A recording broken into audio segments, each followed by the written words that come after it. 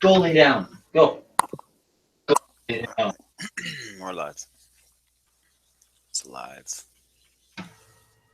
It's alive. It's alive!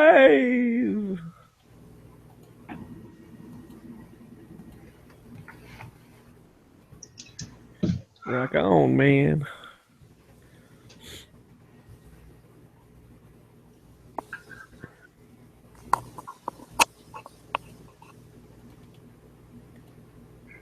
So now everyone can listen to us live, sitting here doing other stuff. It's a mit. It's early. Stop it. Right. Amit, you got any plans to go to Cuba? To Cuba? Yeah, we're here and it's a good place. Why'd to go. you label it the 18th? Today's 19th, isn't it? You're screwing with me. Oh, my bad. Pretty sure I'm not like over all wiggy. What the hell? They just Why the hell would I closed go their to windows. Cuba? Yeah, I'm not gonna go to Cuba before they stop being communists. That's when I'll go to Cuba.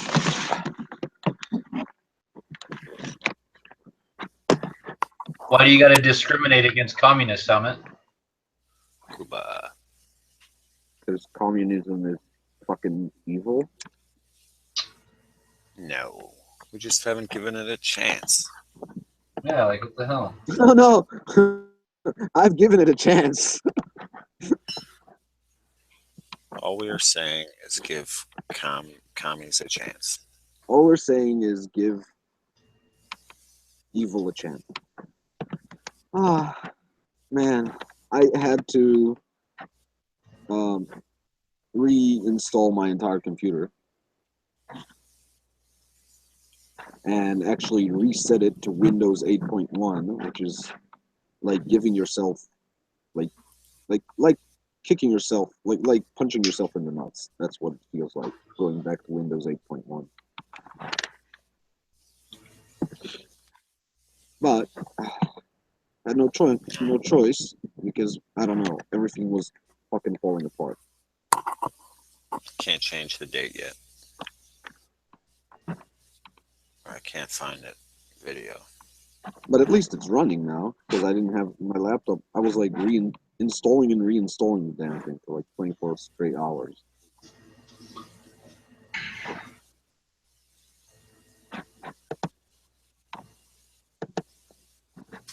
Damn it. I forgot to pay my fucking mortgage this month. Oh, What? You're gonna get your house repossessed. You got like 3 months before they kick you out. You got to worry about it. Well, I'm not worried about it. It just sucks now. I gotta pay like $100 late fee or whatever the fuck it is. That's annoying. Extra interest and shit. nah, they won't repossess his house. I mean, they'll have to send someone in there, and it's in Oh Detroit. yeah, come and take it, motherfucker. That's what would happen with that one. They're gonna come with a big flatbed truck. My house isn't on wheels. They can't just take it. I think don't if live you in put a a trailer Hillary park. sign out in your front yard, you'll be fine.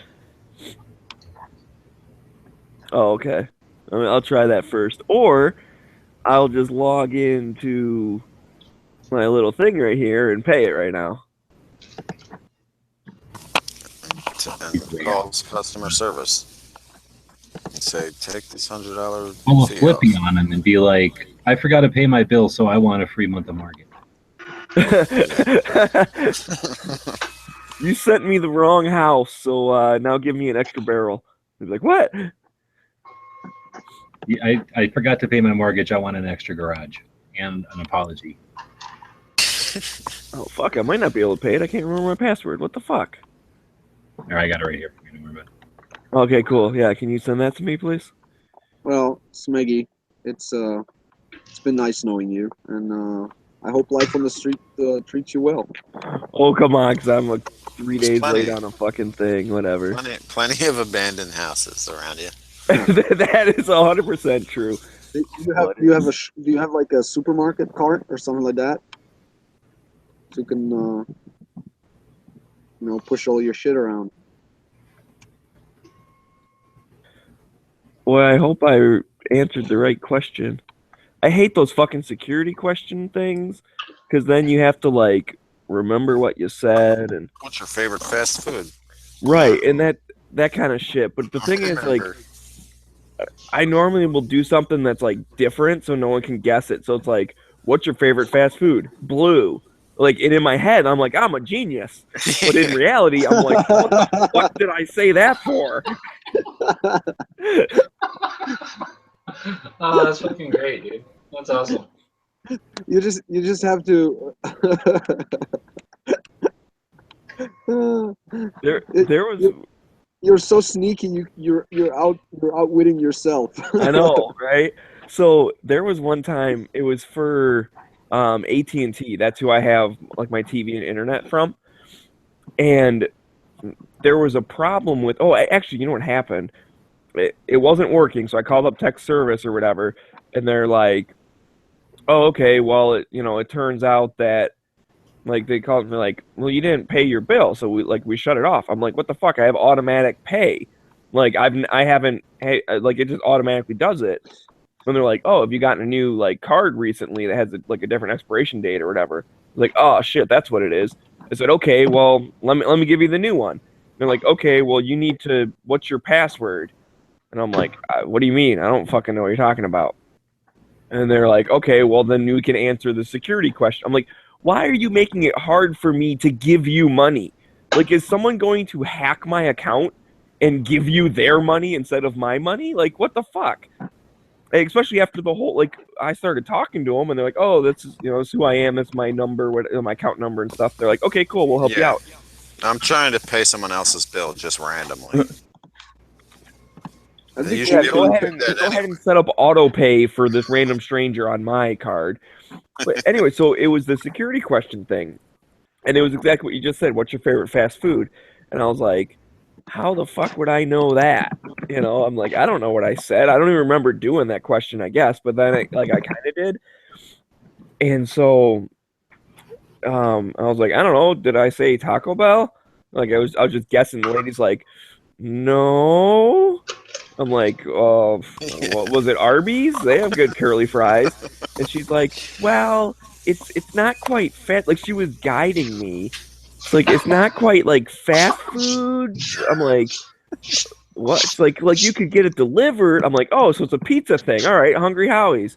She's like, no, not that pizza. And I'm like, what? What are there? Jets? Like I like Jets. Like no. Turns out, whatever. It was something different. And I was like, why the fuck would I say that? And turns out it's because like my girlfriend worked there.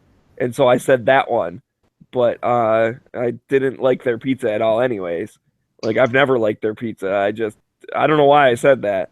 And so finally I'm like, "Oh, it's that?" She's like, "Yeah."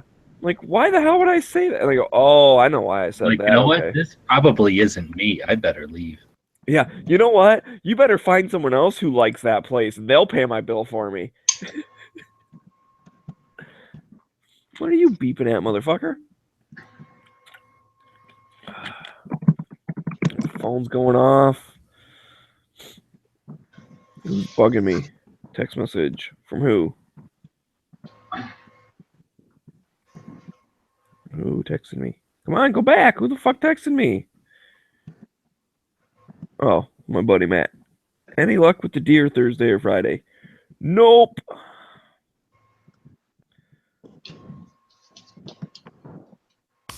Man, I got you a safe. text message from my cell company.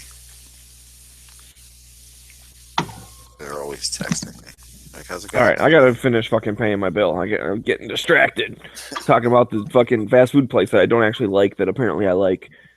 Pay your Make a mortgage payment. before the sheriff kicks in your door. Yeah. Well, yeah, exactly. I'm hearing car doors out front, so I think it's where the fuck? Why did it? No, go. God damn it! Why do they make it so hard to give them money? I'm trying to give you money. Yeah. Oh, $50, $51.50. Fucking jackasses. Got a pretty big mortgage. Are you able to afford that on your salary? I'm gonna try. I might have to buy one less patch though, right? I mean, shit. I would just call them up. I would call them up and try and just get that taken off, dude. Like before you pay that late fee. I don't give a fuck. Oh, that's just the late fee. Yes, that's just the late fee. Motherfucker, I hate this operating system. All right, so that goes up, and one more, so that'd be 40. So round that up, 4. Throw in an extra 1. That looks good. Nice even number. I hate when it's odd numbers.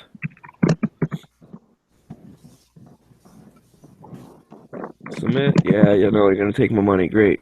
Whatever. So this primary secondary post is like the opposite of what that guy that taught DB is saying. 25-yard shooting. All right. I can live in my house for another month. Except I'm gonna have to pay it another fucking 10 days or whatever. That's what sucks when you forget, because then it's like you got to pay twice really close. I just move, get another house if I ever forget to pay a mortgage payment. It's too much having to pay a late fee. That is pretty annoying. Look how long you were on the internet right there. I ain't got time for that.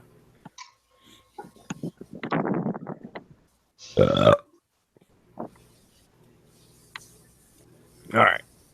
Well, now I'm safe. I live here. Although, fuck, dude. It's not like I've been in here. Like, someone could have repoed my house 6 months ago. I wouldn't have noticed yet. You know? It's like, shit.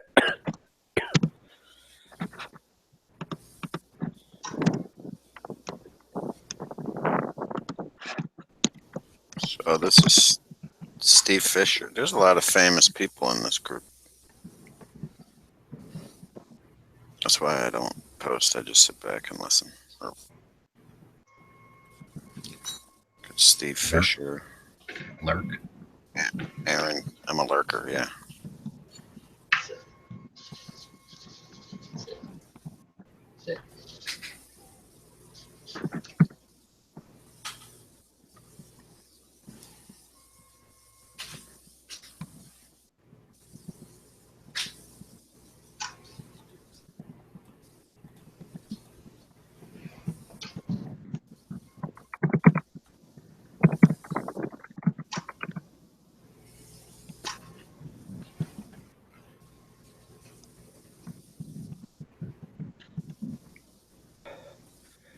Oh, man. That was a bad coughing fit.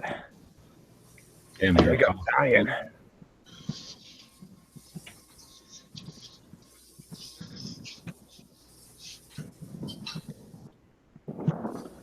Taking a look at our products from the Gear website store is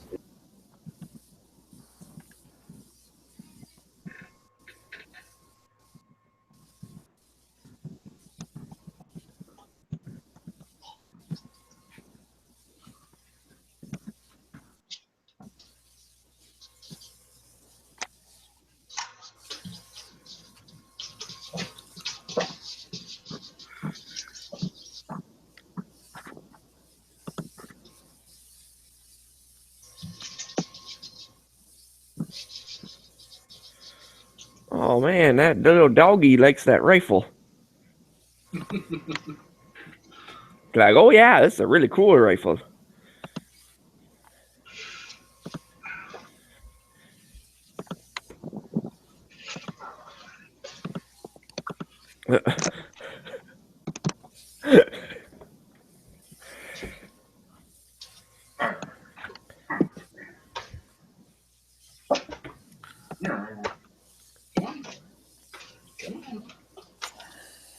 Here, come on, Jimmy.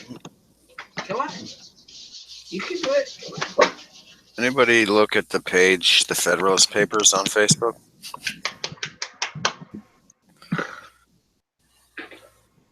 The Federalist Papers. Yeah. I've read the Thomas Jefferson like Federalist Papers, but I didn't know that. It's like a publication or something, like a blog. Oh. But No. every time they post something, I swear they have this thing copy and pasted. This literally just happened, folks. Like every time they post something.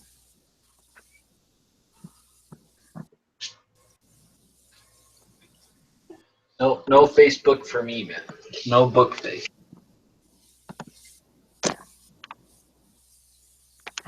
Newt Gingrich will not be in the cabinet. About time. He will be in strategic planning Oh. for Trump.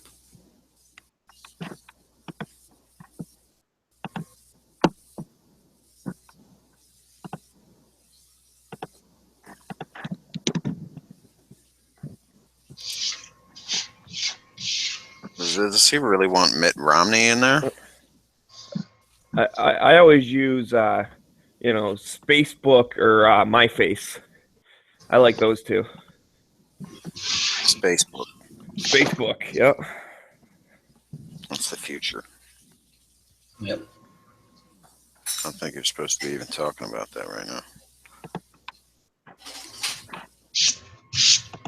I'll Google your YouTube if you Yahoo my Facebook or MySpace. It was something. It was like a T-shirt I saw, which uses the logos. But yeah, I'll Google your Yahoo if YouTube MySpace. That's what it is.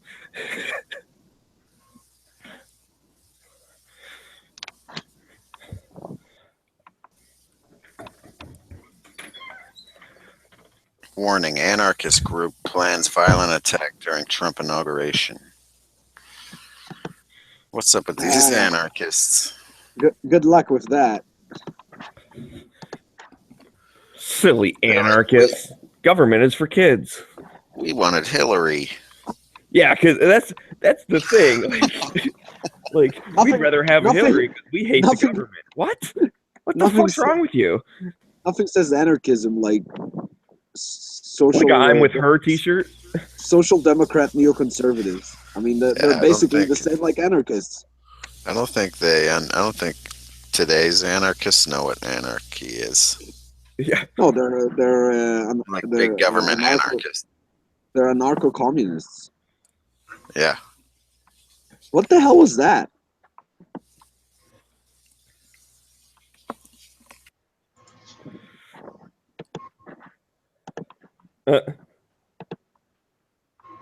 That's the doggy with the rifle.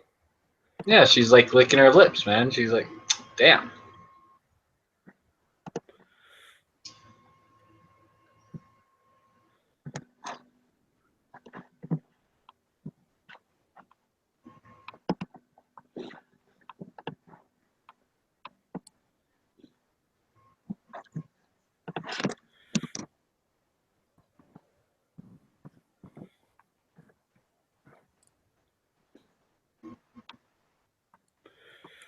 Oh man, I don't want to go to Indiana today. It sucks.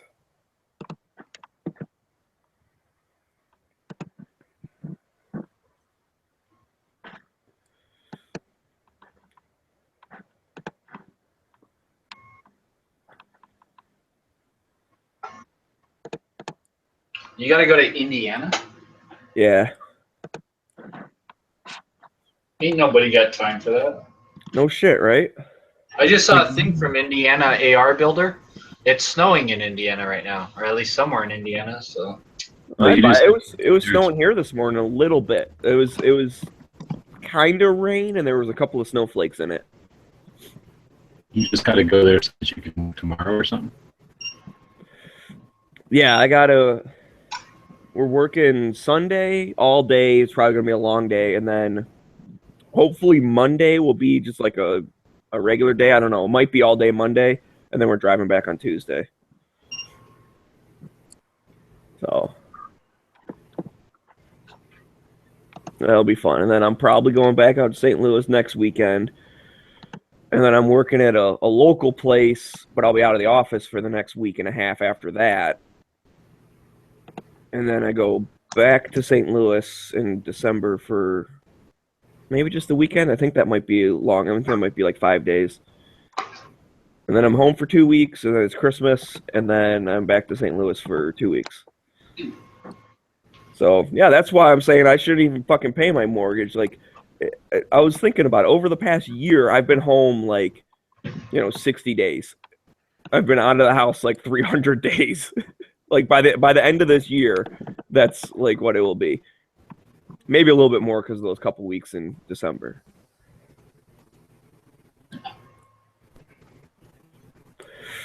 So, to be generous, I'll say 3 months worth. So I should only have to pay a third of my mortgage this year. Or a quarter of my mortgage, sorry. There's fucking 12 months in a year. Me good at math. Yeah, I should only have to pay a fucking quarter.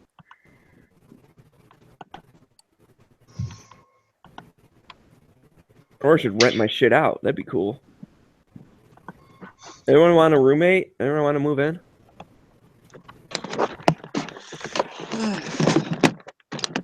I got an extra bedroom with absolutely nothing in it.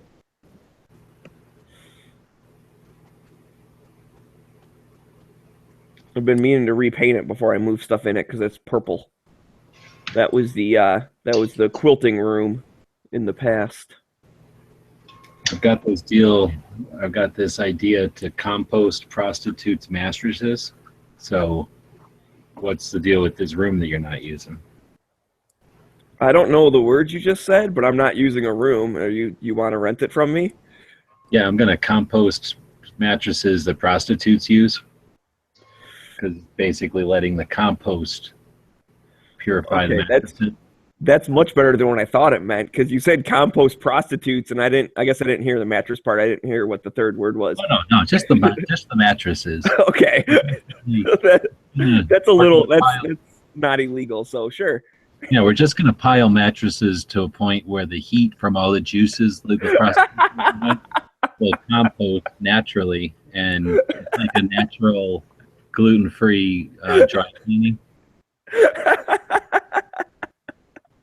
You might want to use a fan. Well, I can open the window and just keep the door shut. Yeah, there you go. I wouldn't want to get moths or anything in there, so not like all the time. Well, I mean, I got a screen, so bugs can't get in. Oh yeah, see, that'll be perfect. It'll all dry out. I've seen this done in Thailand, so. Sure, it'll cost you a couple patches a month. I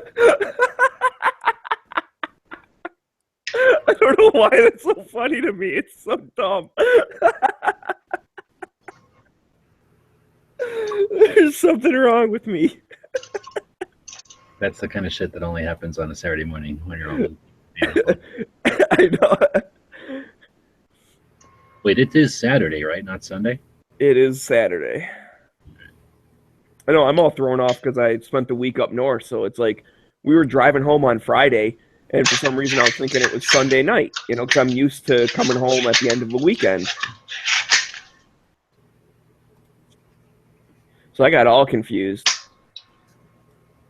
And then what's cool is I actually don't have to use up that much vacation time this week because I'll have 5 hours of work today for the drive, and then I got 12 hours tomorrow.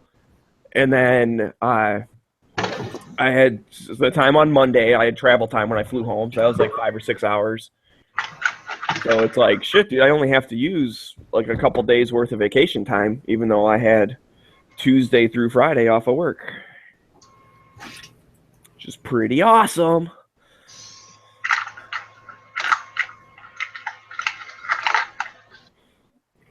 Ah! Hate when that happens. Fucking cord on my headset got caught on this little curly Q thing that I have, and it ripped my head sideways. I'm still hungry. I already ate, but I'm hungry. What is this bullshit? I gotta eat more than once a day? It's a bunch of crap. It's noon. All right.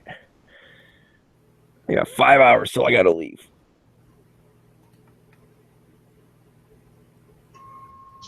I still gotta pack though. That'll take me a couple minutes. No big deal. I should clean my rifle. That's what I'm going to do. I'm going to clean my rifle.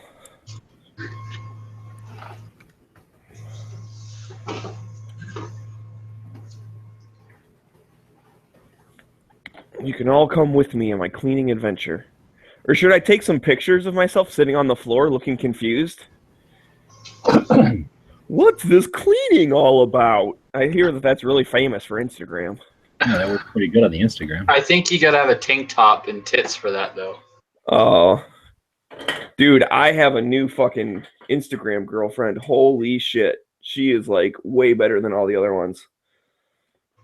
She is awesome. All right, what's her name? I don't want to say because then y'all are going to steal her from me. But no, it's I don't know what the hell is it. Southern Jess or something. Oh, I think I followed that. I think I followed that one. Yeah, I started following her too. Quit hitting on my girlfriend. You can have her. I won't steal her. Oh man, that's fuck yeah. All about it. All right, what do I need? It's really not that dirty. I've been watching G.I. Jane. Have you seen that one? Maybe it's G.I. Jane's. I've been already creeping all over that already. Haha. Yeah, that's a good one. I like. Wow. G.I. Jane. Yeah. Is it the Jess one, but it's like JAS, Smeggy? Yeah, something like that. She's a death examiner. Yeah, she's pretty She's cool. into like high heels and like big hair and fucking dude. Like she's like some of the pictures where it's obvious she's just showing off or whatever. But a lot of them, it's like she's just a regular person who likes guns. So I'm like, that's cool. That's the part I like. What's her name?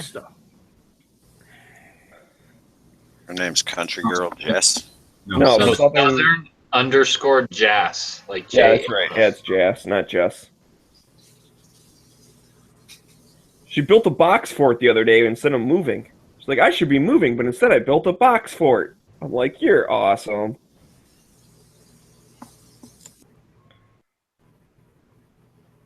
What can I say? I'm a creeper. Yeah. We need to get this Gun Channels dating up and hashtag Gun Channels dating. We got to get that up and running. I need me a girlfriend.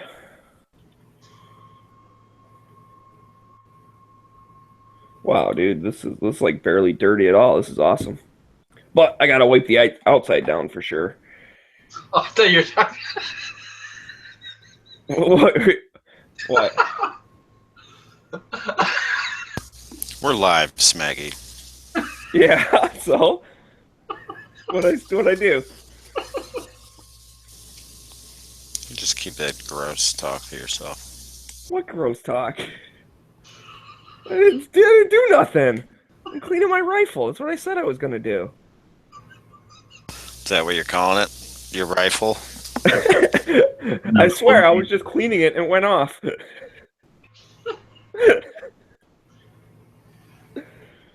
Oh shit! I don't have. That's right. Oh wait, my buddy's got his thing over here. Thank God for him being lazy. He has a .30 caliber bore snake, and I do not have one yet. Maybe you do now.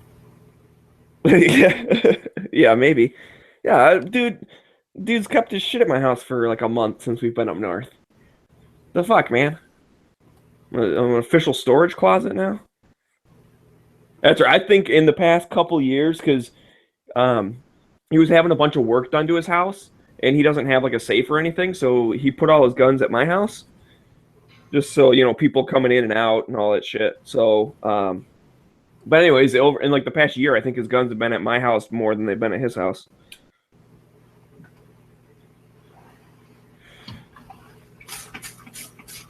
And that's when we went up north. We came home, and he didn't feel like, moving all the shit into his car and everything. So we just brought it all into the house. Well, he had to clean it anyways.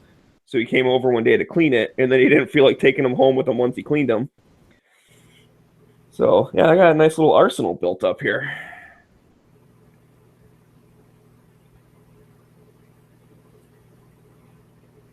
right, let's get this boar snake going.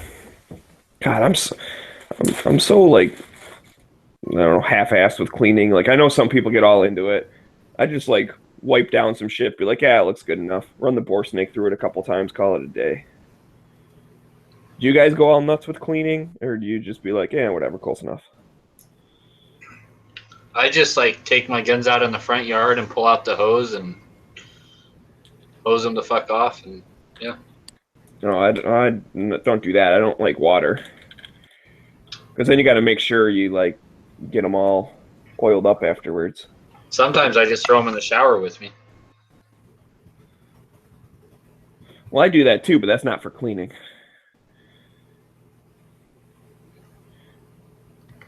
Anyways, I didn't shoot it that much. I basically, on the last day, I'm just like, yeah, I'm done hunting. I'm not going to get Bambi.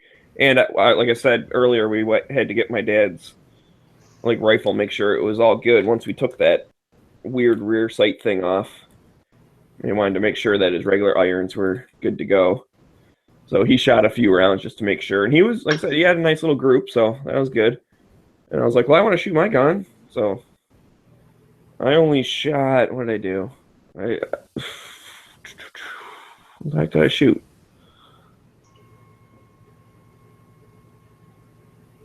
I don't know. It was less than 20 rounds. Because I know it's, 20 round box, and I had a couple left in the box because I figured this way. I left that box up north. So if for some reason, like, I forget to bring ammo up with me or something, it's like, all right, I at least have, a magazine's worth of bullets up here.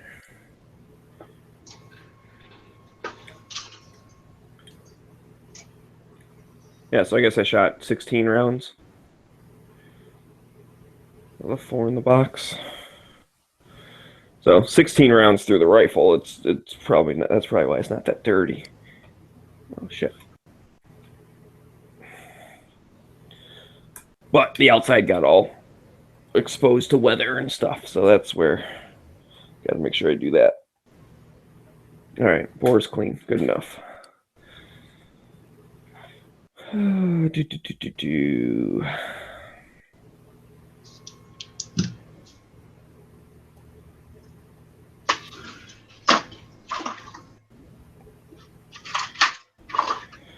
We'll roll this back up, and maybe we'll just put this in the cabinet instead of putting it back in his bag and see if he notices.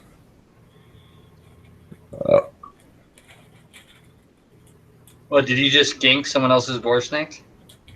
Well, Moon said I should, so I'm thinking about it. I mean, he wouldn't notice for quite some time, so I think that counts, right? Storage fee.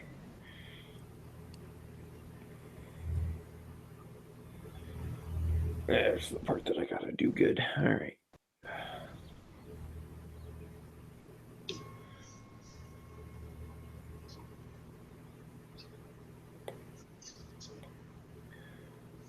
But no, I put it back in his bag. I didn't steal it.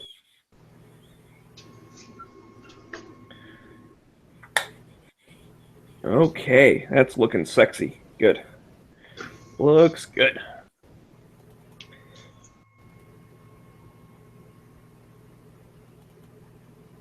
Yeah, I don't know why all the Instagram people always look confused when cleaning guns. That was easy.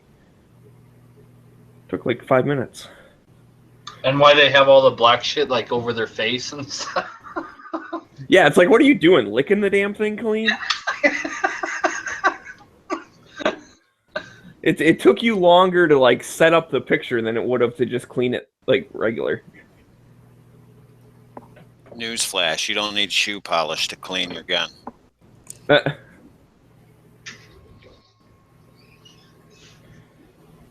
Oh well. Okay, a little bit here.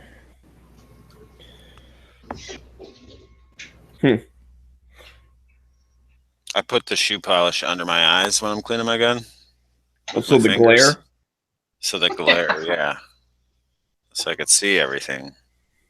It's not all shining in my eye.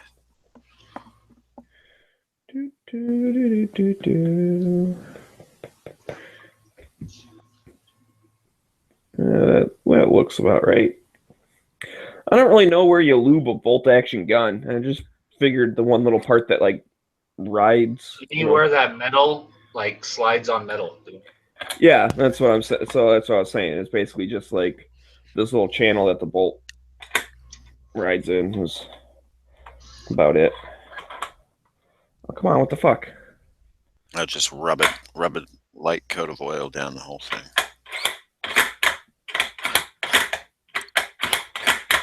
That seems right. Click. Cool. Sexy. Put that right there in front of my AK. That'll be fine. Oops, I forgot to put the magazine back in it.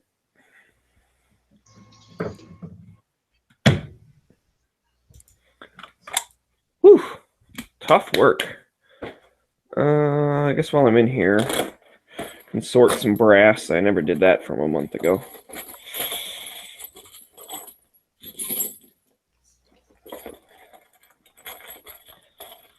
Oh wait, this is from when I went to the range. This is good range brass.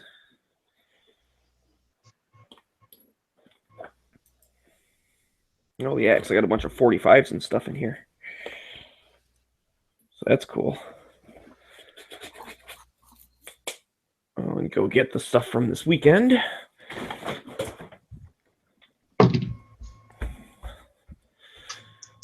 Do do do do do.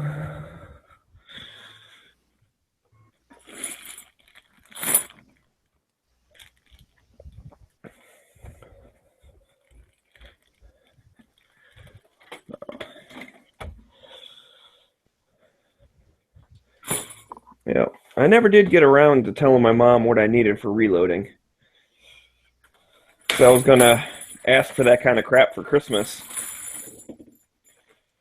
So I figured that'd be, that'd be a cool gift she could get me. But I never got around to it. I forgot. Okay, this is my 22s.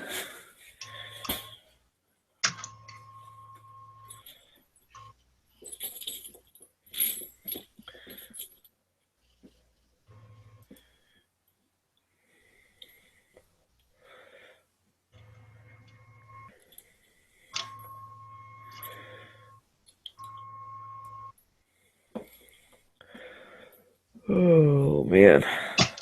Yep. Good times. What the fuck is this? Yippee, I fixed the date. You did what now? Fix the date on the lobby. Oh. So that I thought you said you got me a date. I was excited there. I haven't gone to 7-Eleven yet. Nah, that girl don't work there no more, man. They didn't replace her with another girl? No. Well, the other pink-haired chick is still there. So I don't know. I guess I could start working on her. The She wasn't other like, pink-haired chick. There's more than one chick with pink hair. yeah. But the one that really liked my shirt and was super friendly and well, she had some other baggage going on that bummed me out. But She was like, your shirt matches my pregnant belly. yeah.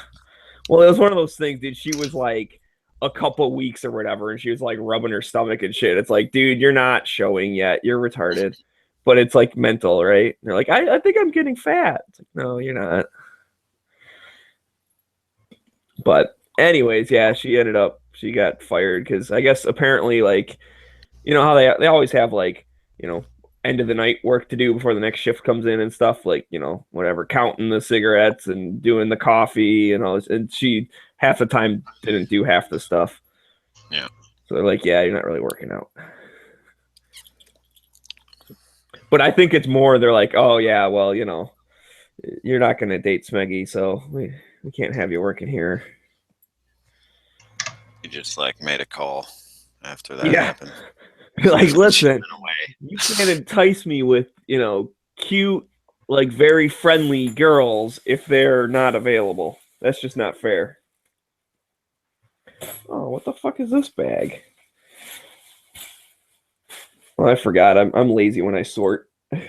I pull out stuff that I shoot, and then everything else goes in like a bag. So that way it's like, if someone's like, oh yeah, I'd like some 45, it's like, well, there's some in here, but you got to dig through all this other shit. But it's easier for me, so.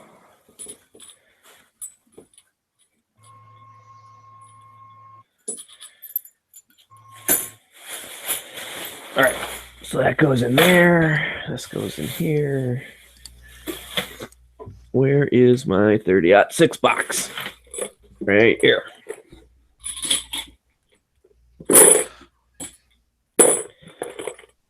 That's not that many. I'm going to count. If I was rich and had a big mansion, I would make a 360-degree range in my basement, indoor. And I'd set up a chat thing right in the middle of it. That'd be awesome. It would be. And like a lounge. You could have some like couches with bullet holes in them. You could just relax on it and shoot targets. Be the life.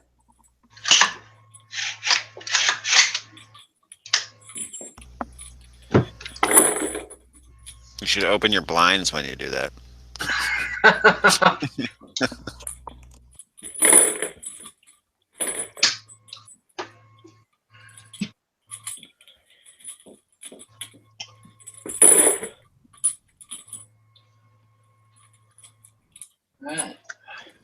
Huh, that's odd.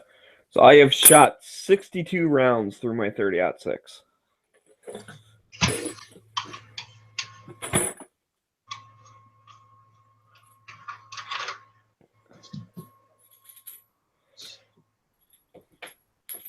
That's indexed. Oh, come on, you bastard. Yeah, did you see that muzzle brake that Military Arms Channel did? Where he put it halfway on and then he shot it and it screwed the rest of the way on by itself? Like it was self-tightening. No, what the fuck? It was pretty fucking sweet. And the suppressor is the same way as the brake that goes on it. So every time you shoot it, it'll never loosen. It'll always just tighten or stay tight. Like I was You can put it halfway on, shoot the gun, and that blast will spin it all the way back on to the point where you need a wrench to take it off. It was pretty cool. So happy with the way this gun performed. I'm like taking off the shitty scope, and I ordered a new scope for it last night. So I got some kind of decent glass coming for it now. What'd you get? Cabela's had a sell. I got the Bushnell 3-12 AR optic. Oh, this came off my grip. Like Cabela's had a deal, like the 3-12 Bushnell with a Redfield mount for like, I think it was $109 shipped. So I was like, damn, like I can't beat that. Like $109. Yeah. Cheaper than the Nikon, and I think it's better. Do you like Bushnell better than Nikon? Just on that one scope. I have several Bushnell scopes, and I have like some of the higher end ones. Like I have an Elite that was like over $600, but like I don't know. I've been pretty happy with most of my Bushnell scopes. Like even this scope's all right. Like this Bushnell scope's all right. The only problem with this one is it has like really shitty eye relief on this one. Like the eye relief on this one's like an inch. Like you got to have your eye like an inch away to use it. Yeah, that's what I didn't like about that one. Primary Arms 1-4 was the eye relief was shitty. But now this is actually going to go on probably like one of my on my stepkid's 22. I got my youngest stepkid a 22 for Christmas, a Savage Model 64. and this is going to go on that gun form. So, like an inch eye relief on a 22 won't matter. That'll be fine.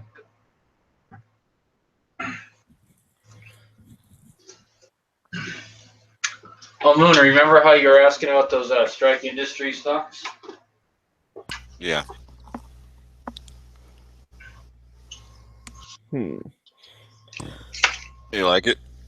Yeah, this is the newer one, the CQB one. This one's like shorter than the Minimalist. Like not like this way. It's an inch. It's an inch. Like it's an inch less tall, and it's an inch shorter. So when you fully collapse it, it ends up being like an inch shorter than the Minimalist, and it has stainless QDs on each side instead of on the bottom. That's one thing I don't like about the Minimalist is that the QD's on the bottom up here. Yeah.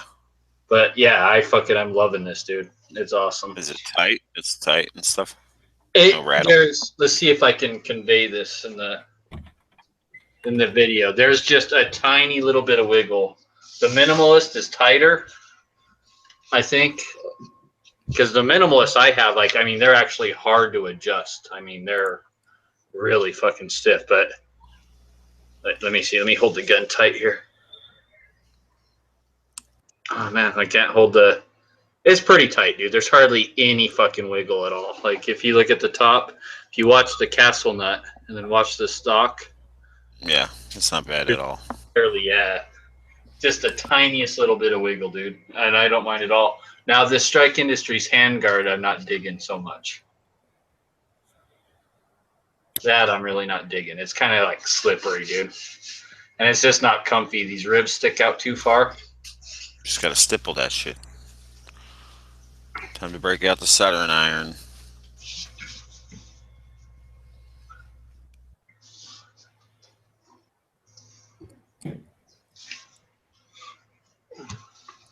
Get to stippling.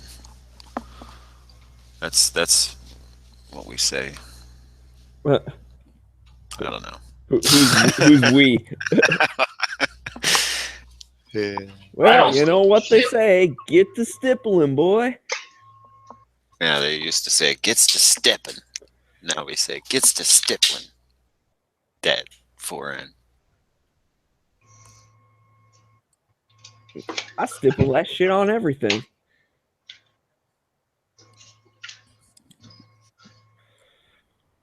I just finished one mag the other day, and I was like, this is the last thing I'm ever stippling. It's just not fun. Why'd you stipple the mag? Do you hold back there sometimes or something? I don't know. They were in the need to melt some plastic. Yep. I figure my hands are always slipping off the PMags, so I was like, these things need some stippling. Because I always have butter on my hands. You have butter on your hands and you hold it by the magazine. Or are you saying just putting it in and shit, like it slips out of your hands?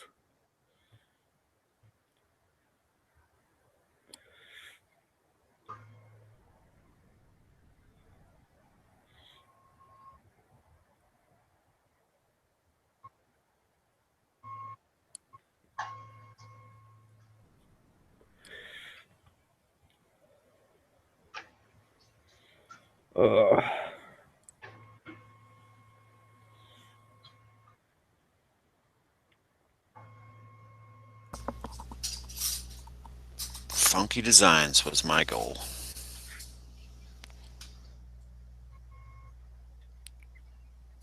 Make it look like the jack's been gnawing on the magazine. Yeah. Like some big ass tooth marks. I was going to try to do like a lower jaw stipple job on a mag. That'd be pretty badass. I still need to, I want to do it perfect, so I need to like draw a good picture and then make a good stencil.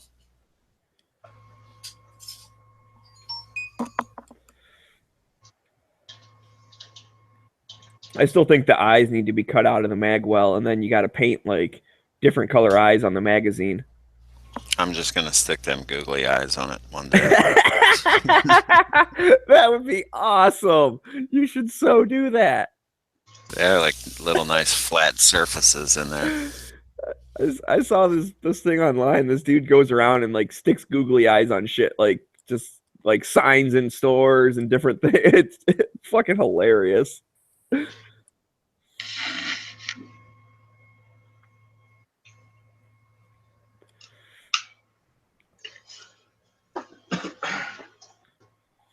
They'll shake and stuff every time you shoot it.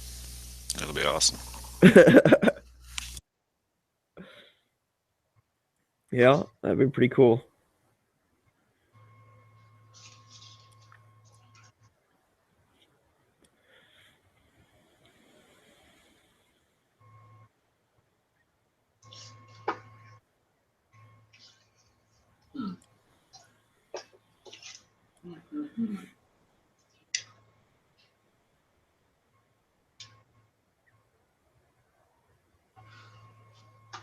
Oh, man, we got the tractor all set up for when we go up north snowshoeing. We got a snow thrower last year, but we ended up not going up in the winter, so we haven't used it yet. So we took the mower deck off and put the snow thrower on. I'm excited to use it, man. It looks like a beast.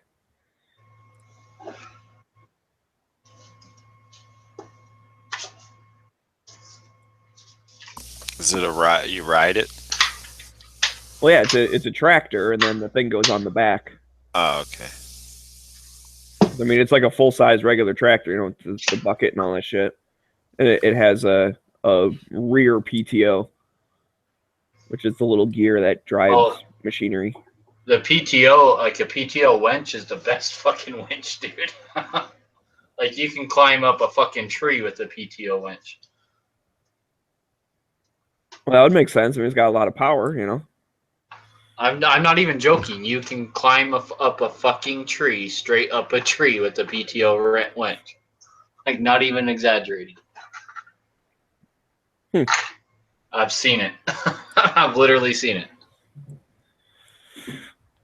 I didn't know they made such a thing, but yeah, it makes sense that it would be Like very Jeeps, dude. powerful. Like the old Army Jeeps had like PTO winches and shit that were like hooked directly to the transmission. So I wonder if I could get one for the tractor. We could put it on the back and you can find do some fucking stuff with it. Yeah, you can find pics of it, like Jeeps and shit, literally climbing straight up sheer cliff faces and shit, being dragged by like the PTO winch. So those are like the strongest, best fucking winches, dude. I should find one for the tractor. It'd be cool to like rip stumps out and shit with it.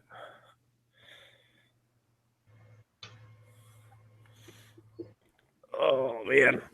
Fuck, why am I hungry? This sucks. Like, I don't really feel like going for a walk to get food. I'm so not prepper. I have not gone grocery shopping this entire year. And I've been lazy, so like every time I'm home, I just start eating my stores. I don't even have cans of soup.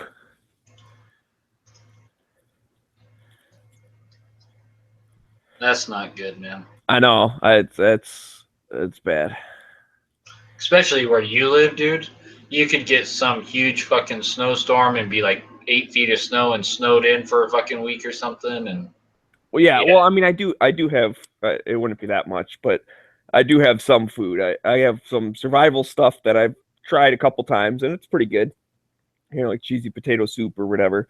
And then I do have some frozen meat. But I'm just saying, like, for right now, I don't feel like making a big meal and then having shit to like do dishes and all that crap when I'm about to go out of town again.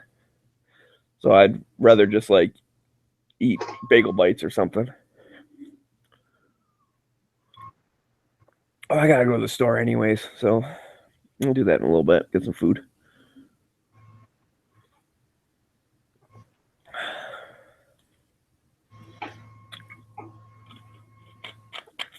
I have to check in with all my peoples once I get back home.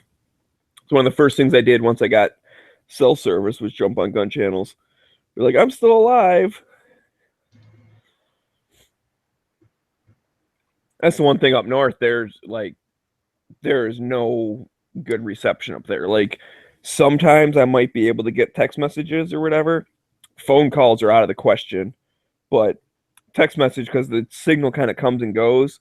So it's like you can send it and I'll get it eventually, and then I can respond and you'll get that eventually, so that works. But and actually we get internet a little bit, but not much.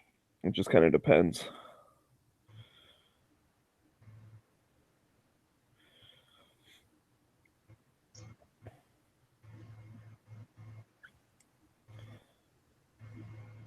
My dad's looking at a SIG 226. He thinks he likes it. SIG P226. Yeah. Great guns. I got 2 of them. One of my favorite. Fucking awesome.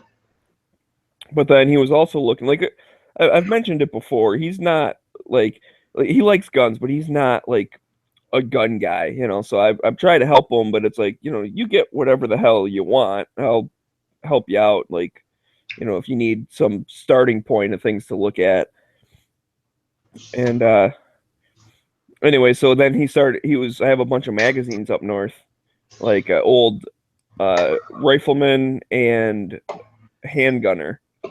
So he was reading some of those and he saw, I forget what it was, he saw something, but it was in Flat Dark Earth. And he's like, "Oh, I really like this color. This is cool." And I was like, "Well, then get a gun in Flat Dark Earth, man. Like, just figure out what you want."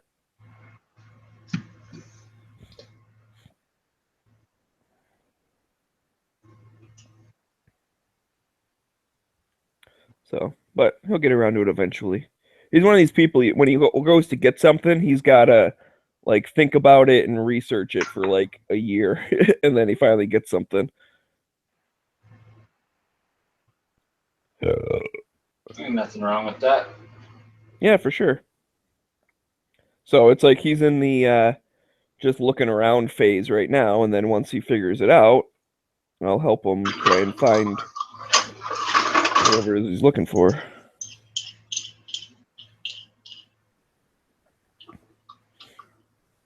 So he's getting there. I'm getting him more and more into guns and what. I think really when we built the AR last year, and that became kind of like our bonding moment and stuff. I think that's when he's decided to kind of start getting more into guns. I mean, he's always had something.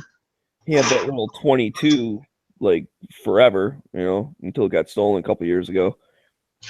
And then he replaced it with the SIG Mosquito, and he does not like that. So that was one of the things he was very hesitant on, like any SIGs now, because he's like, "Oh no, SIGs suck," and I'm like, "No, actually, like their other stuff is good, just their Mosquito sucks." You gotta remind him that SIG doesn't even make that Mosquito. It's just branded SIG. They don't even fucking make it. So. Oh, I didn't know that. Yeah, Humorex makes it, dude.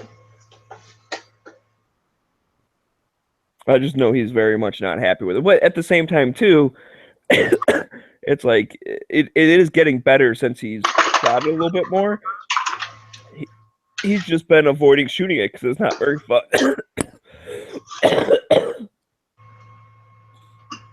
When shit jams up all the time, it's just not very much fun to shoot.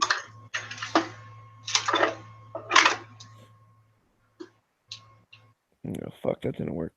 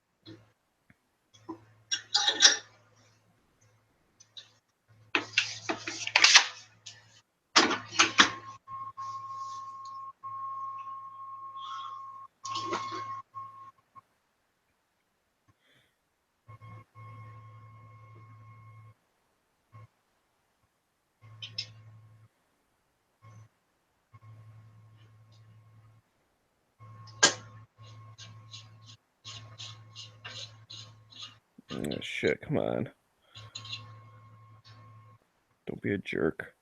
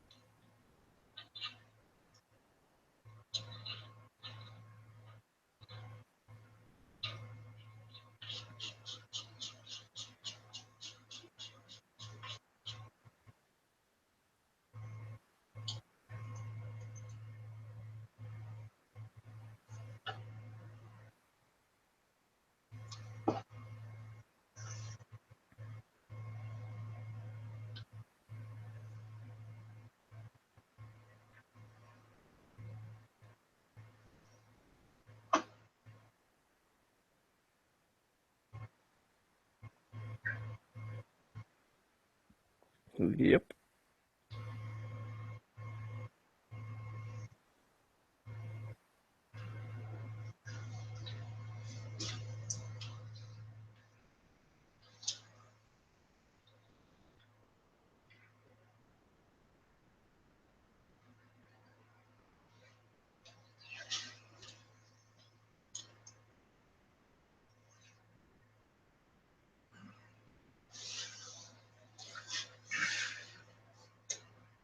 Perfect.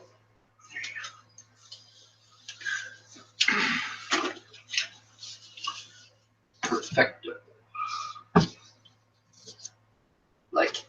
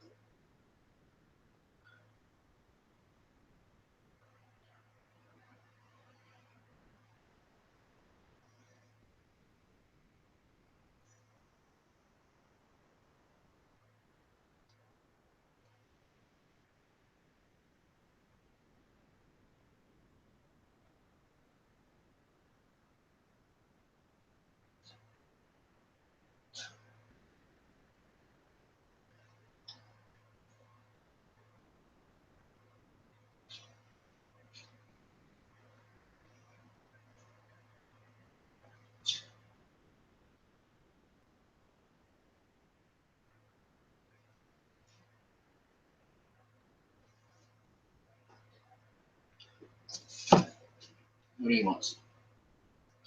What do you want, Rat?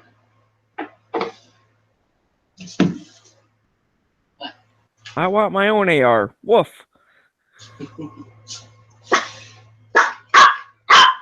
I mean, she's got the plate carrier. Now she needs an AR.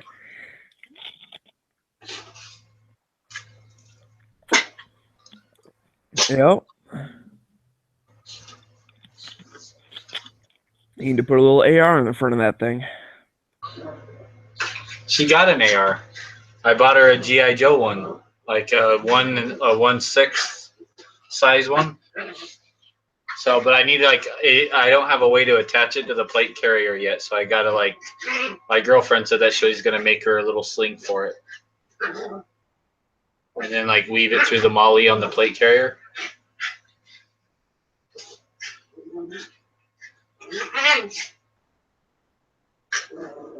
So both dogs just decided to come into my room and mess up my fucking bed. What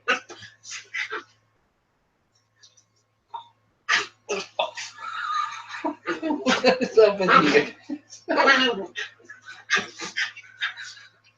Why are you guys attacking my bed? Quit it. You guys want a treat? Is that what it is? Is it treat time? Is that what you told me? All right, let's go. Come on, let's go get a treat. Oh, hold on.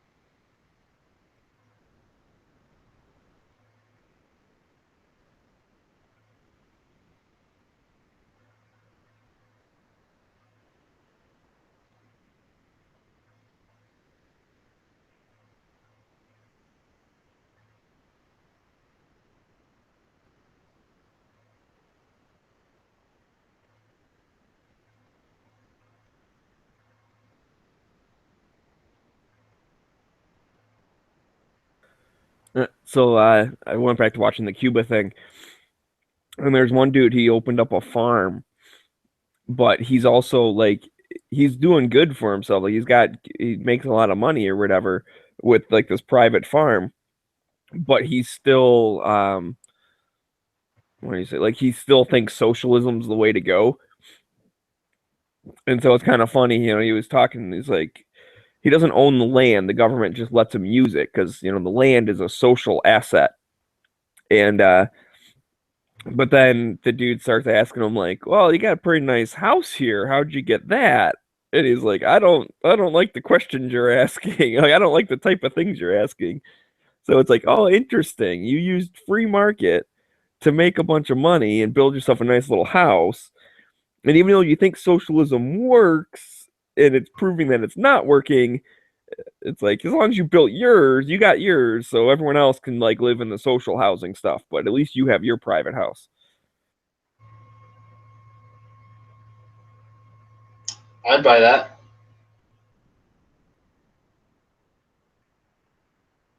I'd be okay with that. Yep, let me have the house. Everyone else can live in like shitty little government Section 8 housing or whatever. Right. Yeah, sure.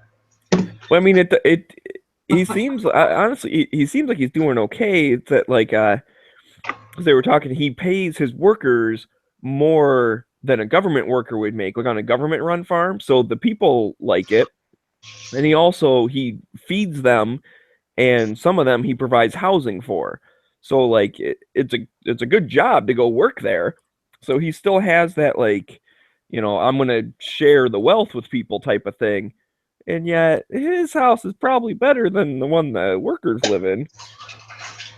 Oh, I'm sure. I'm sure it's fucking leaps and bounds better. Which to me, I think, hey, that's fine. Like that. I guess it's not that he's doing it; it's the fact that like at the same time that he's reaping the benefits of a free market capitalism type thing, he's preaching how the free market is not that good. That's the part that's bugging me. Because it's like, if socialism was so good, how come the government couldn't have made you that nice of a house or paid those people that much money? It's because it doesn't work.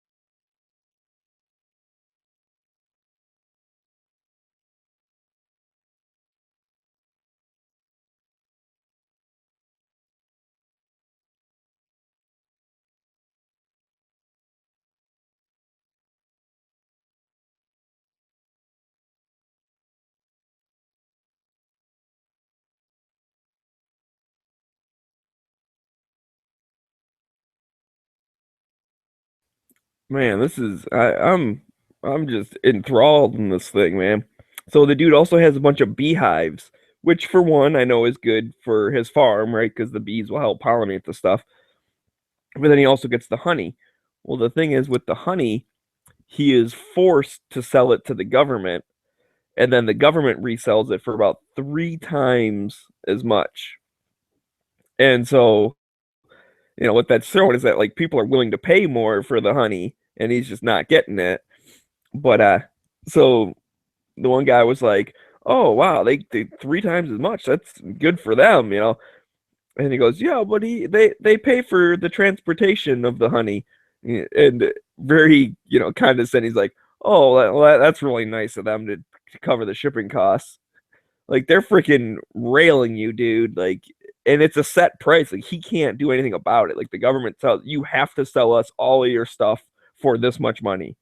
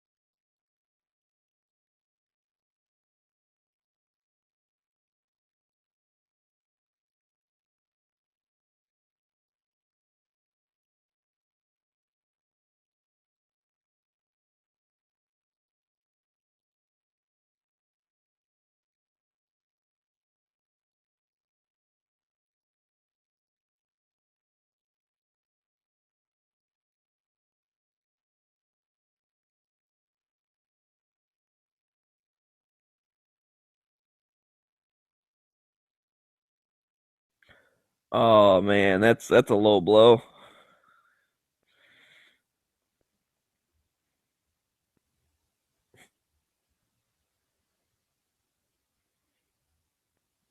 Uh, That's like the fucking funniest thing, dude.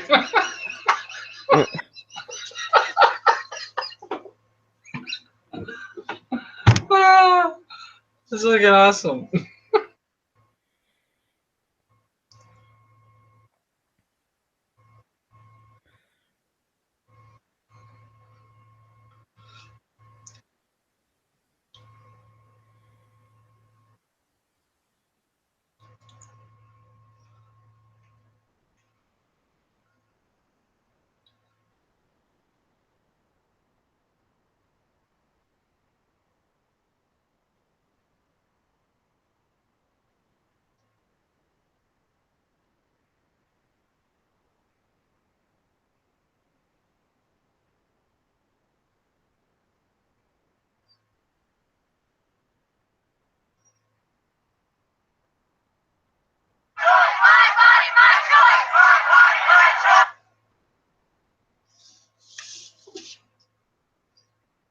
Oh, that's fucking. Oh, this is great, dude.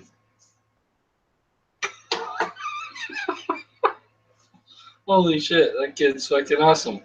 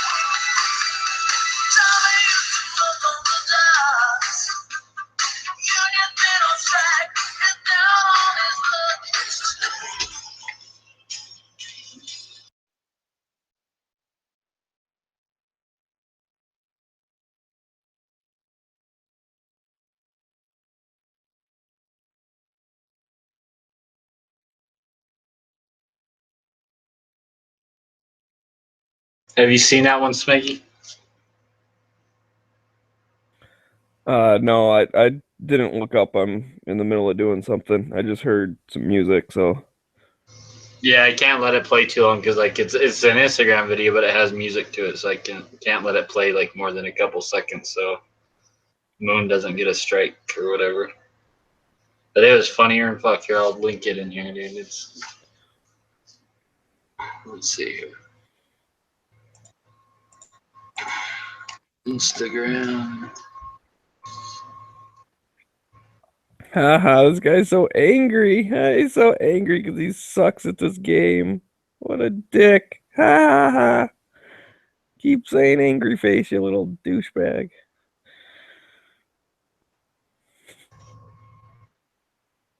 I love it. Normally I get pissed when like cuz there's only a couple of things you can like say in like the chat or whatever. And I normally get pissed at people that use it, but this guy, it's funny because he's getting all mad at me. Can you hear me now? Yes, I can hear you. Yes. This other Moon guy in here, you couldn't hear him, so I had to come back in. I don't know when he's gonna leave. Never. He'll never leave. Since that one's already, it's still open. Where am I?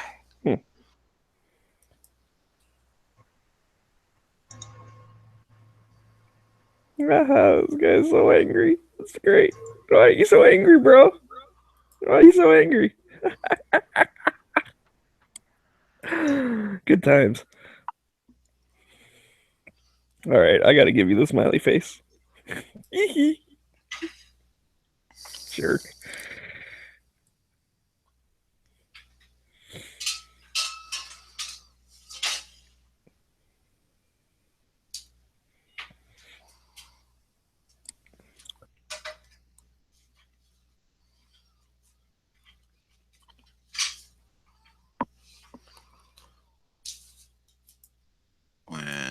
click that Instagram link, it says, sorry, this page is unavailable.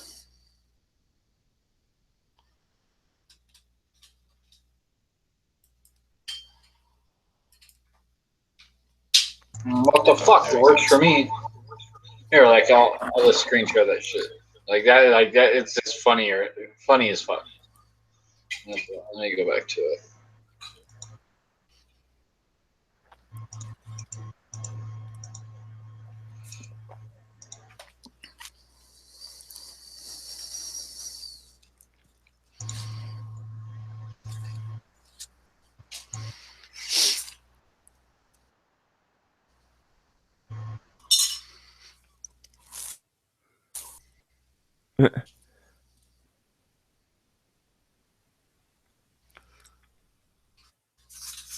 Wow, that guy's really into it. That's not you, Smeggy? No, I don't think so.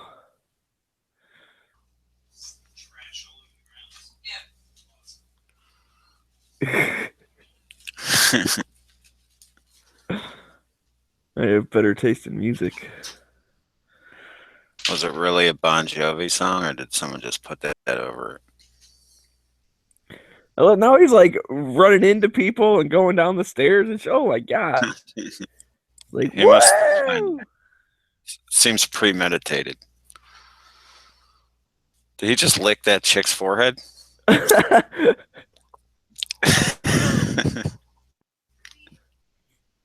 Look her right in the forehead. Nah, that would I think they had to put the Bon Jovi song back over, but I think that's what it was originally too, because like it fucking matches perfectly, man. I've never seen anyone get so fucking into like a song at a gig.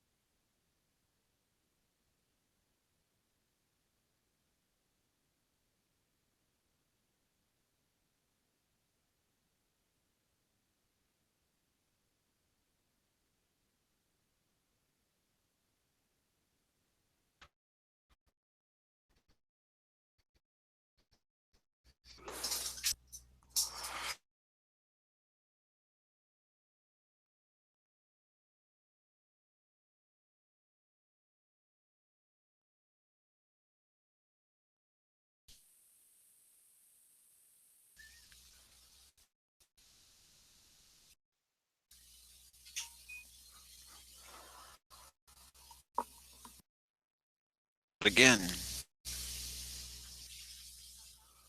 Are you looking at me? He's like, I can't Am I read what talking that to you? says. When you block roads and protest, and I can't read the other stuff. I'll get hit by a car, some other shit. And now you're too close. You're cutting it off. Just read it. What does it It say? says situational irony. When you block roads and protest, get hit by a car, then get on the phone to call emergency services, which now can't get to you because some assholes are blocking the roads. Yeah, I thought of that when they were doing that whole road thing, right? So they're all like, "Rawr, we're blocking the roads." But then remember back in the day when they were so angry at Chris Christie for doing something with the bridge? And they're like, people can die if you can't use the road. Well, then why the fuck are you blocking the road? Somebody did die like a week ago, right? Some guy in an ambulance died because he couldn't get to the hospital fast enough because he's protesting. Fucks.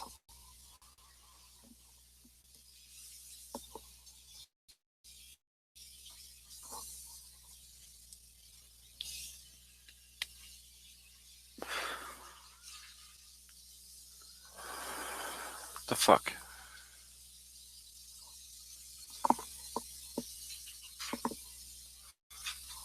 Does my internet keep freezing or what the fuck is happening?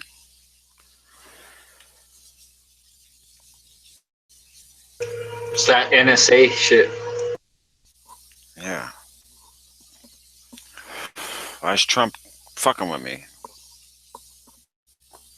Dictator Trumpin'. Trumpsky.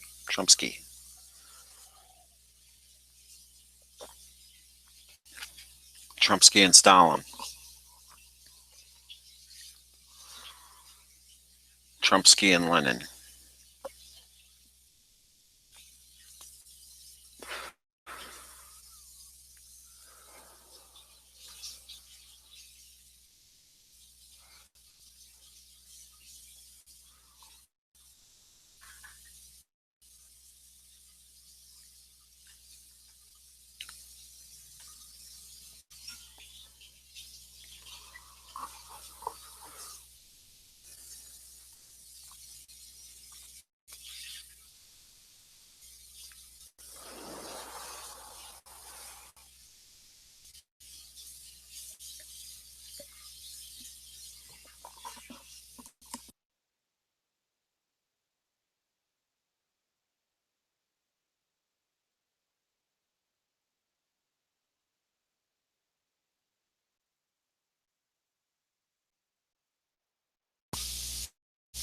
Who killed this guy? Bobby Laughlin. I have no idea. That's what the reward's for. I don't know. I don't even know who he is, man. Catch this guy. You know how many saints that is? That's like 20 saints. 22 Maybe. cents. It's like 22 cents. I'm just adjusting for tax and whatnot. Ah.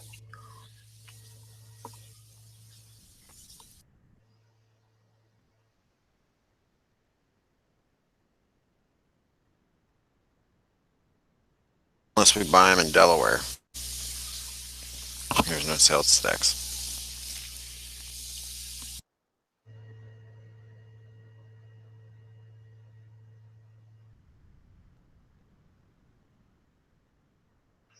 Those guys who pulled that Trump supporter out of the fucking car and beat him, that old guy, like they all got arrested.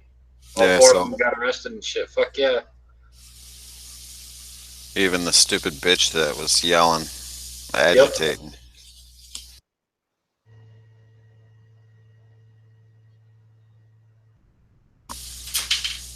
Let's videotape our crime. Idiots.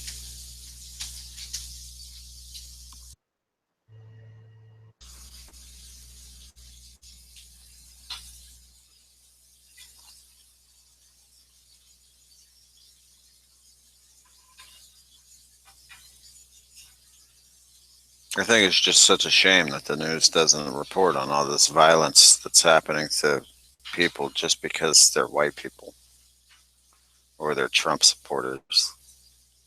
Doesn't matter what color they are, really. If you're a Trump supporter, it doesn't matter if you get your head caved in.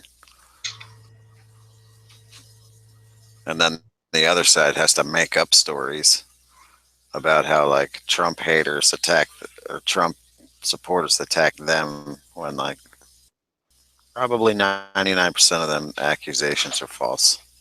Oh yeah. Kid, people that were my friends was like, my daughter went to school and other kids told her that she was getting deported. Or it's like, shut the fuck up, you lying sack of shit. I know this guy, fucking liar, making up stories. Oh, Trump's America is so racist. Go away then, please. Go to North Korea, where there's no racism, just starvation.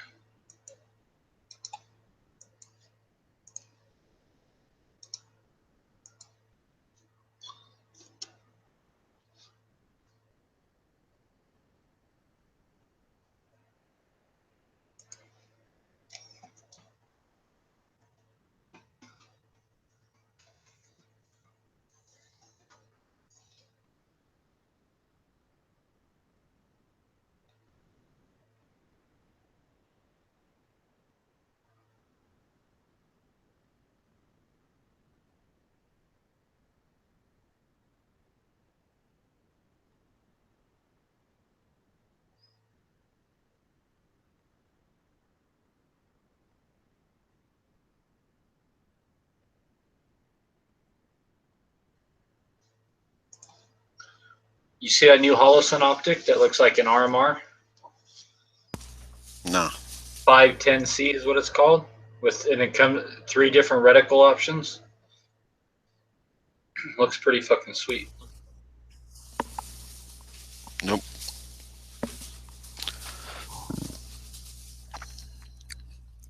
How does it mount? I have no fucking idea. I can't tell from the picture. I'm looking on Holosun's Instagram, and they're showing like a guy holding it, like pointing at grass, but like the way he's holding it, I can't see how it mounts.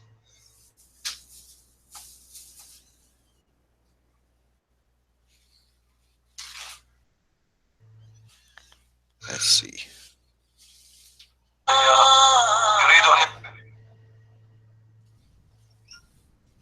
I love this war dot footage Instagram page. That's one of my favorites. Say as long as your zero doesn't change when you change them reticles, it's fine. I don't know. I don't think it has 3. I'm not sure if it has 3 different. Oh wait, it does have 3 different built into it. Yeah, I was thinking they meant 3 different options, like 3 different like dots or whatever. But no, yeah, it does change. One looks like a shotgun. EOTech. You got aim point, EOTech, and then like a shotgun reticle.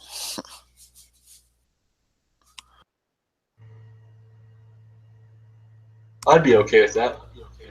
It looks kind of big for a pistol.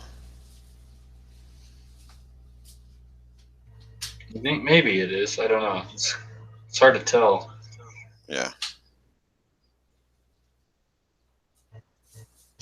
I should just show the whole thing.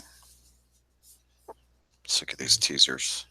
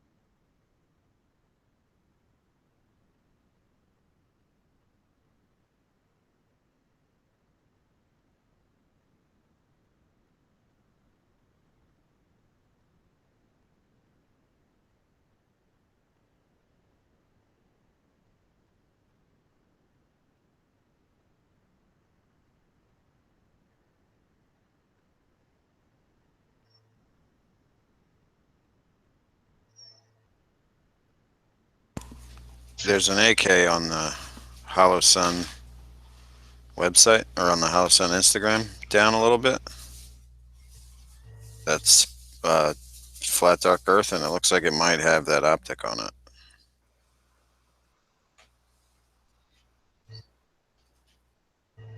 Because it's like an EOTech looking but it has a Holosun logo on it. Let's see. Holosun. Yeah, it is. It says 510C.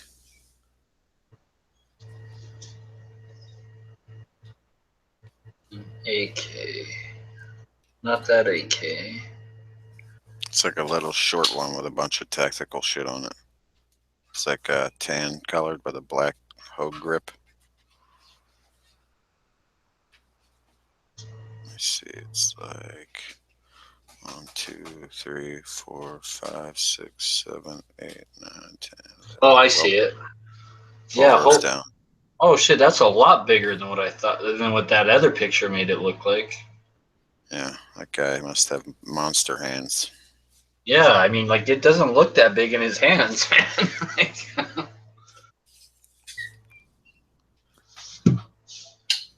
But that's cool.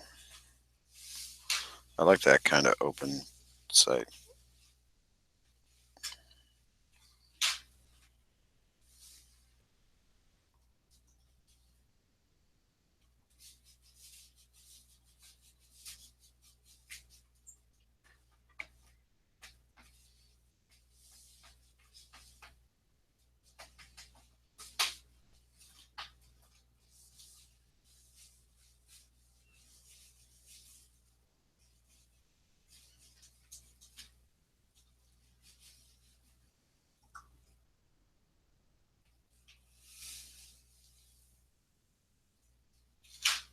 Oh, I got a hashtag of battle arms.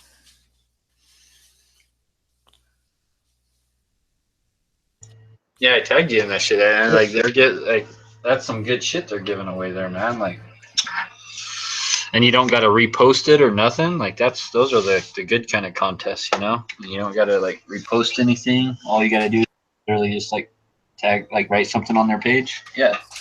Yeah. I just forgot to hashtag the battle arms part.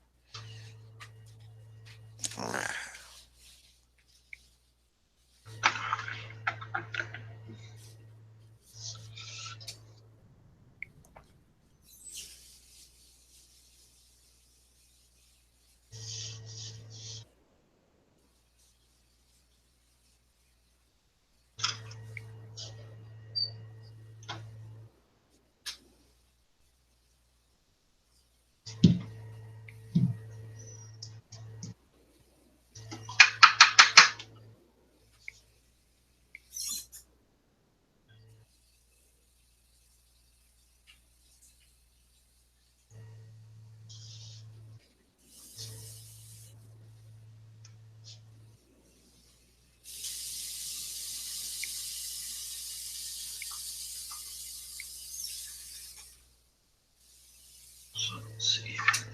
We'll just like this.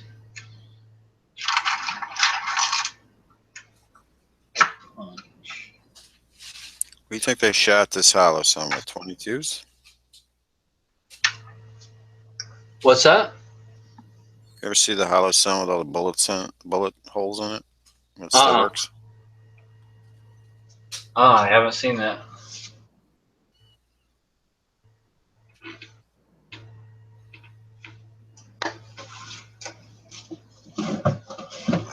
Hey. Make it faster.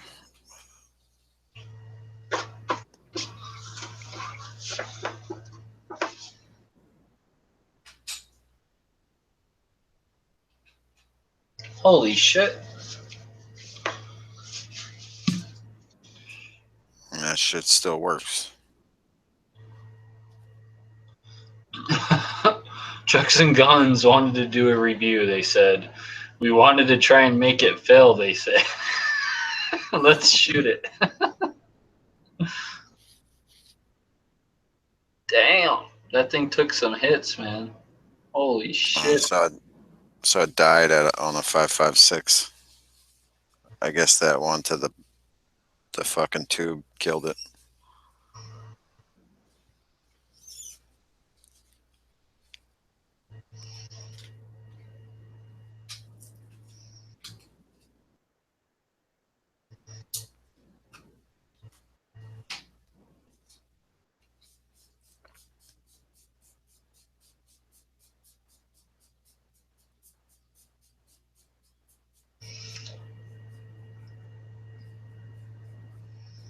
Dead horse.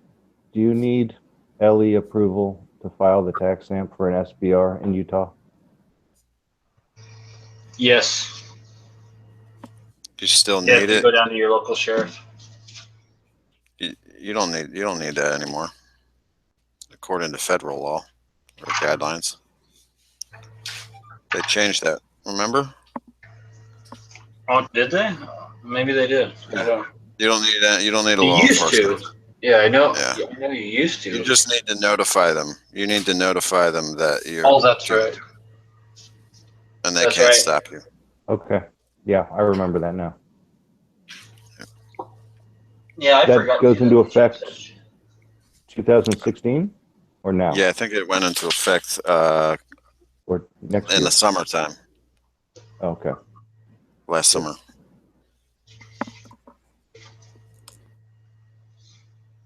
So I also discovered this morning on the interwebs that if you SBR an AK, you don't have to go full 922R compliant. I think that's if you only. I don't know. See, because there's conflicting shit about that. Like when CZ imported the Scorpion pistol, you can SBR it, but then they said you had to add to 922R compliance kit to it because it was a rifle then. But I don't know. Because that's what most people do. They'll take these AK pistols and just put a stock on it, and that'll be their SBR. No one cuts down a rifle because you can't do that. You can just turn a pistol. You can turn a pistol into a rifle, but not the opposite. Well, if the rifle comes as an SBR, then Yeah. that's what it should be, I think. So I don't know. I guess here's how Arsenal does it. They'll import the rifle in an SBR configuration, but you have to get the barrel sawed off yourself.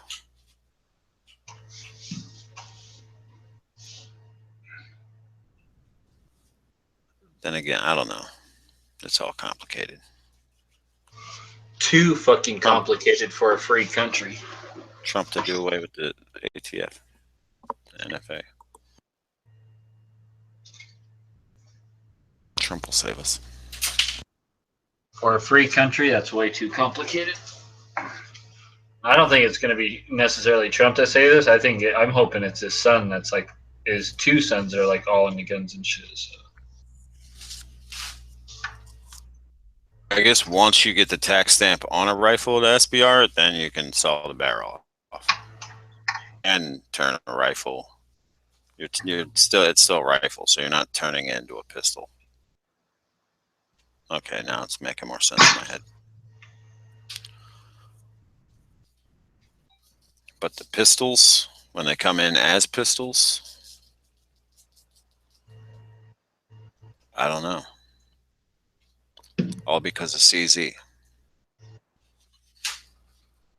So I don't know if CZ is just taking an extra precaution, because I don't think you have to do that with anything else. You get an AK pistol from Zastava and SBR. I don't think you have to add a bunch of fucking US parts to it.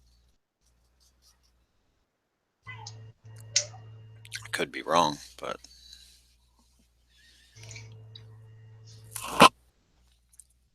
you just can't use logic. Gotta go look it up.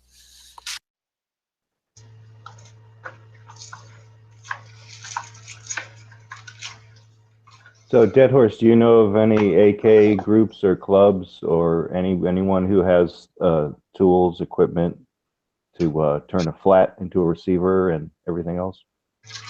Yeah, there's a place up in Ogden that used to have building classes, AK building classes, but I think that got shut down by the ATF. Because something about even though the people were basically making their own shit, right? And it's legal to make your own gun. The ATF went in there and shut them down because the ATF was trying to say, well, like you're supplying the equipment to do it, and you can't do that. Like people can make their own shit, but the people have to do it on their own equipment. Right. That's the kind of the same thing that happened with the AR receivers when the company was offering the milling machine and all you had to do is go press the button. I remember hearing something about that too, but yeah. Then there's a place down in St. George that still supposedly does it, where you can go bend your own flats and all that. But on that place, you gotta buy the shit. You gotta buy the flat from them. Like it's like a armorer's course. So they sell that as like more of like a gunsmithing type class. So you go there and it costs something like $1,800.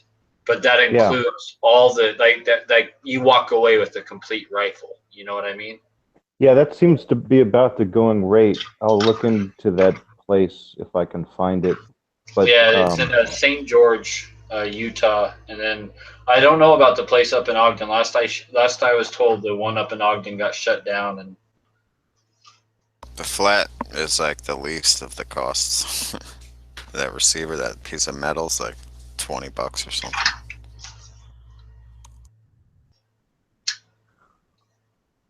well, yeah. So there, and then there's also Rifle Dynamics that offers classes, but they're few and far between, and they're over $2,000 a pop. Next available one is in July, I think, and it's yeah.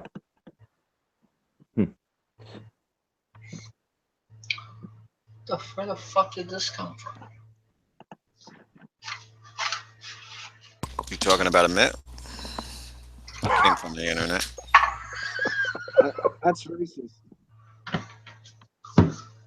Oh, dude. Yeah, I just find shit, dude. Like I literally just find shit in the weirdest fucking places, dude. It's like I don't remember putting that there.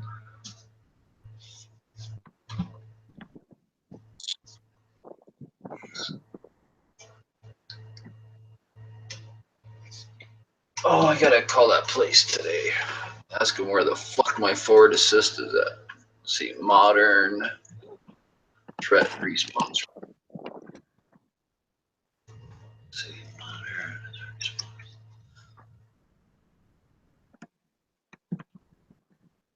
Call us.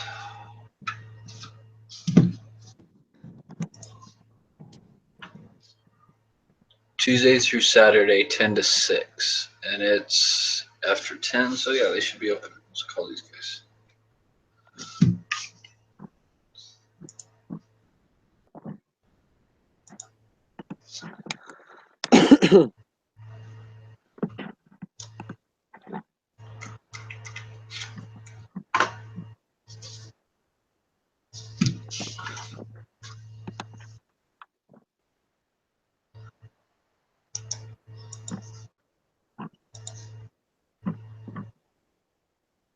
Let's see if my $50 forward assist, like what's taking so long with that.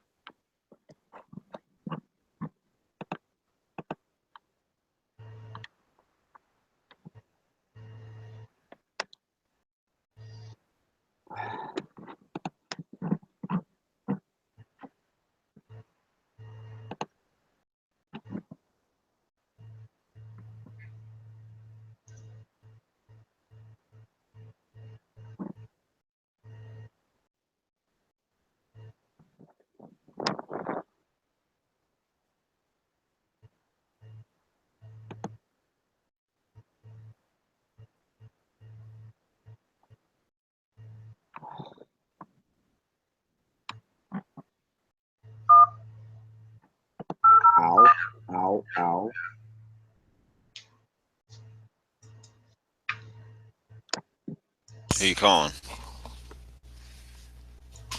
I'm calling a place asking like, where the fuck's my Ford Assist?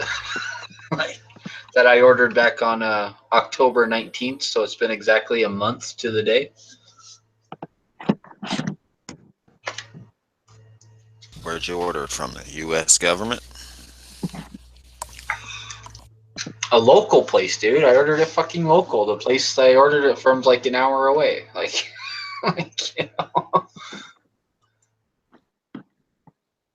But to be fair, the guy called me up like the very next day after I ordered it and was like, "Oh, like that titanium Ford Assist you ordered, like, yeah, like we don't have that one. Like we have the black one, which actually costs more money." I'm like, "No, I want the silver one." I'm like, you know, he's like, "Oh," he's like, "Well, we can get you the silver one." I'm like, "Yeah, that's fine. Like if it takes a couple weeks or whatever, that's cool. Like no big deal." But it's been a month now, so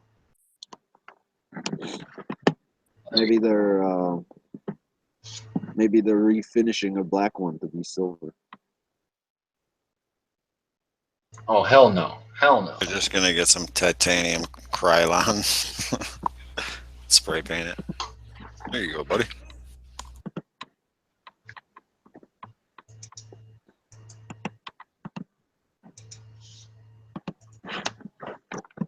That's the one I ordered right there. It's called the North Tech Defense Titanium Ford Assist. It's $50, dude, for a Ford Assist. Is that a lot? Is that real? I don't know.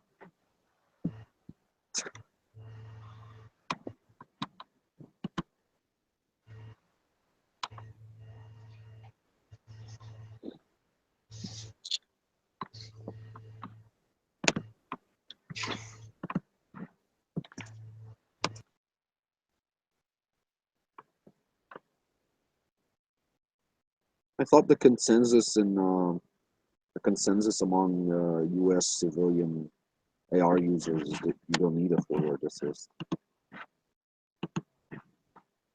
That's my consensus. I never use a fucking Ford Assist ever. Like, Why are you buying one then? because like it's like for this build, it's strictly pretty much just for looks. Like Oh, that's why. Like, why else would I buy a $50 titanium Ford Assist when I don't even use a $5 mil spec one? Like, yeah. That's why I was wondering. I was like, what the fuck? I've used the forward assist once. the only time I've ever used a Ford Assist is like on secret squirrel combat missions where you got to be like, for some reason, like you don't already have a round in the chamber, and then you got to load a round in the chamber, but you got to do it like ultra quietly and slow, and then you just like slightly tap on that Ford Assist just to make sure your bolts like in battery. Like the only time, dude. And from everything I've read from like experts that know way fucking more about ARs than I do, like they'll straight up tell you, "Oh, a Ford Assist, it actually causes more fucking malfunctions than what it ever solves." So Yeah, I've used it. I've used it to actually assist the motion of the one time.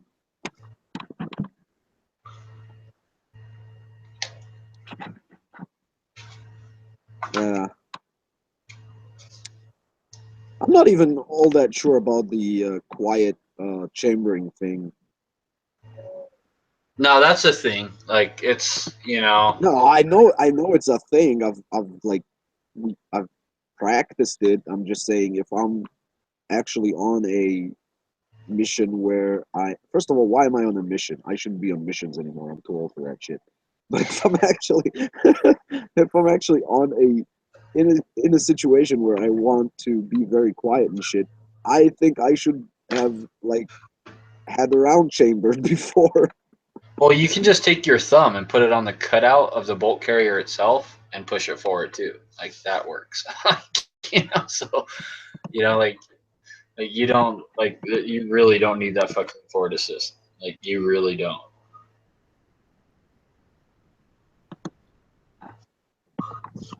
No. I don't know. Never bothered me. It was just there.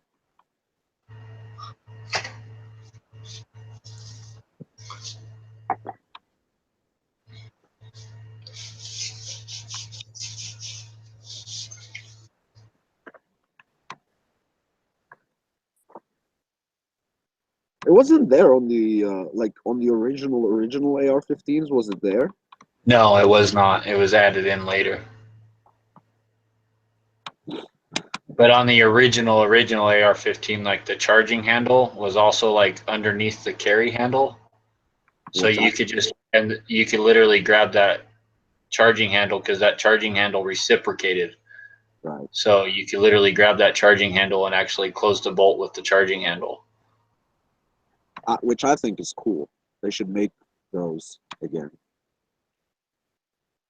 Yeah, but they're afraid that like some guy for some reason would have his hand inside that carry handle. And the reason why they probably changed it is because some dumbass probably had his hand in that carry handle and shot the gun and it fucking like hurt his hand. You know? Well, that's how you learn, isn't it? That's how you fucking learn. You don't see the Russians changing their charging handles just because some idiot hurt his hand. Exactly. Like that's like that's Darwinism, dude. That's how you like weed out the weak links, man. Like, Yeah, but But in order that's what I think. I'm totally against the government protecting people and shit. Like I'm in order totally against that because I'm all about like survival of the species and stuff. And like so if someone's stupid enough to do something like that, I think that it's just part of like evolution and shit. Like we should just let it happen. Yeah, but in order for that to actually work, it has to like the charging handle needs to like hit him in the balls, not in the hand. But you can still have children without a hand. You see. Well, I'm just saying like in general about everything. No, Whether I'm it's like joking. seat belts or helmets or whatever, like yeah, like none of that shit should actually be illegal because if like someone doesn't want to wear their seatbelt or doesn't want to wear a helmet on a motorcycle, fucking let them, dude. Like if they, whatever, like whatever they want to do, that's what being free is all about, man. Like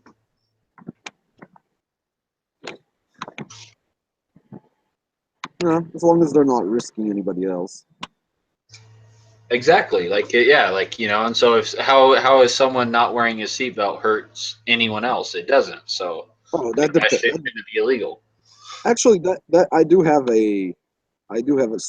like if you have your children in the car and you don't put seatbelts on them or you don't wear a seatbelt and thus become a human projectile in a car accident and kill your own children.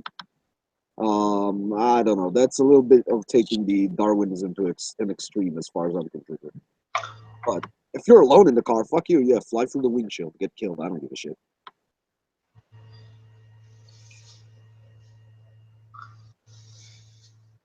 I mean, I support people making decision about their children's health and shit, but not like obviously stupid and deadly ones. It's a gray area. It's like vaccines, like all these people don't wanna vaccinate their children. You're like, well, that's stupid and dangerous, but on the other hand, do I really want the government forcing them to do it?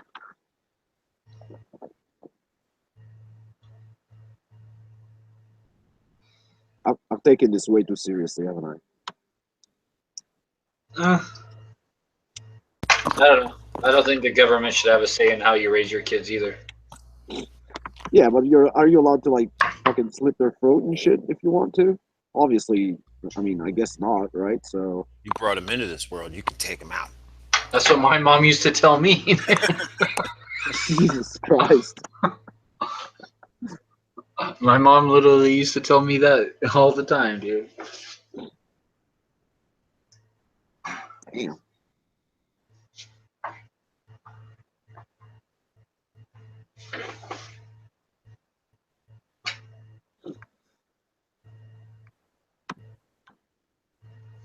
Man, I can't believe I'm stuck with this fucking Windows 8.1 thing. Windows 8.1. Is that some kind of Israeli thing?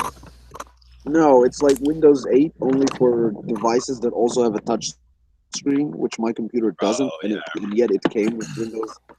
I remember when I upgraded to that for the Windows 10. Yeah, so I'm stuck with it now because I had to like reset everything to factory settings. So the computer deleted everything and reinstalled Windows 8.1. And they still give out Windows 10 for free, only to people with disabilities, which I obviously immediately decided that I am disabled because apparently I'm too disabled to use Windows 8.1 without getting a heart attack. But then I tried to install Windows 10 back again on the machine and it just fucking croaked. So I'm gonna stick with 8.1 and like suffer through it. It's a really bad system. I miss Windows XP. That shit was stable as hell.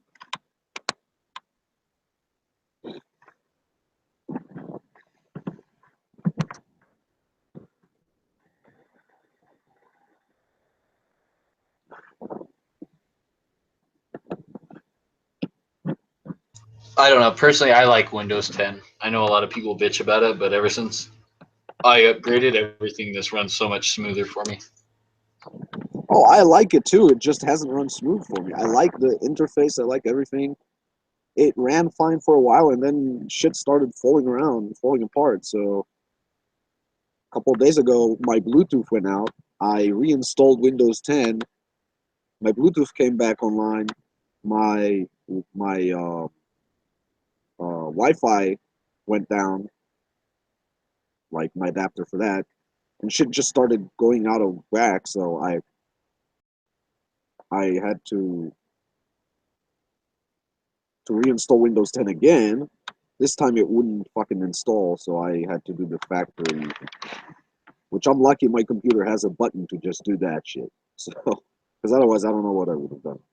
So, I don't know. I'm afraid to try it again. Although, I mean, it's not a big deal. I can always go back to factory settings. I don't know. I had 24 hours of installing and reinstalling. I'm just fucking tired, you know? There's only so much staring at startup screens I can do. I love the whole Cortana thing. Like, you know, like I use that all the time. Like, you know, and then I have a work phone too.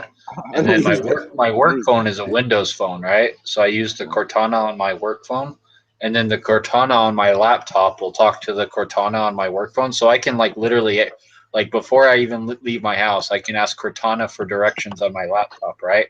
And then like when I get in the car and shit, it's like already on my work phone, like the directions I need, where like everything, and or whatever, you know, like, so it's pretty fucking cool. And I can ask Cortana to like order me a fucking pizza and like shit like that. It's like, yeah, I like the Cortana. I use that shit a lot. Like you can ask Cortana, like if you're bored, you can ask Cortana like to tell it to like fucking like play like guessing games with you and shit and give you riddles and, you know. Really? Yeah, you can ask Cortana to read you a fucking bedtime story, dude. I need to start doing that shit. I haven't fucked with Cortana. Y'all need friends, more He's friends. down there saying, "Ask me anything." And I'm Yeah, like, I "Fuck don't. you." I didn't do the Cortana thing. Be like, Cortana, do you have a vagina? She'll be like, "What is a vagina?" No, I'm pretty sure. I'm pretty sure she'll have some smart ass answer for it. She'll probably be like, "No, you pervert." Then shut my computer down. No, she'll probably ask if you do. Cortana, what size boobs do you have? Are you perving at an artificial intelligence right now? Yeah, I want to test the limits of this artificial intelligence. Well, Cortana, what happens when you die? you know what? Enjoy it, because in a couple years, with the way laws are going around the world, it's probably going to be illegal to sexually harass a computer. So do it now.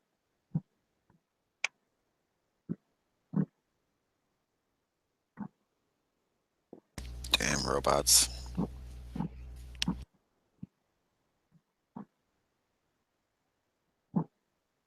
Cortana, Like- how much wood could a woodchuck wood if a woodchuck could chuck wood? Wow, you fucked that up. Sorry. I've asked like Cortana this all sorts of crazy shit, man. But like you can ask Cortana like, "Hey Cortana, play me this song," and like she will go on the internet and find you like that song like on YouTube or whatever, and then just start playing that shit for you. Nice. And I've never fucked around with Siri, so I don't know how good Siri is, but like I don't mind Cortana. Cortana's pretty fucking cool. You can be like, Cortana, what time is it in Japan? And she'll tell you.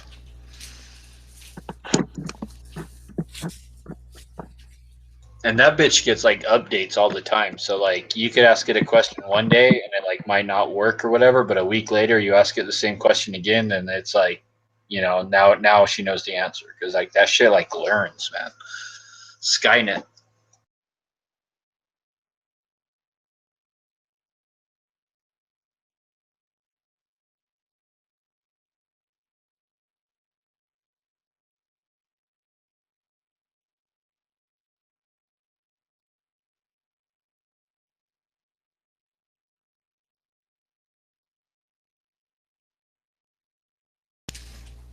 I was like, Cortana, can you ban Amit from this chat? And she was like, yeah, no problem, I got you.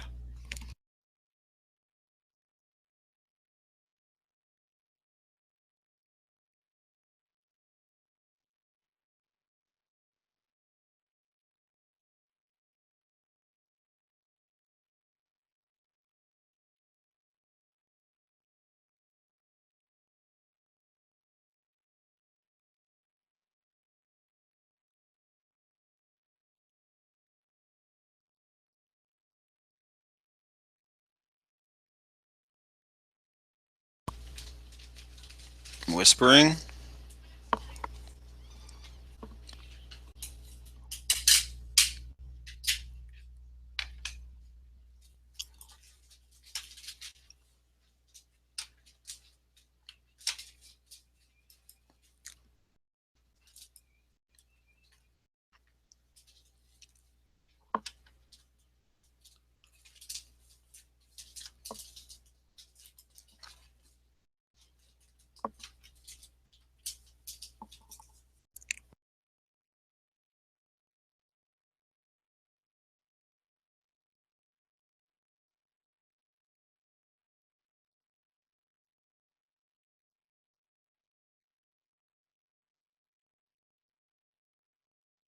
Dude, my fucking dog keeps like hiding bones. My little rat keeps hiding bones in like my laundry basket.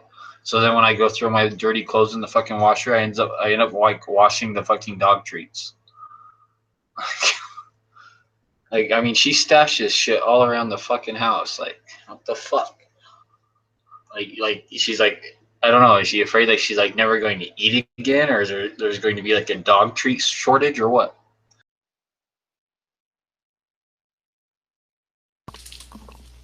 Nah.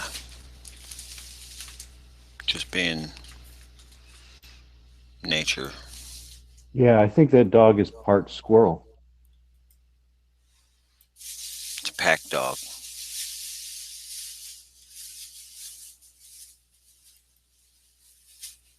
Wintertime's Cortana. coming. You got to stash away all those acorns.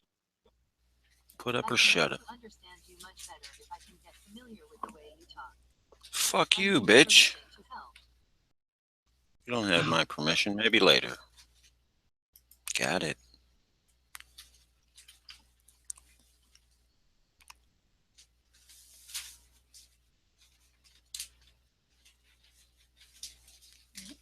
Silly Cortana. She wanted to know where my location was and everything. Skynet, bro. I'm telling you, she's fucking like Skynet, man. Like as soon as her and Siri like combine and team up, that's Skynet. Oh my god. Hey, has anyone been to this website, AK47buyersguide.com, with this No. one person who's asking all the entries? His name is AK47 Dudes, spelled DOOD. Never heard of it before. Got a picture of a Doberman. I've certainly never pet that Doberman before. He's never been eaten by it either.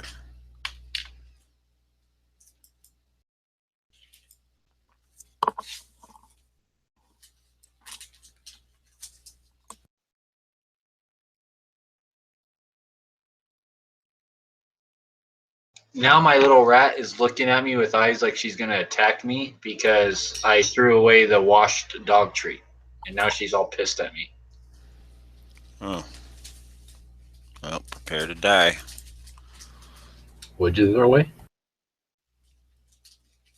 A dog treat that went through the washer because she insists on hiding treats around my house, so she'll go hide treats in my laundry basket full of dirty clothes, and then I just go dump my laundry basket in the washer, right?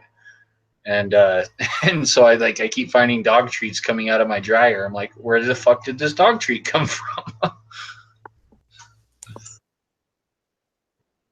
So now she's all pissed at me because I threw away a washed dog treat. Like, I don't like it. Probably has like that detergent and stuff like embedded into it now. So I don't want to feed it to her, but she's all pissed at me now.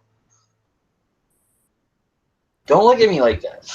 The decision you got to make, but you're going to die for it. But it had to be done. Hey.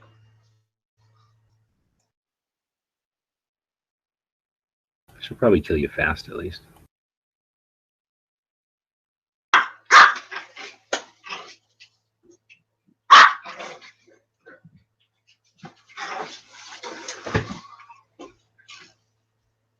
Clicking on Glocktober.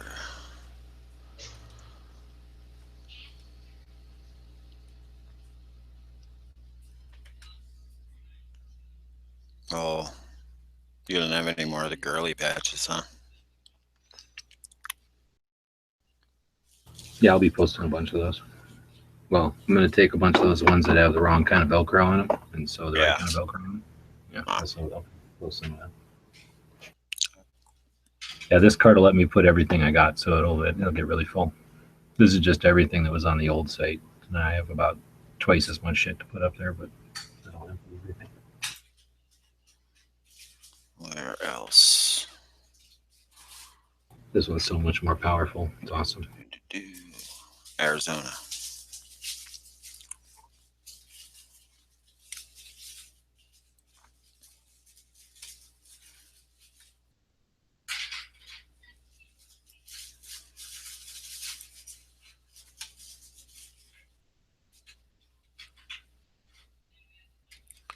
Desk pop sold out. See, but like now I can make more of those and then just turn it back on.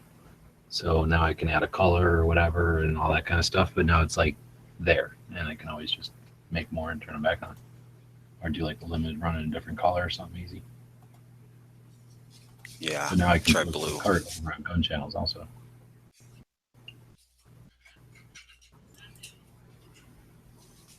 I like that yellow patch. It sticks out pretty good on my black bag when I go to the range. Well, I got the blue. I just haven't ever cut it out to sew them out of the blue yet. So I'll do that next. Plus, I kicked up the price on them, so they're probably not going to sell as fast anymore.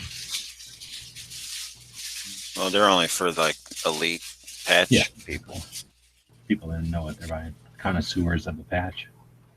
Yeah.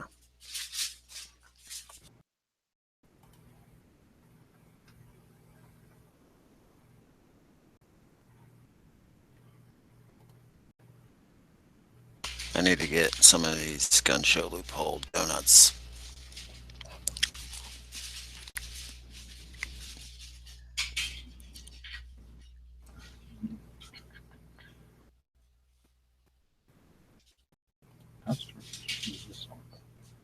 What?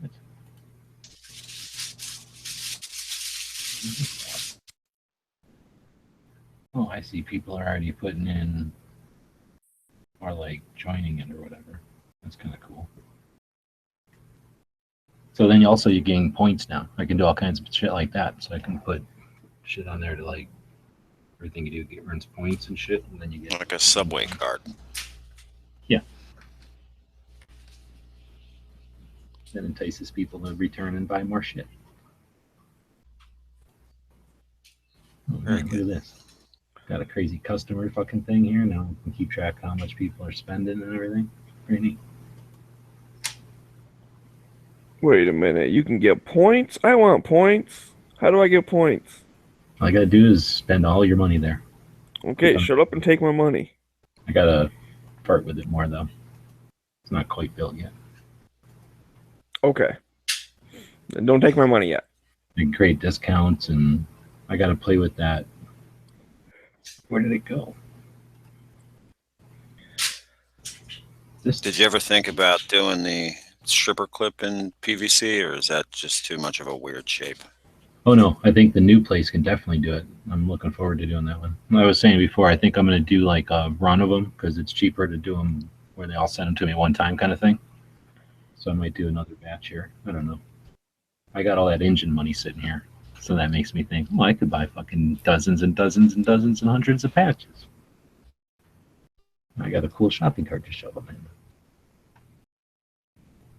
Yeah, when I joined G-Webs, it's they sent me an email saying like you've earned points at your websites and stuff like that. So now I'm trying to figure out where the hell I go. Oh, here we go. There's all this. Oh, wait. Yeah, I think this is where I go. I got to dig in here and figure out spending points. Okay. Let's see what else I can do.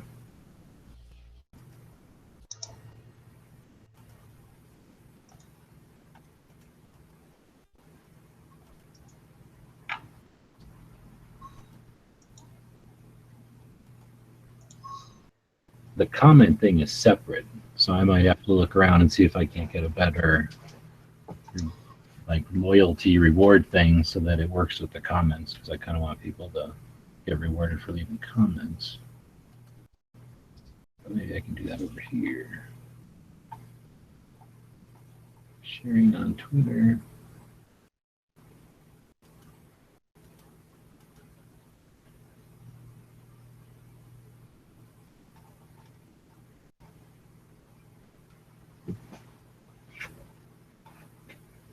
No, looks like that's it.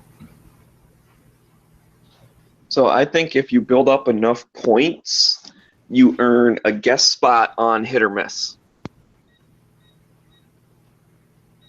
Oh, what's all this Oh, that's not my code. Fuck. Oh, I have to upgrade, of course. There we go. Wow. That shows you I haven't been home in a while. I almost forgot the thing to my safe.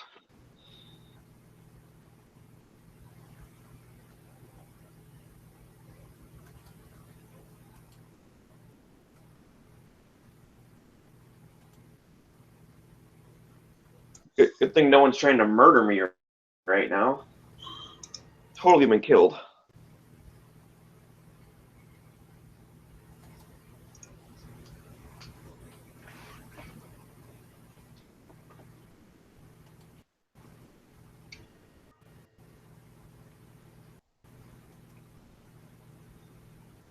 Oh, man.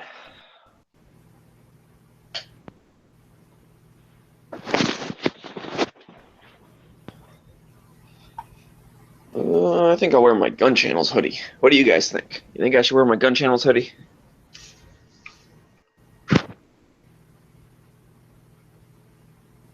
I would wear your Gun Channels hoodie. Wait, you want to wear my Gun Channels hoodie?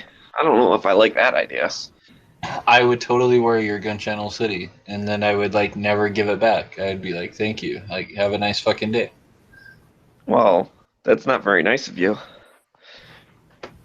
Now, if going back to the conversation earlier, if you were a cute girl that were into guns, I would totally let you snuggle in my Gun Channels hoodie.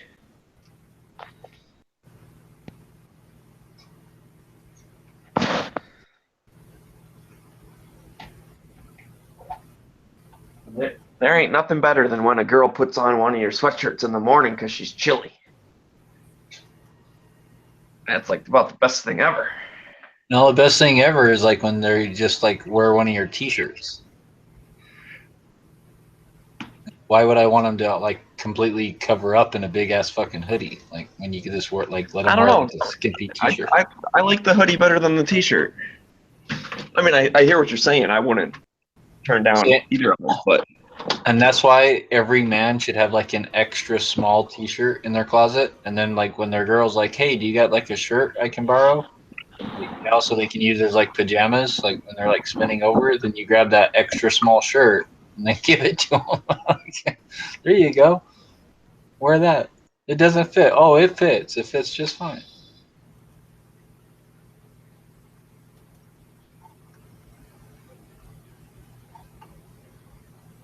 Oh shit! Cortana took out Moon.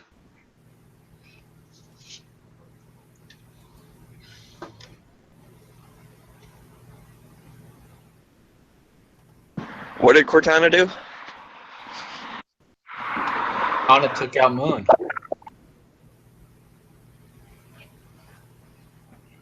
Oh yeah, I think they're getting in a fight with each other. She's been messing with him all morning.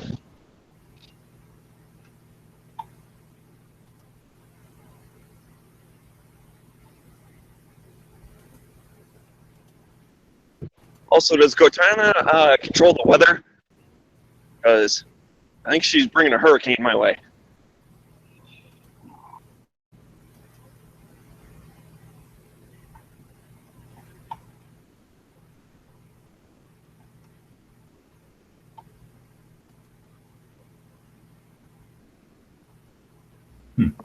Still alive?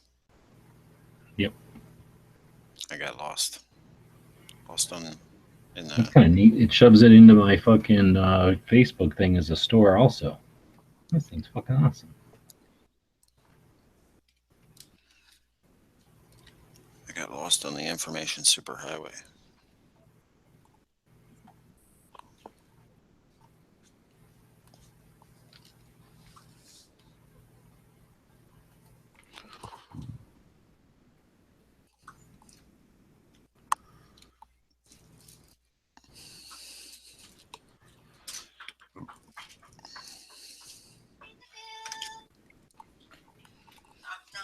Man, I cannot believe it was 60 degrees yesterday.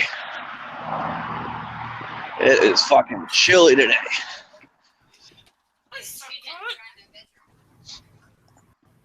I want to put my hood up, but then I would look like a hoodlum. So I guess I'll just have cold ears. Some kind of hoodlum? Hoodlum?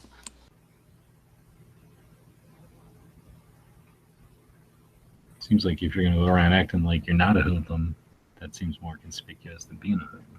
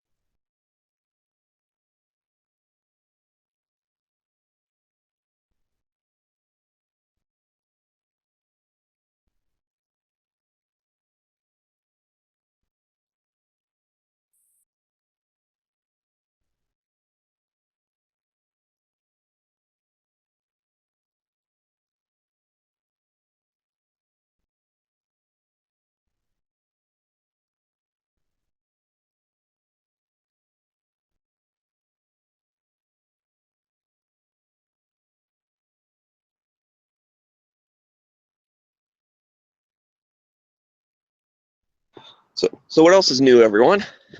Why are we all being quiet? I'm deciding whether or not I should drink more coffee and keep going, or try to take a nap, which will turn into like 8 hours of falling asleep. Well, have you been up like all night? Or did you sleep a little bit last night? No, I started playing with this, and I was like, holy shit, this thing is awesome.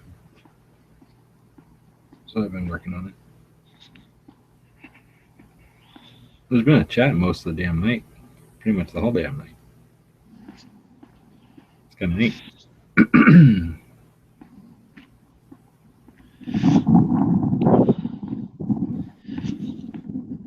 Yeah, I'm busy buying patches and stickers. Let's see.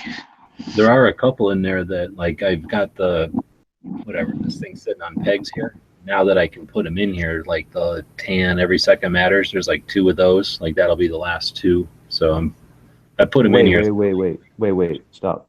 Tan stitched every second matters? Those Or are the from tan PVC? No, the tan PVC there's fucking hundreds of, but the tan, You have 2 of the stitched ones left? they're in the cart, yeah.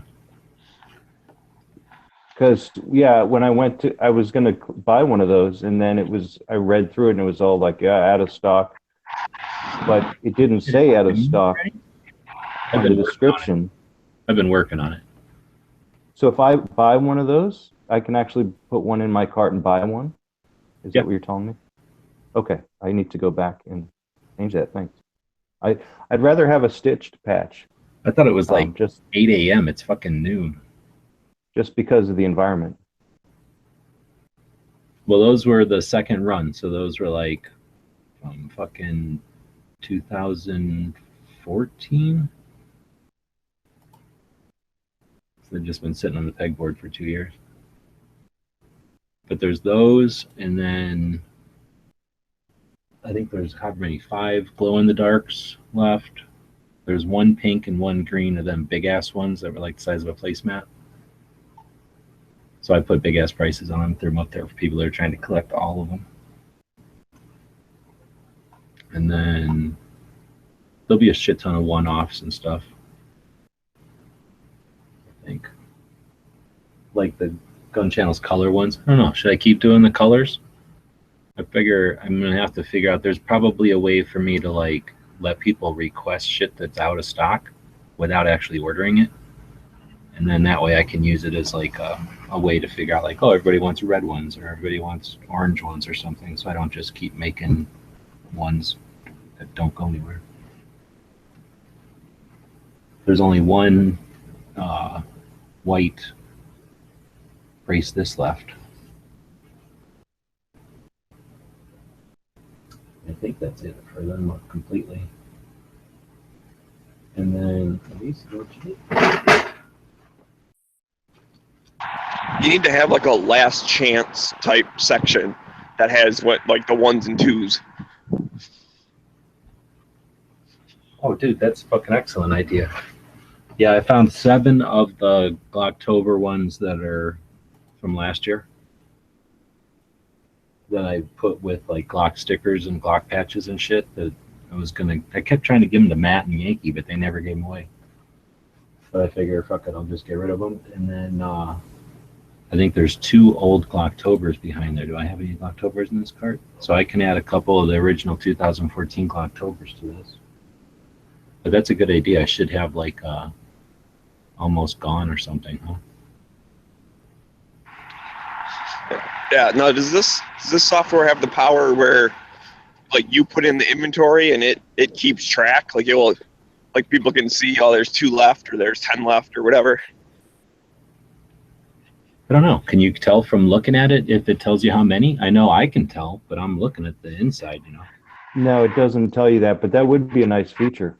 Well, you can probably go like try to put one in your cart and then try to turn it into 12 or something, and then it'll say like there's only 4. You know, sometimes they'll do that. I haven't bought anything out of it yet. So far, Dead Horse the only person's bought anything so far.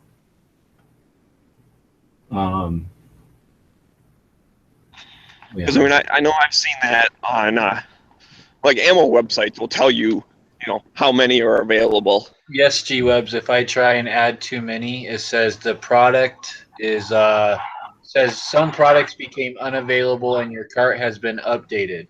And it automatically updated my cart to the quantity that was available. Okay, cool. It's pretty powerful stuff, so I imagine there's all kinds of normal features like that.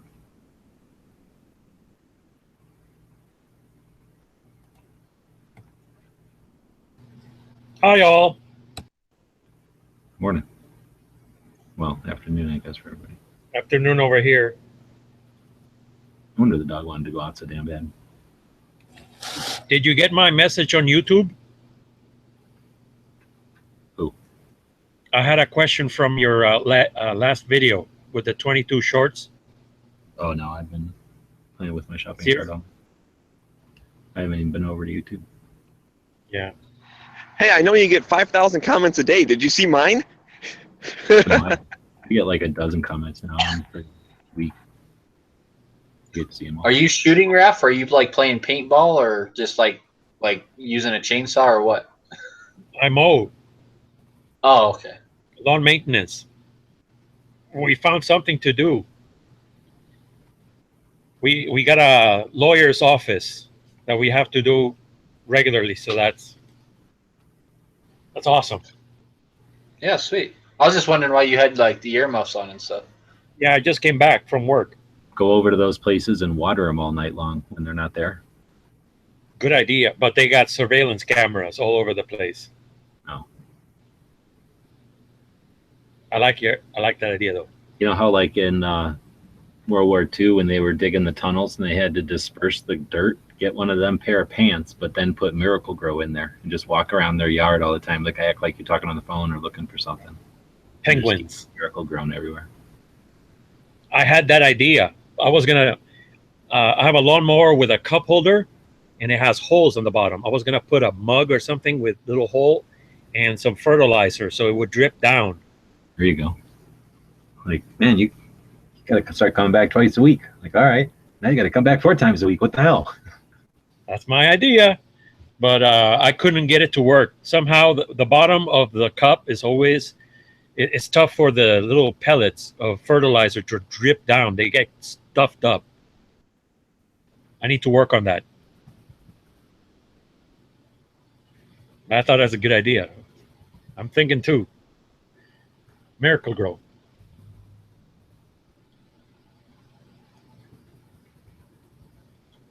Going to the gun store tomorrow with Dad. Inventory stock is less than 2.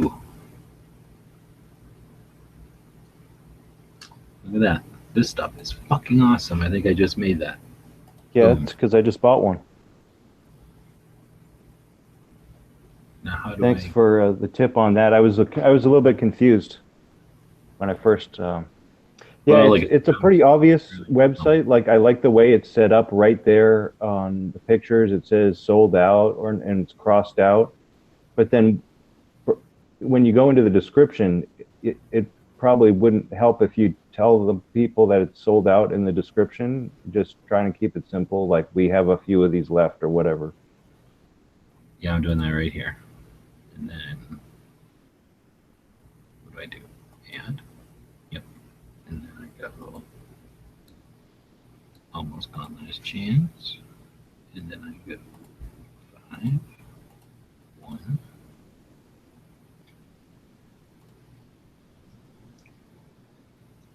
I save that. Shove it over here. And then I shove it up here. Here. Ooh, save. Oh, why did it say that? I don't want to see that.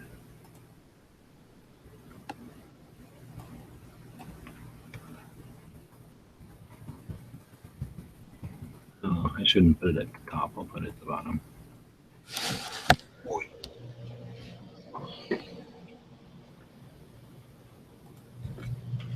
Yeah, thanks for offering those stitch ones for sale. Those are really cool, and I remember them being sold out on your previous store, and I was kicking myself for not buying one sooner. I like the tan and black, and I just the PVC are all right, but they stick out so far when you wear them on a hat. They're like obscenely obvious. Oh, so I see. I like the stitch ones for that. And kind of blend in better. And yeah, I'm glad you had a couple left. Thanks again. Yeah, well, thank you. That'll help me start keeping this thing moving. So I think I just changed it. So now there's a last chance kind of a little bit below the other shit. Oh, I see. You can't go. I was hoping it would be a carousel. But you can click view all and see what's almost gone. Yeah, that works out pretty good. It shows everything that's gone too, though. So that might, oh, maybe I can tell it to be within a parameter.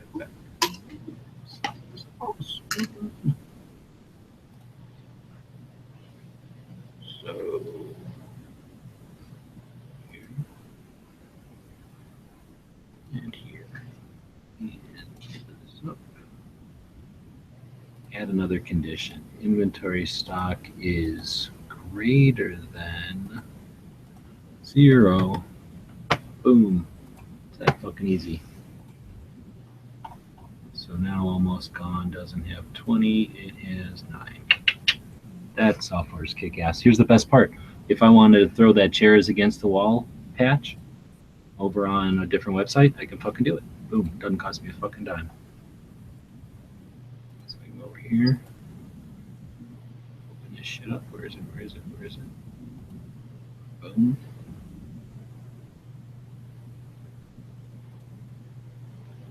I like that new chairs against the wall patch. I think also that would be good in tan and black and SWAT or other arid colors. I did do them, but I did them for the, what do you call them? Supporters of Patreon? Yeah, the Patreon people. So I was thinking I wouldn't do it for anybody else. But I don't know. There's going to be a shit ton of chairs against the wall. That's my goal, is to have like a series of them.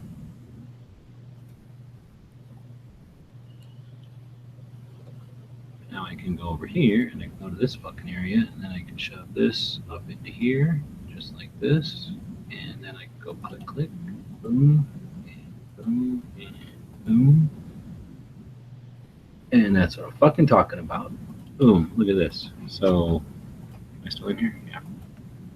Boom, look at that. Now I can put that Chairs Against the Wall website can sell fucking Chairs Against the Wall patches. And there's its own little shopping cart on there. It's all through the magical wizardry of the internet. Boom, they click checkout. Boom, they're using my cart, but they're on that other website. Bam. Wow. Look at that. Sweet.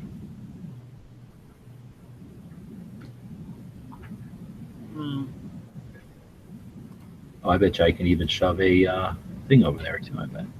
Got here. I bet you I can. I fucking can. All right, I gotta go to the store. Get some coffee.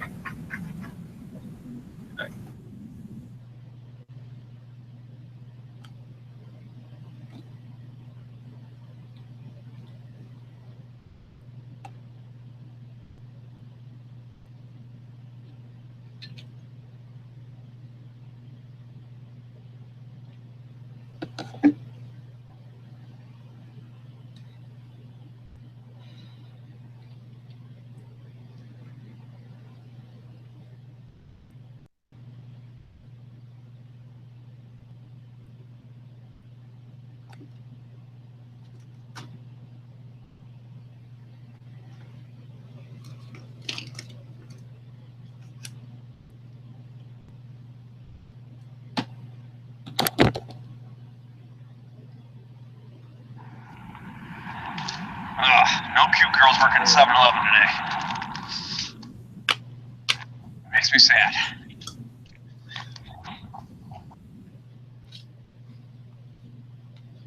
Oh, Smeggy you went to the store. Yeah. I was thirsty and kind of hungry, so I got some snacks and something to drink. Now I have to walk against a hurricane west wind. As the legend lives on from the Chippewa and down of the big lake they call Gitchagumi. What do you know about Gordon? Never gives up her dead when the gales in November come slashing. The record. The gales in November today, man. Holy shit.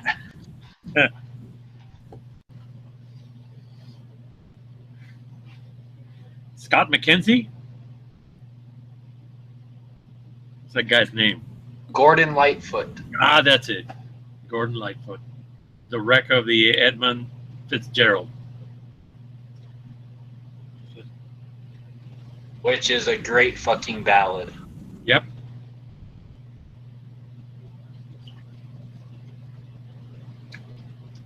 You know, that is like the only song I've ever sung karaoke at a bar. Like, No. It's a good karaoke song. I sing it. But only when there's this one old lady who, like, she sticks around for the first couple songs of karaoke, then she leaves. Because, I mean, they don't even start until, like, 9:30 or so. I did. But anyways, she really likes that song, so if she's there, I'll normally sing that as my first one. I was at a coffee shop and a couple of lady friends, they wanted to sing Love Shack. So I sang Love Shack with them. That's the only one I've done. The B-52s? Yep. I got a big Chrysler, seats about 20. So, you know. Come on and bring your jukebox money. Money. My sister wants to do Paradise by the Dashboard Light with her husband. I don't think it's going to happen. That one is tough.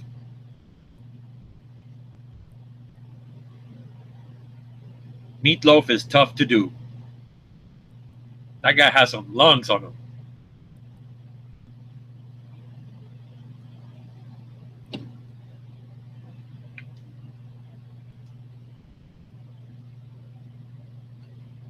All right, if I don't look at them, they won't hit me, right? That's how cars work, huh? Oh, he's not even turning. What a dumbass. I don't know. I got run over by a truck on my foot. I didn't see him. He hit me, though.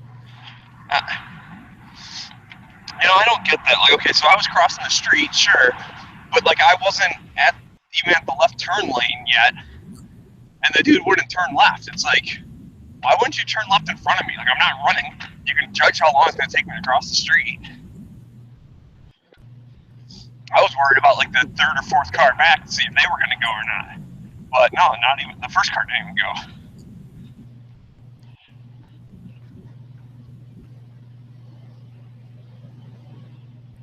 Lack of patience.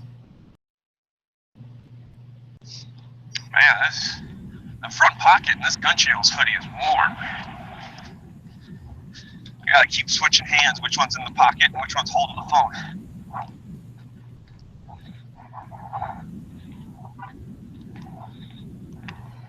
So what snack do you get? What was that? What'd I get? Yeah, snacks. Oh, snacks. I got the Gorditos. It's like all the shit from Chex Mix without the gross checks. Oh, wow. I got Doritos and I got a couple of salsas. And everything was on sale today. Buy one, get one free.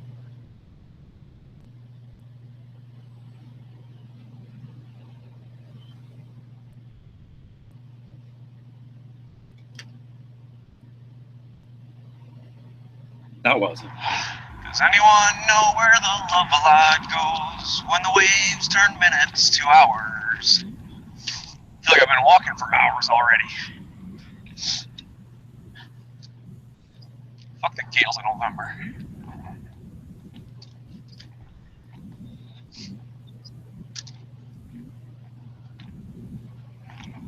Lightfoot.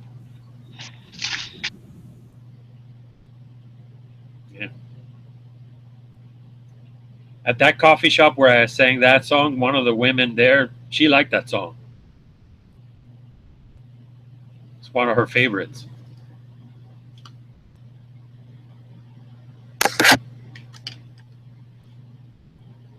That's the best way to a woman's heart. Sing the song she likes. Well, it's not too, but she brought her husband. That part sucked. That's just a formality. Uh, You can get around that. yeah, she was hot. She was supermodel hot.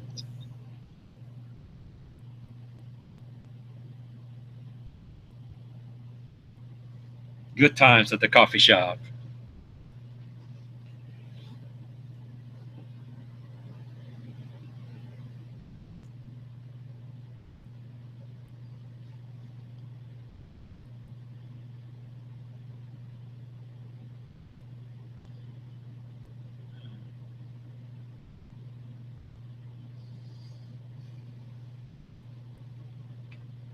I'm walking to get healthy, but I think I might die of pneumonia. What's the point? Oh, it's definitely snowing now. It's pretty cool.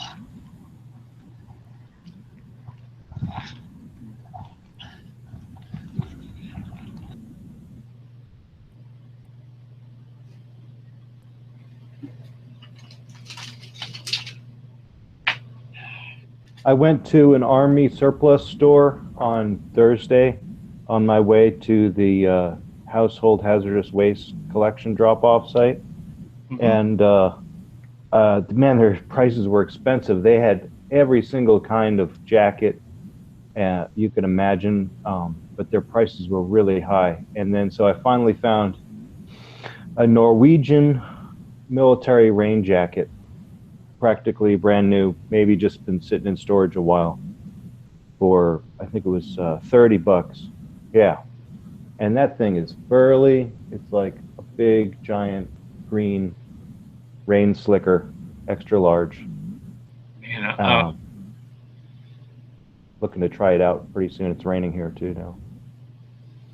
we used to have a pretty good one downtown, U.S. Army surplus, U.S. Army Navy surplus, but everything, the coats were expensive. I found a bomber jacket. I think it's called the A2, and they wanted $500 for it.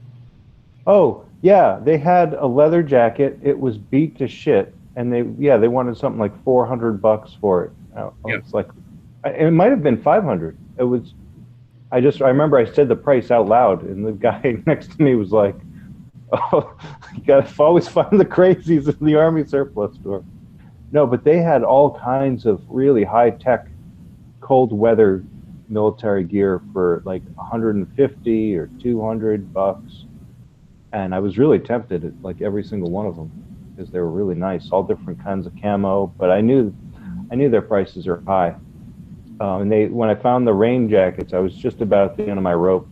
I wanted to buy something, and they had a French rain jacket and this Norwegian rain jacket. And I was thinking, okay, the French is a warmer climate; it's a thinner material. It's almost just like a nylon, but this Norwegian is like a rubber. And really looking forward. It's also got the built-in hood and the collar. A nice tall collar. It's only a snap closure, but it's got like a gusset, so it should be pretty awesome in the rain. And it's big enough that I can concealed carry underneath it. I still have this thing I bought there. I got an Army jacket from my buddy, but he couldn't find the liner, so it's just like the outside part. So that's a good fall jacket or spring jacket, but there's not much, insulation.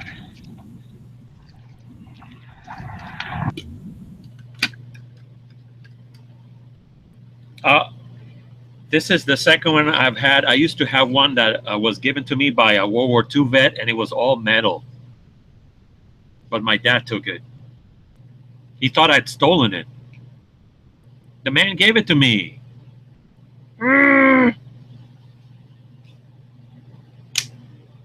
This is plastic. The other one was metal.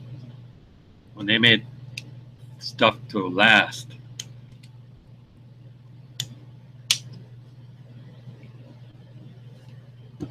It's a flashlight, one of those 90-degree angled flashlight, Army surplus stuff.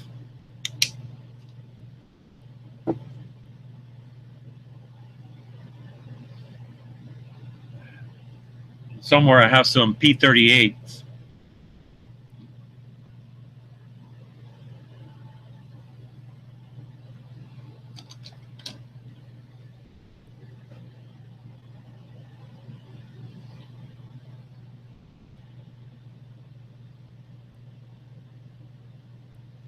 Get that coat. I have a coat, but I didn't buy it there. I think it was Sportsman's Paradise or Sportsman's Guide.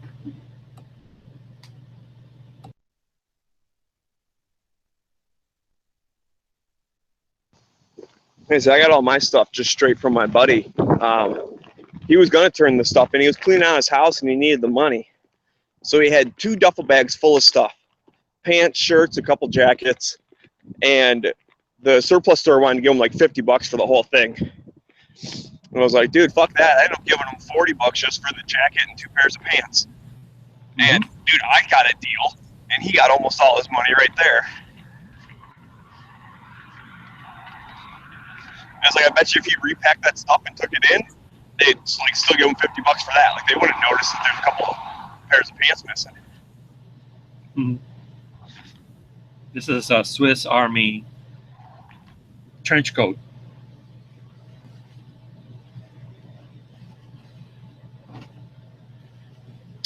I bought one, the first one. This is my second one. I bought one from the Sportsman's Guide, and somehow the European sizes are not the same as an American size. So I bought it too small. But it fit my nephew, so I gave it to him. And then, Yeah, Europeans are smaller than Americans. yeah, I didn't know. So I went to a thrift store, and I found another one. This one, the right size, so I bought it. The same model and everything. The color is just incredible. This one fits.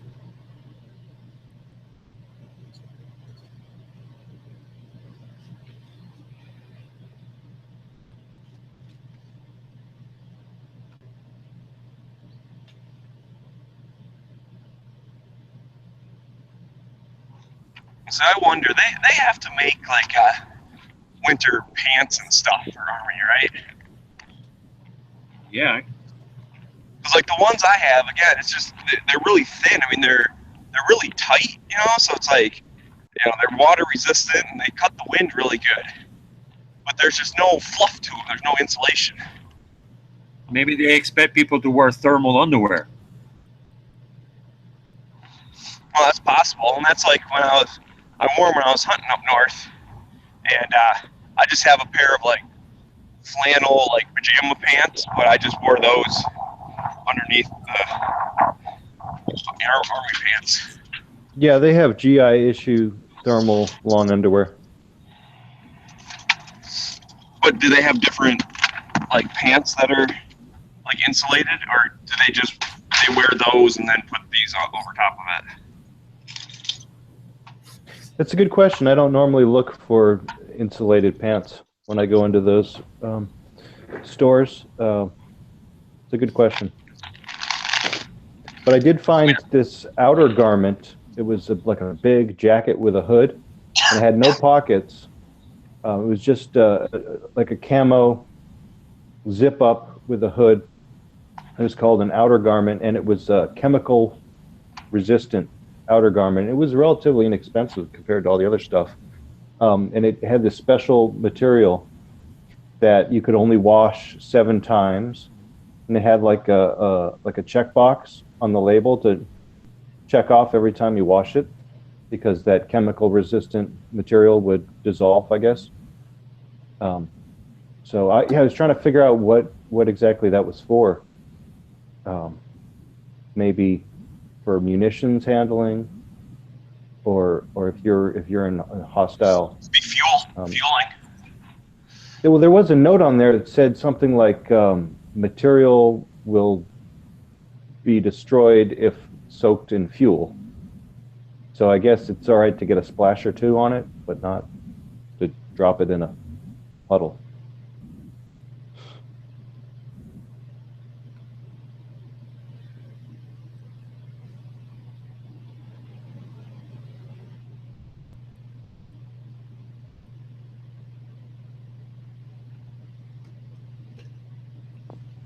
Yeah, I was thinking that would be a good one to have for the bug out kit with the gas mask. You know, when the dirty bomb goes off.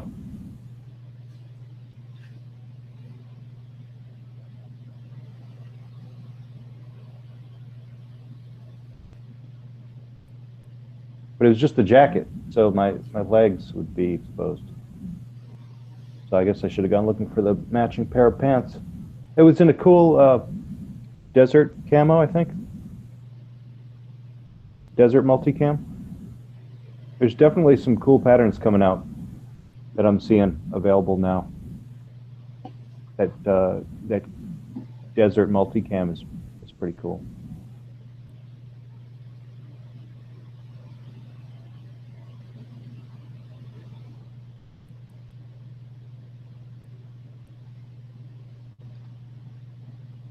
Well, it'll be interesting to see how much more involvement we see with the military once Trump is inaugurated. See how much destruction we can cause in the places where we're just fiddle fucking around at this point?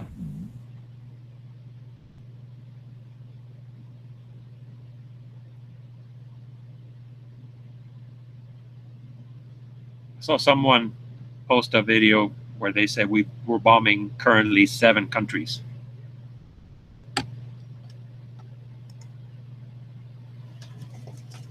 I think it's going to continue.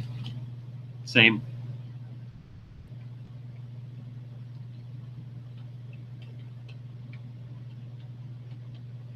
Well, do you think we're going to remobilize in Iraq?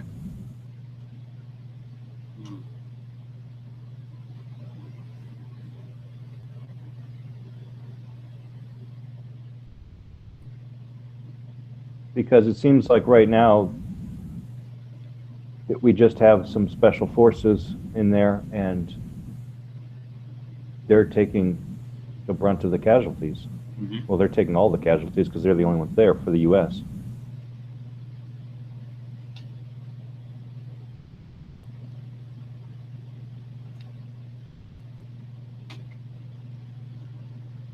I think it will continue at the same level. I mean, realistically, don't we need to remobilize in Iraq and man a base or an embassy or something and establish a presence there for the long term, like we do in every other country that we go to war with?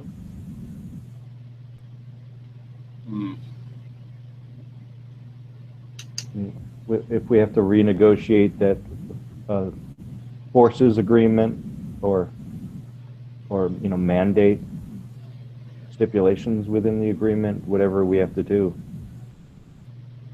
I don't want to be at war with any country, but I think a presence is a good way to preserve the peace once you're there. And we're still in Japan, we're still in Germany. We're still like everywhere in the world. We don't leave. Korea, I mean, everywhere we've ever been, we just stay there. We truly are the world's policemen. So to think you could just pull out of Iraq, that was very short-sighted. Yep. And we told our enemies, we're leaving, guys. That was dumb.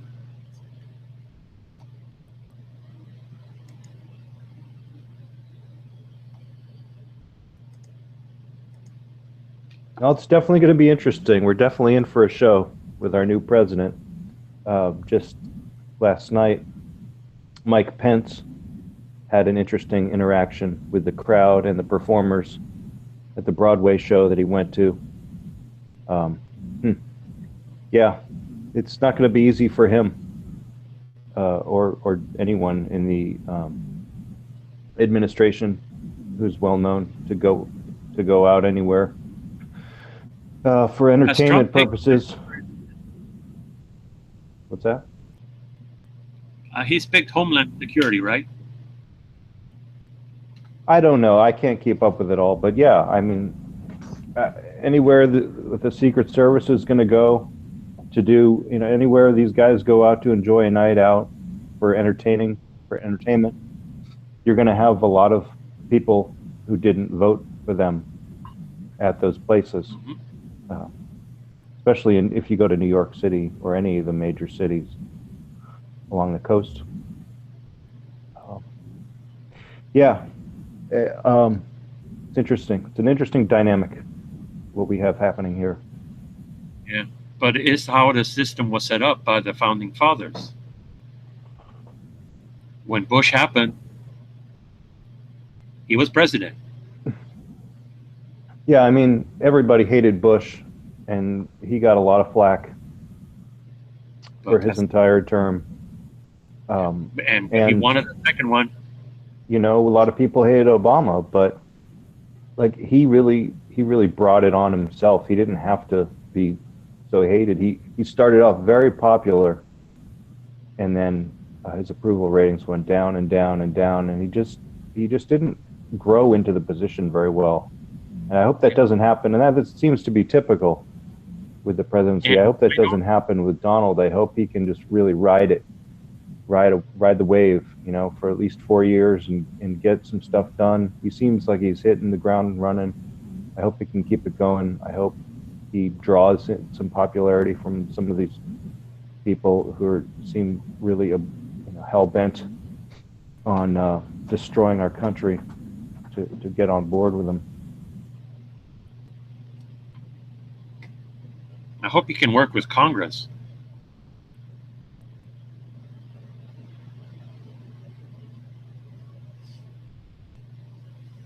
Obama did not work well with Congress, but I don't think anybody wanted to work with Obama on his side of the aisle and on the opposite, which is weird because I thought he was a community organizer. Yeah, but that's not how he performed in his office. He just tried to railroad everything through. And, you know, his viewpoints were against the Constitution. So how do you expect anybody to appreciate that? That whole thing with healthcare, you can keep your doctor, it's not a tax, it's a fee, it's whatever, that whole thing was just a giant clusterfuck. It went online, the website they'd built, the system, the database they had built was just pure garbage. All those millions they spent on it. I mean, just so he could go down in history to do that. It was all about him. His whole presidency has been all about him. His grandstanding, his stupid smirk, is trying to tell us what's good for us, treating us all like little children. And healthcare is still broken. It's awful.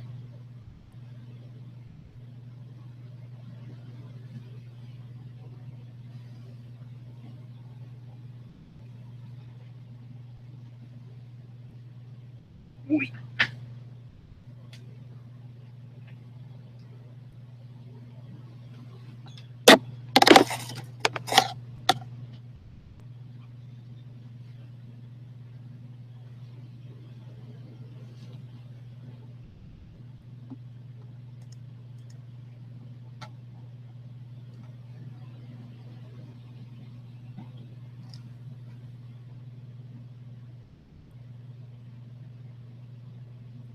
Yeah, I'm just afraid that Trump is going to stumble. He's going to just start putting his hand in places where it doesn't belong. He's not familiar with or comfortable with. He you know, whatever it is, he has very little experience with it, unless it's building a wall Yeah, or, but you know, the economy, I suppose. But in a way, every president goes in there without experience. yeah, no, it's true. But And I would like to see the draining of the swamp and starting to decrease the bureaucracy of the federal government. I mean, it may lay off a lot of workers, but if he can find other jobs for them to go into, then it'll be worth it, because they're not being productive right now, pushing paper, collecting salaries and pensions, and I've seen it firsthand. Not on the federal level, but on the state level, the government has become very inefficient. Yeah. And it needs to be as productive as a business at this point.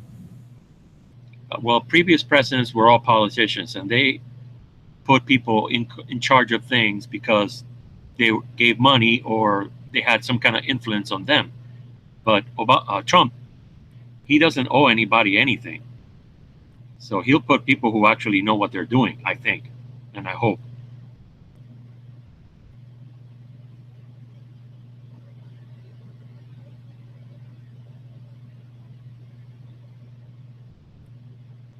So things will be different.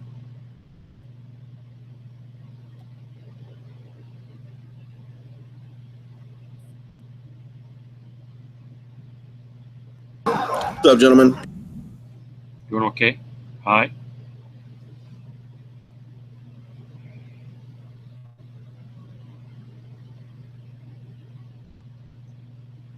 So which state are you moving to, Brandon? I don't know, whichever one I can convince my wife to move to.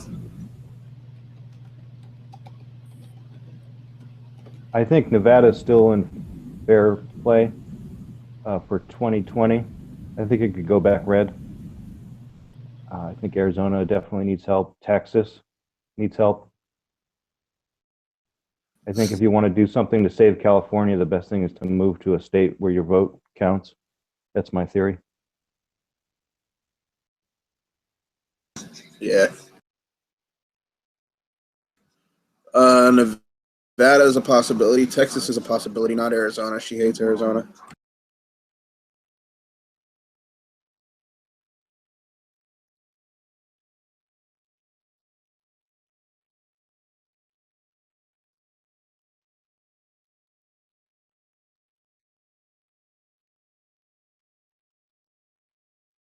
Arizona's beautiful, though. Yeah, well, I kind of killed that for her, dude. I was being a dumbass talking to some slut out there. Okay. Yeah, it's got desert, it's got mountains,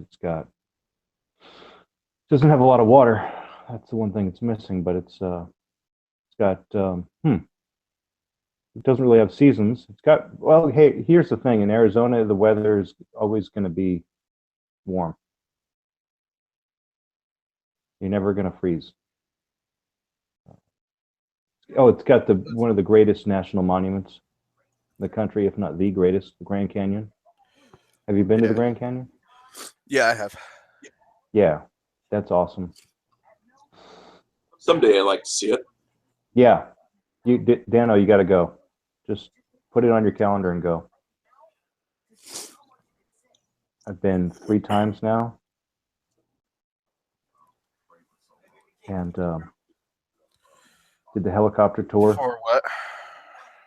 Did burro ride, and the last time I hiked in through the Indian reservation, the Havasupai Indian reservation. There's a spring and this river formed by the spring that goes through all these waterfalls and then feeds into the Grand Canyon, and it's really amazing. That if I were to recommend the Grand Canyon to someone for the first time, I would definitely recommend that they do the Havasupai waterfall experience. You can get in there with the helicopter or on the back of a mule, but I hiked in and hiked out with a backpack. Something that's interesting to me because I know absolutely nothing about it, and that's Indian lands. And you mentioned that you hiked in. Now, I live in a part of the country that we have no Indian lands, which is unfortunate, but that's just the way it is. What I assume it varies from nation to nation, but at least in your area, what are the guidelines, rules, etc., on hiking through Indian territory, sovereign territory? If you're not of that nation. I think it varies from tribe to tribe. Some places you need a permit, other places you need a reservation. I think they're very welcoming, though. They do have some natural attraction. They're very open and inviting to have people come and visit and appreciate it. They're basically just the caretakers when they have one of those natural features on their tribal lands. So yeah, I visited a few of them, and they're really, some of them are just very spectacular and very well preserved, and very remote locations of the West. So yeah, you could probably spend an entire summer just touring the West, going through some of these parks and lands on tribal territory.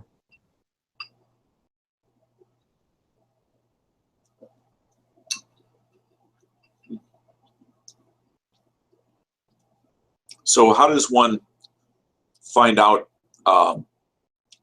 if you want to dissect some Indian lands, how does one find out?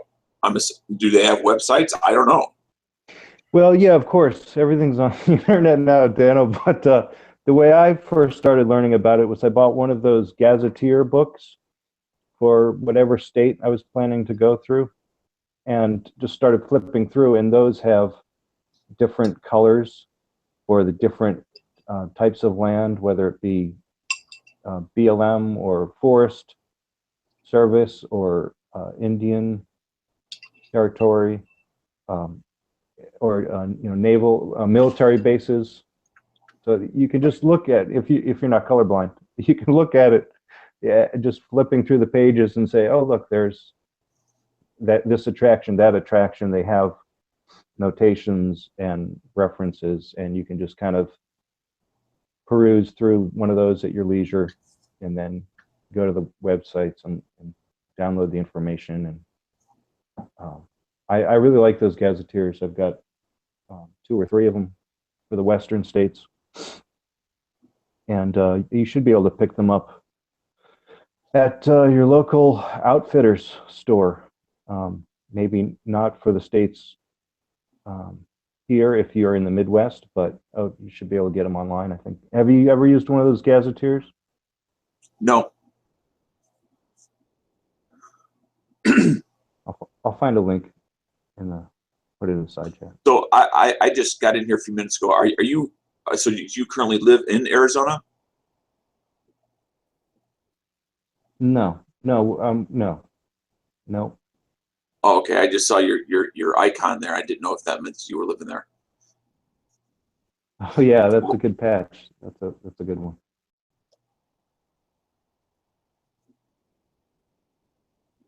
G-Webs, are you there?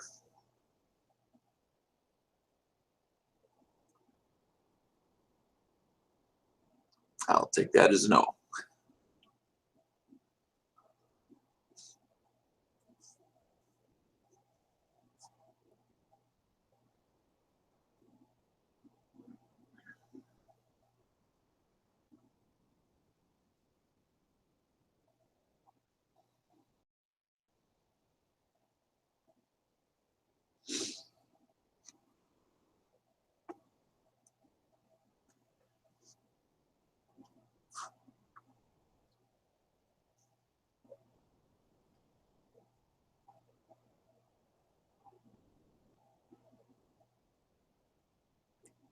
Yeah, G-Webs. I just asked if you were around. I just got back right now. Oh, okay. I got a question for you, or if anyone else in the chat lives in a border state. I know you had made reference to, and maybe I understood it, maybe I didn't quite understand it, but in regards to once you get within so many miles of, especially the Southwest states, I don't know if it applies to the northern states that border Canada or not, but the Border Patrol, that's their general area of roaming in, that they have a different, it's not rules of engagement, but in regards to, let's say, pulling over a vehicle, that they have slightly different rules than standard police. Is that correct? Not correct? And if so, do you know what any of the specifics are? And as far as the differences of interacting with the general public?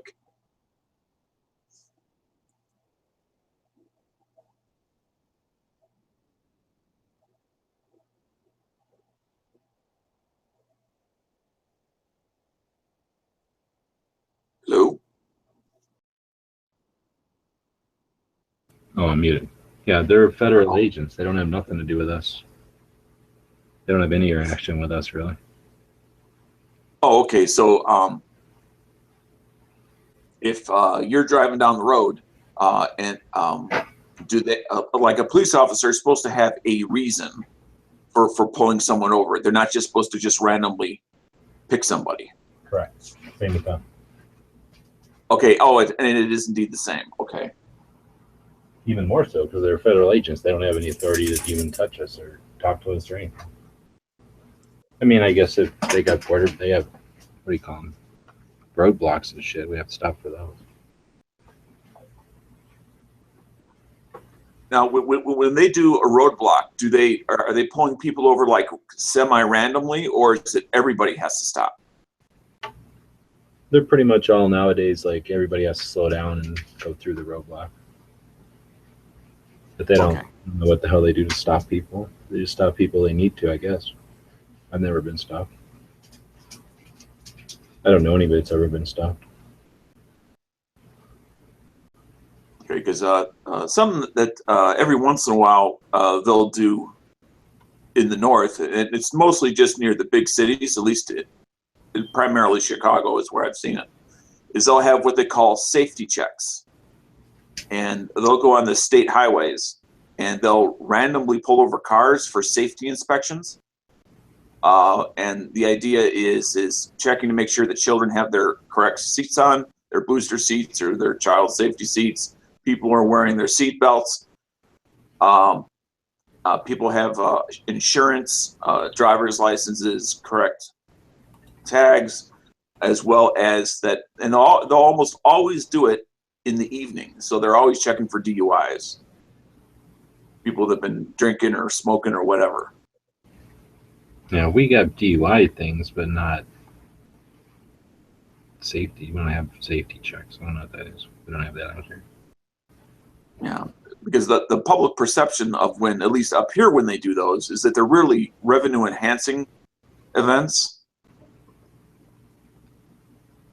They do tend to hand out, a lot of tickets.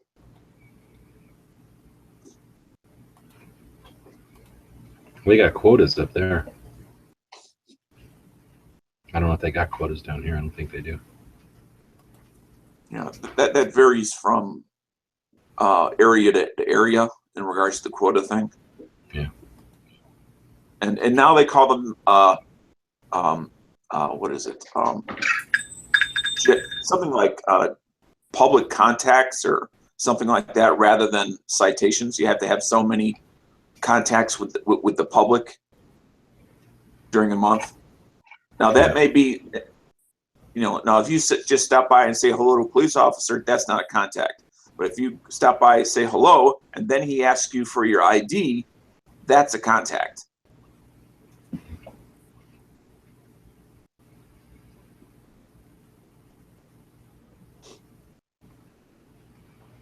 Those Russian slab side mags that Flippy found for $50 at Wanamaker are going for 110 in Virginia. Marco just sent me a picture. Oh, I gotta say, because I took a whole bunch of pictures of those Russian magazines, all the variations, including the aluminum ones. They look just like Eastern European steel mags, except they're aluminum. And they are like feather light. Mm-hmm. Because I thought the guy was selling Russians, and then he just happened to have some Eastern European. And the guy said, "Oh no!" And this is that same Facebook guy that doesn't make it easy to contact him.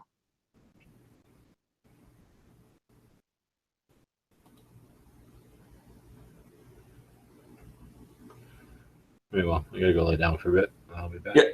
All right. Catch you later.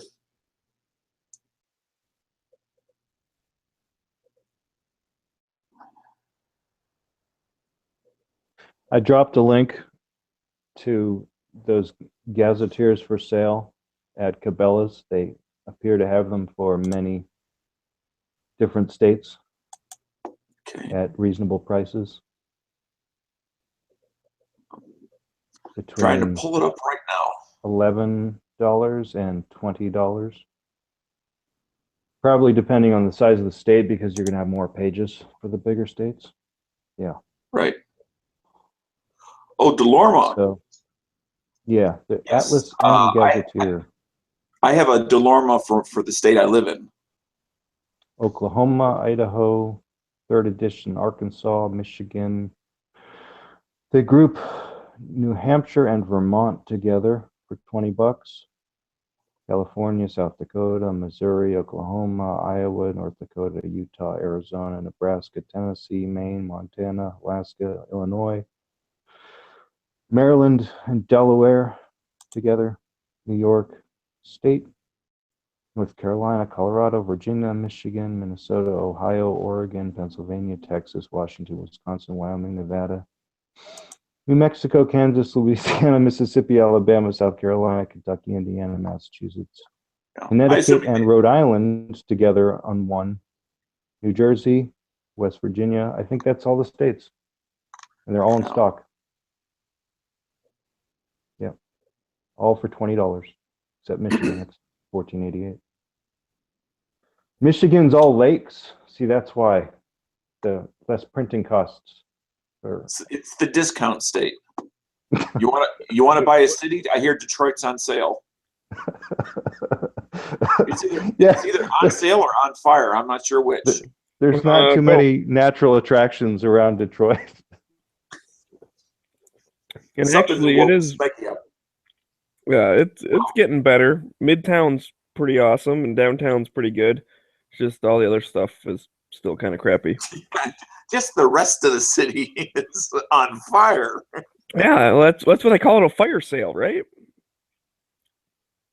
Actually, we had one of the safest Devil's Night ever this year. There was not very many fires. Well, that's because the city is only a shadow of its former self as far as population size. I mean, they're either in prison or moved. It's also because they've been actively cracking down on it. The city renamed it Angels Night, which is still fucking retarded. But less people burn houses down now than they used to. So I guess that's good. There's less houses because they bulldoze so many. There's still enough. Well, that's true. You're right. They have been getting rid of blight, but there's still. And I do have to say, in the city where I do most of my driving, it got a lot of abandoned houses, and where they've bulldozed them, it does make the area just aesthetically look nicer. Even though you have, it's like missing teeth. When somebody smiles who's missing a couple of teeth, it looks a little odd. Well, and it looks a little odd when a neighborhood is missing, 8, 10 plus houses, but it also looks a lot nicer, even if it's just grass. Right. Well, and they do little neighborhood farms and shit.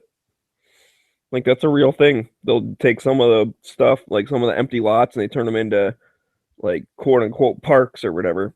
But then people go and grow vegetables and shit.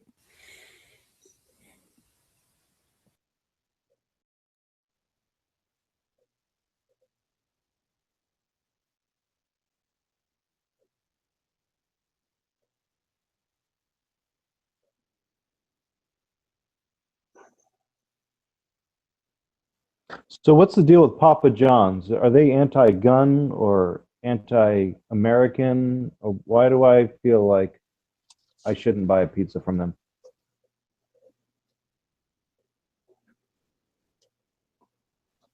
I'm not aware of what's going on with them. Why, did you hear something? Or see something? And did you say something?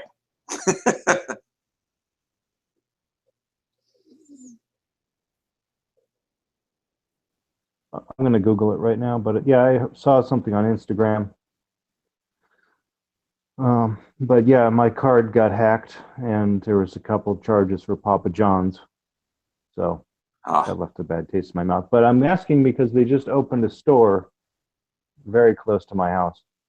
And I just want to thank you for that pizza, Clay. It was delicious. With a $100 pizza, yeah, my bank canceled that charge. So good luck next time.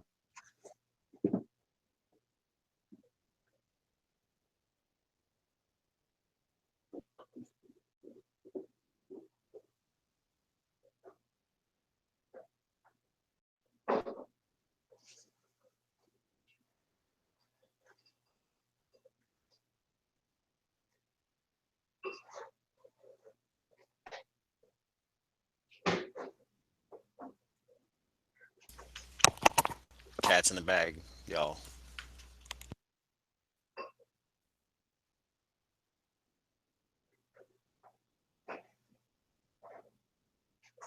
I bet that cat's not happy to be in the bag.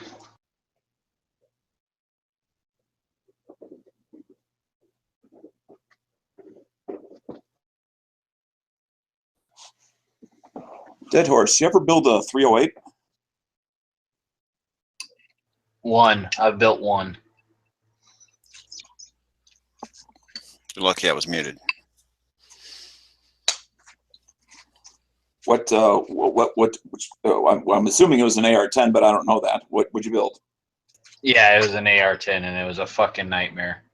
Like what was originally planned to be between like a $600 and a $700 AR-10 ended up costing almost $1,200. So then I was like, gee, like I should have just like bought one, like like, so yeah, like I'm probably never going to build another AR-10 again. Like if I ever want another one, I'm just gonna buy one. Well, so which pattern did you use? The AR or the what is it, DPMS?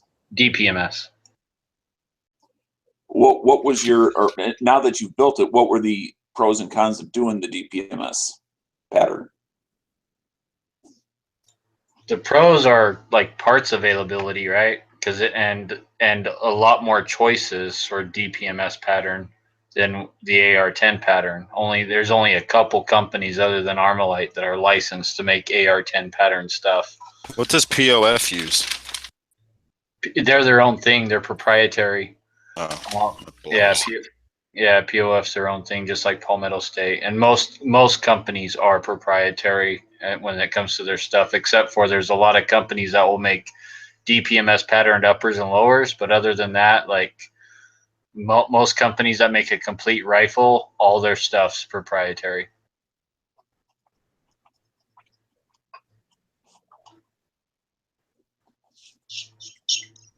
But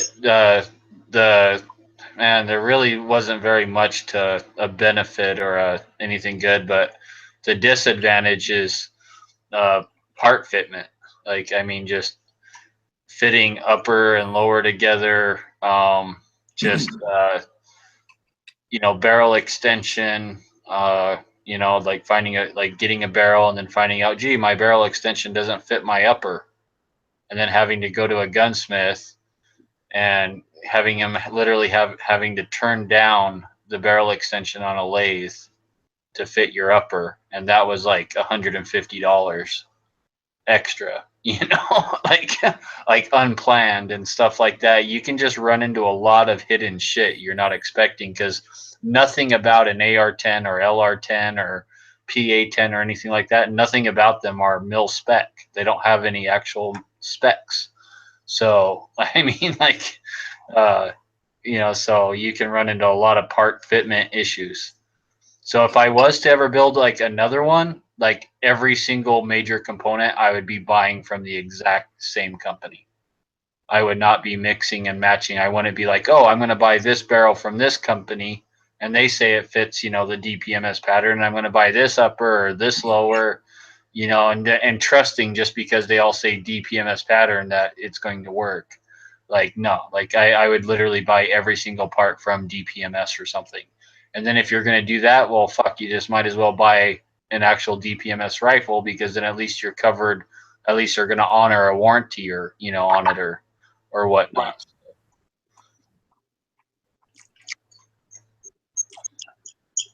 Makes sense.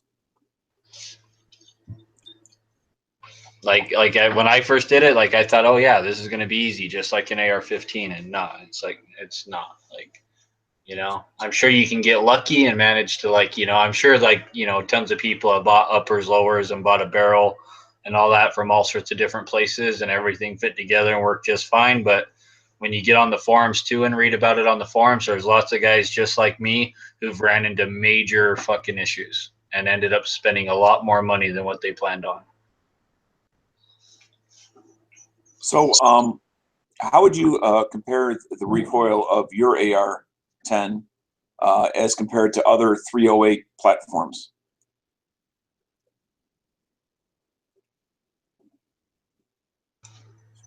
I don't know. Mine shoots pretty dang smooth, actually. have a A2 style stock on mine though, and everything, and like a 5.1 ounce buffer, so it's got a pretty heavy buffer in it, and I don't know, it shoots pretty smooth. Like it doesn't really, it recoils more than a 5.56, but it's not like it's a bolt action or something. Like a 308 bolt action is definitely going to kick more than my AR-10 does. Mhm. Because that buffer system, that spring absorbs a lot of the energy, or at least slows it down so it's not as noticeable. I think they shoot pretty smooth. Like, and they're pretty accurate too. And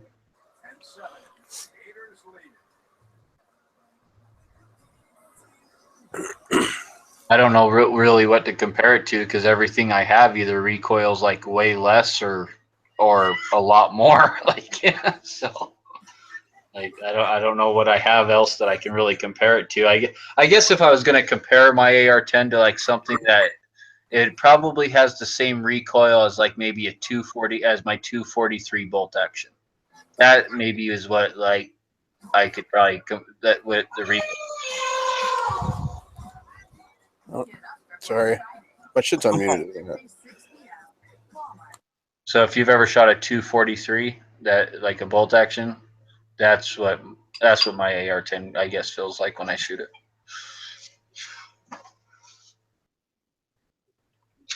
Have you ever shot a C308 Century Arms import or the H&K variant? No.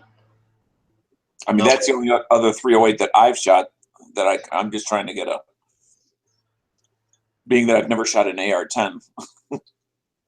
No, I've never shot like a Scar H. I've shot M1s, and I like the Grand I shot. I would say that my AR kicks a lot more than a Grand, because a Grand probably has a good, 2 or 3 pounds, maybe 4 pounds heavier than my AR-10. So, and that extra weight, so a Grand is a lot more forgiving than an AR-10. But I guess you could make it depending on how you built your AR. Like it's, depending on how you built it. If you built it all heavy and shit, then it'd probably be very similar,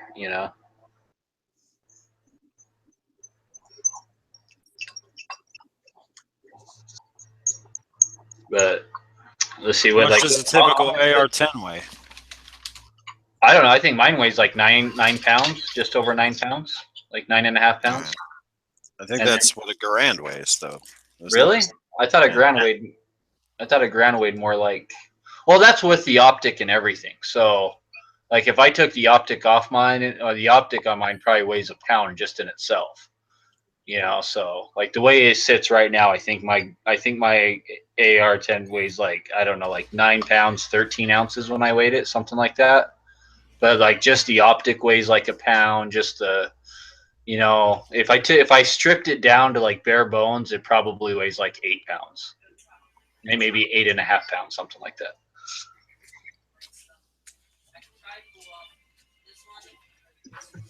Like, how much does a Grand weigh empty? I don't know. Or like bare bones. I think it's 9. I think it's 9. Even if it's chambered at 308.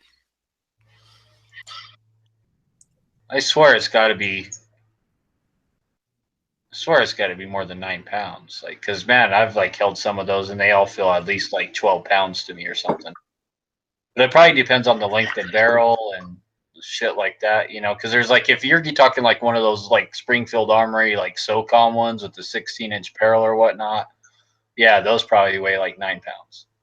But like the Grands that I've shot are like, have like 24-inch barrels and shit. Like, It says on the wiki, 9.5 pounds to 11.6 pounds. Yeah, see, like the 11.6 pounds, that's more like the Grands I've shot, because like I've shot the big long barreled ones that, that is like, I don't know, I think they have like 22 or 24-inch barrels. So yeah, 24. This one only gives one length, but it's saying 24.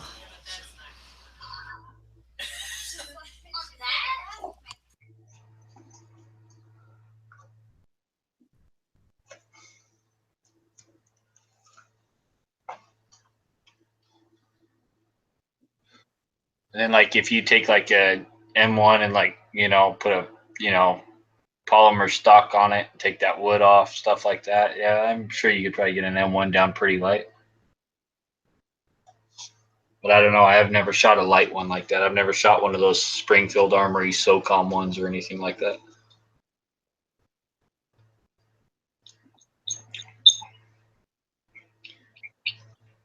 Looking to get a 308 Dano? No, I'm just interested.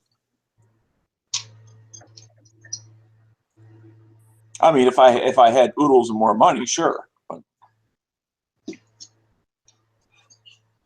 Don't worry, Trump will give you one. Trump will give us all one. I'll be okay with that. I'm trying to remember which president was in office when almost everybody received a refund check from the government as a economic That was incentive. Bush. Was it That Bush? was W. Yeah. Yep, that was Bush. I remember that because I got $300, right? Something like that. Fuck no. Bush gave me like $800, dude. I was like all happy because I bought a new gun with that. I know it varied from person to person. I think I got maybe 500, but 400, 500, something like It that. was a stimulus package. Bush did it where he gave you it all at once. Obama did the same exact stimulus package, except he broke it up into the weeks you would have made the money in. So it was like the worst stimulus ever because you got like four extra dollars a week or some shit. It's like, woo!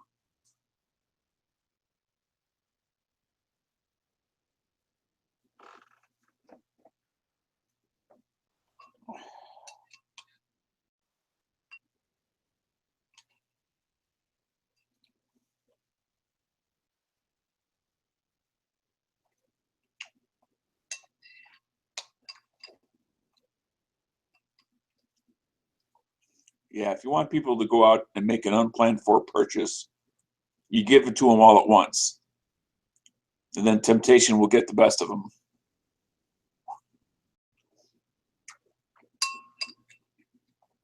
I know what happens when I suddenly discover, hey, I got a couple $100 extra I didn't know I had.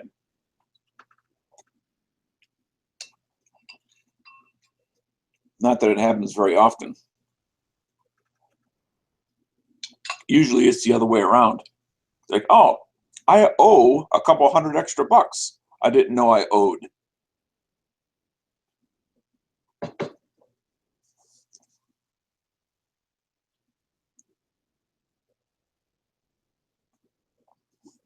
I'm going to go make myself some coffee. I'll be right back.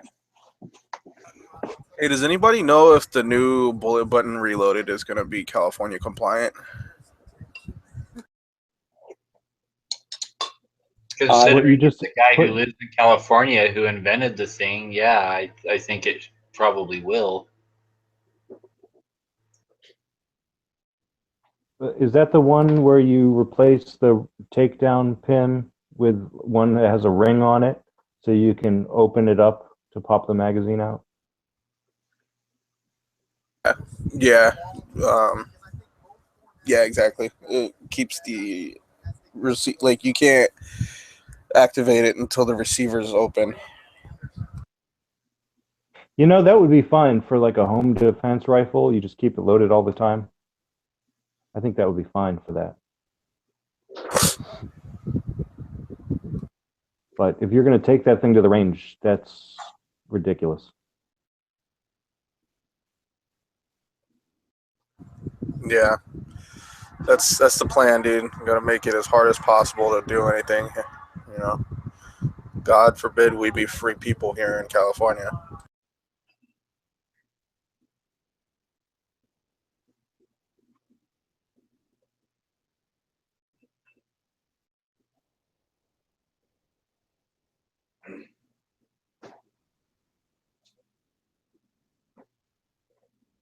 Oh man, these allergies are kicking my ass.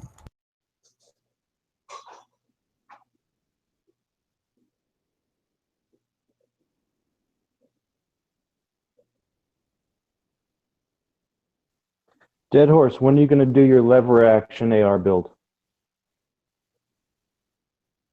You know, it's funny that you say that. Like, I've been actually sketching some shit out for that.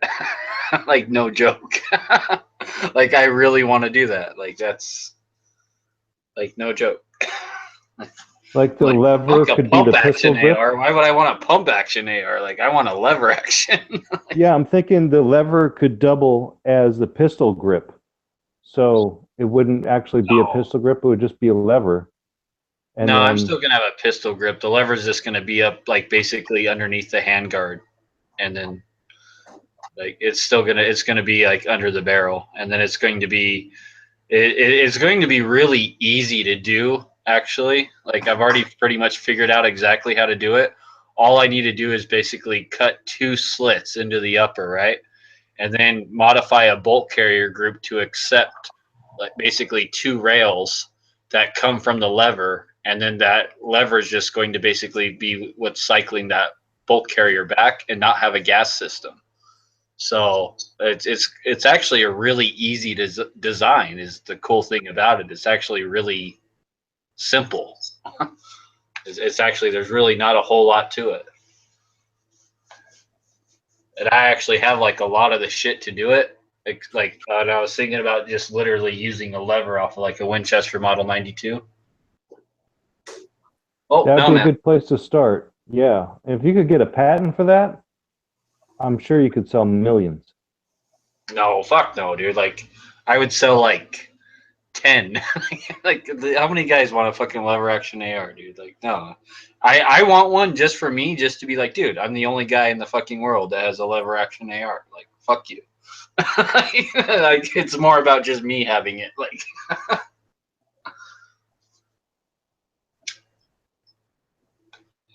and it's also cool to say that you built shit like that yourself. You know, you take that kind of shit to the range and stuff, and people are like, what the fuck is that? Where did you buy that at? And you're like, oh, I made it. And they just like shit themselves.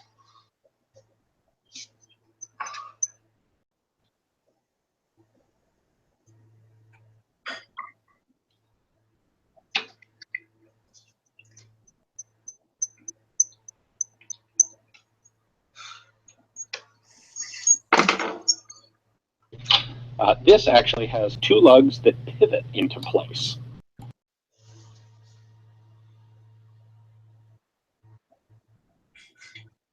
What's that, Raph?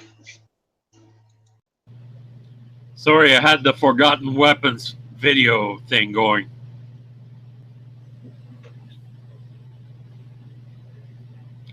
Hi, all. I'm back from shower and food.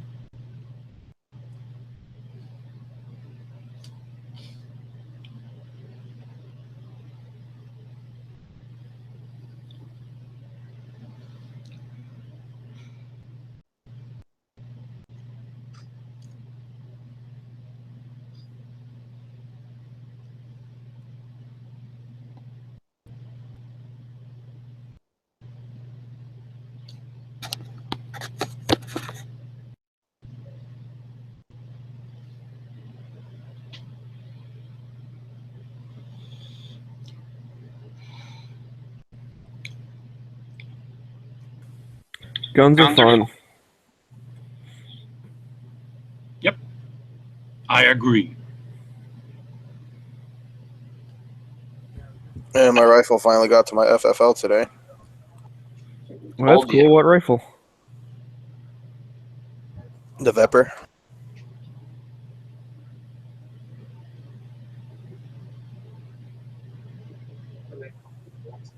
I'm making coffee right now. Okay. You can have one of my cups.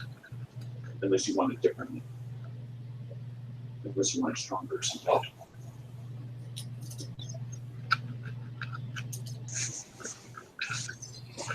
Hey, Ralphie. I don't know. How's life treating you today? Good. I worked, so one day closer to victory. Hey, cash is always good. Yeah.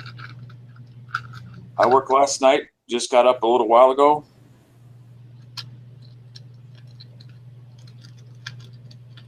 Orc is good. Versus sitting at home spending money. Even if you're not doing anything, you're spending money. True. Cost of living. Yep. Watch whether TV. Whether it's a mortgage payment or rent, it all gets divided by the number of days in a month. Oh yeah. Even your car has to be insured. Your electricity for your house. It's sitting just there and the meter is ticking. Yep. Your internet connection. Oh yeah. Your phone. Why are you guys being all depressing? Jeez. Well, no one else is talking. We're just. You go ahead. Just bring up a subject. Let's talk about guns. Peggy, go ahead. You take it. I already said it. I said I like guns. Guns are fun. No, that's not a conversation. That's just a nugget. It's a nugget of wisdom. Oh, Dano, was that you that was asking me about my about which rifle it was? I think it was me. Pepper. Oh, okay. Yeah. I still have to wait 10 days though, so it fucking sucks. Here's the topic. What's the best AK? The one in your hand? I like my DDI. That's neat. I mean, What do you? Okay, Smeggy, I got a question for you about that. Okay. About your DDI. Did you see AK Operators Union DDI thing? No, I don't watch a lot of his stuff. I've only seen a couple of his things. Oh. Something Well, you about should watching a watch dude it and shoot a get back gazillion to- times, like, okay, that's fine. Well, you should watch that thing and then get back to me and let me know what you think of his torture test on the DDI. Why, did it blow up or something? Pretty much. Huh. Yeah, it's the amount of rounds that took to do it is the fucked up part. And, like, it didn't even make it to 1,000 rounds, right? So, like, when I first started watching his videos, what I found informative was like what to look for as far as whether, not so much the country of origin, but as far as, what are you doing, Ralph? Stop that. You're being goofy. Yeah. Anyway, was like how to check the rivets and things like that for people who may not be familiar with the platform, as far as what to check and how to check it. As far as you're at a gun store, what do you look for before you even have a chance to fire it? Wear marks if you're buying a used one.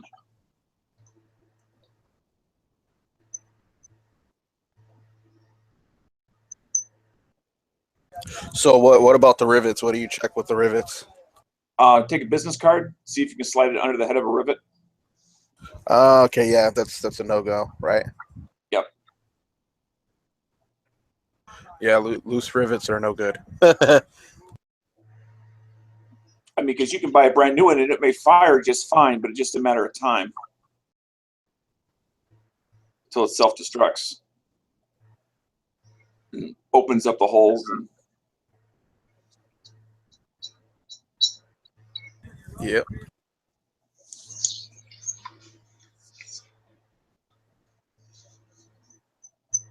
but, you know, since everybody has access pretty much to a business card from someplace, it's just a quick and dirty test, so to speak.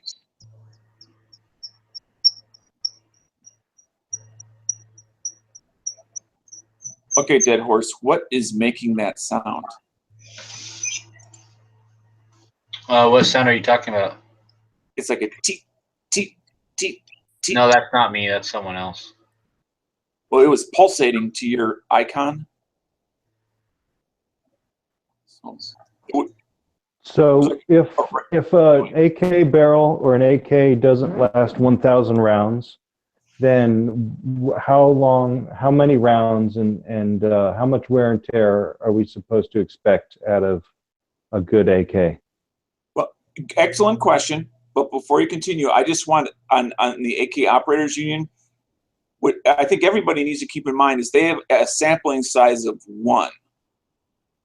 So it's in and of itself statistically worthless. So when they do a DDI or they do somebody else, it's just literally an evaluation of that one gun.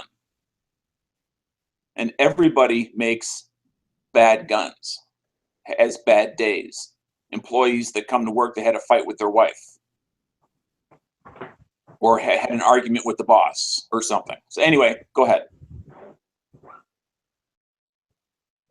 Yeah, no, I asked my question. If 1,000 rounds isn't good enough, how many thousands of rounds are we supposed to expect out of a barrel or a receiver? Minimum of 10K.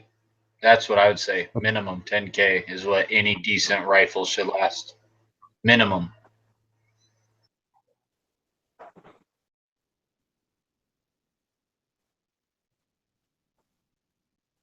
But that's So is that just the barrel? my opinion. That's just my Or opinion. is that till rivets start backing out? I don't know about AKs. I don't know shit about AKs. I'm just saying, for me personally, like my point of view is I don't want a fucking rifle unless it's going to last me at least 10K. Well, correct me if I'm wrong, but AKs typically aren't considered precision rifles. Correct. So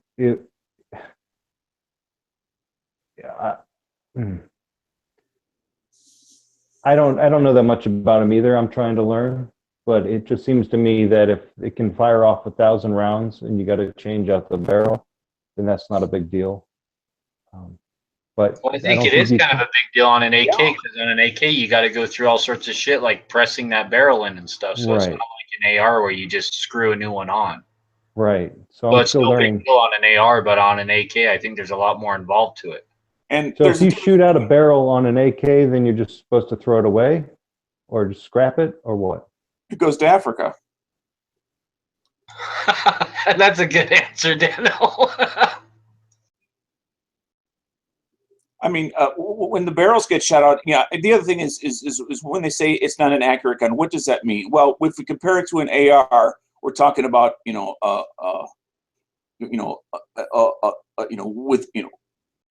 with like 1 inch groupings. You're never going to get that with an AK. You're going to get minute of man groupings, which is fine because that's how it was designed. Okay, so that's perfectly acceptable. But when you can no longer achieve minute of man accuracy with an AK, then it's a problem. I don't know, man. I've seen guys at the range with this like pretty much like regular like Wassers and shit, but they'll have an optic on that AK and not be using the sights, right? And they'll have like a little like scout scope or some shit on that thing, and they'll be shooting like 3 MOA groups at 100 yards. And to me, that's like great. Like that's totally acceptable. Like that's even acceptable to me out of an AR platform. So and on an AK, that's probably as good as it's ever going to get. I mean, there's always exceptions. Again, just like the DDI gun that self-destructed, there are guns that come out that exceed the normal quality measures. Just like there's guns that come out of the same factory that don't even make the quality checks, but somehow they still get out. Where an AR should always be able to break that, as long as the shooter's capable of it, should be able to meet or exceed that 3 inch grouping. So they broke the ejector, eh? Yeah, the extractor snapped off. The extractor, yeah. But that's on their new, like, 100% US made one, and mine's a parts kit. So they just, it's the DDI milled receiver, but then they just put other parts in it. So, I don't know. We'll see. I mean, I haven't shot thousands around out of mine yet, but hopefully it won't break. Oh yeah, I was just curious about your opinion, Smegs. That, like, I didn't even know that it was their 100% made one. Like, I didn't know. But that's a good point. So, and from what I've heard is like pretty much like the stuff that was actually made over in Russia, right? or even like Yugoslavia or whatever, like all that stuff's pretty much better than what most American companies are popping out, right? That's been the idea. Yeah, I mean there have been some places that have been making 100% U.S. AKs, and supposedly they're all good now. I think they had problems when they first started up, but that's like the new thing to do. There's a couple different. It's not just Century makes one, but like I said, DDI's making one. I know they were kind of proud of it at SHOT Show, or not SHOT, NRA show.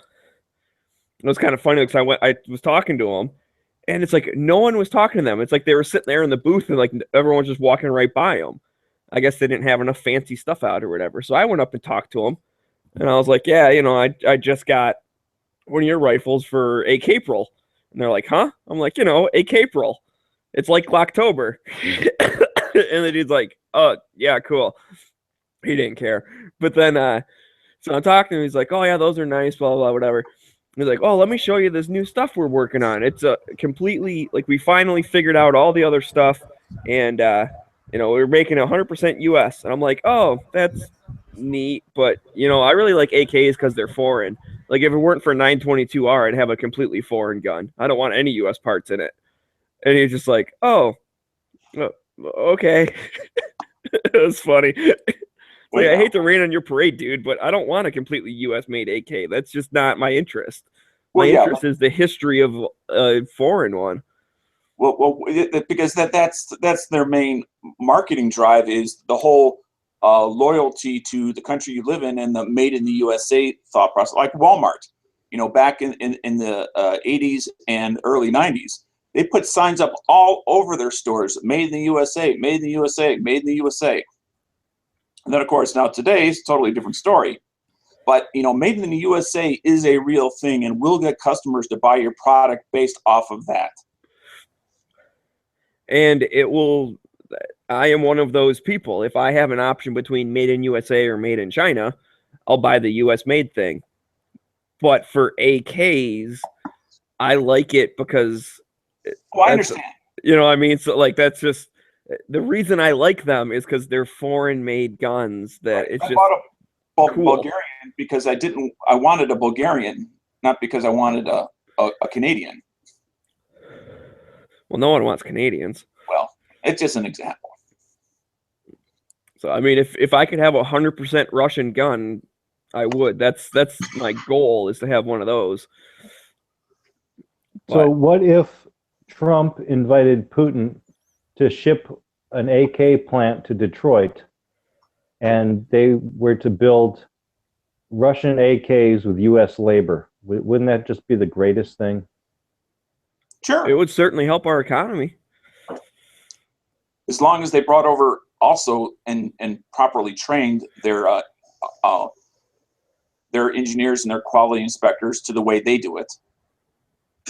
I mean, that's kind of like what Klitschko Concerns is doing, even though they have to say, like, we have nothing to do with Russia. Like, it's just a name, because they can't be tied. But I'm pretty sure they're still pretty well linked with, the actual Russian ones. Well, it's also just for the survival of the business. I mean, imagine if Hillary did get elected, they're just one executive order from being run out of business. If they had any connection. Yeah, well, they would have had that same risk of being like, oh yeah, you can't sell AKs anymore. You know what I mean? So it's like that. Yeah. That risk was there too. But you're right. I mean, but that's how we lost some of the Russian products already, was because is a economic sanction against Russia. Right. It had nothing to do with what it was, and more to do with how to hurt Russia. How did we hurt? How did we hurt Russia when Hillary sold them 20% of our uranium, and then a year later Obama puts sanctions on them? No, I'm saying that was their thought process. I'm not saying. Oh, I get it. I'm just saying why. No, it hurt them because, for one thing, we're looking at it at the gun point of view, but really the sanctions were hitting like missiles and tanks and jets and all sorts of other shit also. He was trying to hurt Putin's friends, basically, because there's a handful of people who own everything in Russia and they build all this stuff. And he was like, yep, You can't have any of that shit. So he figured if he put pressure on his friends, Putin would be like, okay, we'll stop invading Ukraine. It didn't work, but that was the thought process behind it. And as far as selling them stuff, well, then we're taking their money, so we're not helping their economy. I just wanted to know why we sold them 20% of our uranium. Well, And that's claim to be trying to hurt them later. that's a question for the Economic globalist. That's some weird shit. I mean, Hillary actually does what as she's told. Right. I mean, she's not an actual behind-the-scenes player. She's the front, or one of the fronts, one of the many fronts. I mean, because the real players would never be stupid enough to go out to be, intentionally well known.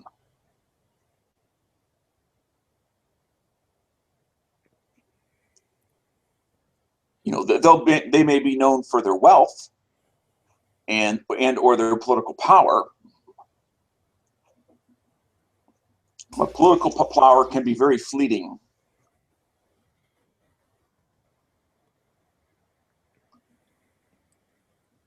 Goldman Sachs. Mm-hmm. Oh, man. Smeggy, you're on a list now. Why? You said the G word. What word? He said, "Oh man." Yeah, what did I say? It starts with a G. Goldman Sachs. I didn't say that. He just said it You again. just said it again. What? Next, you're gonna call me a Zionist. Oh shit! Forgot about that. Holocaust denier. That'd be the opposite of a Zionist, I think. Your multi-personality disorder. I do have that. I'll give you that. So yes, you can be both.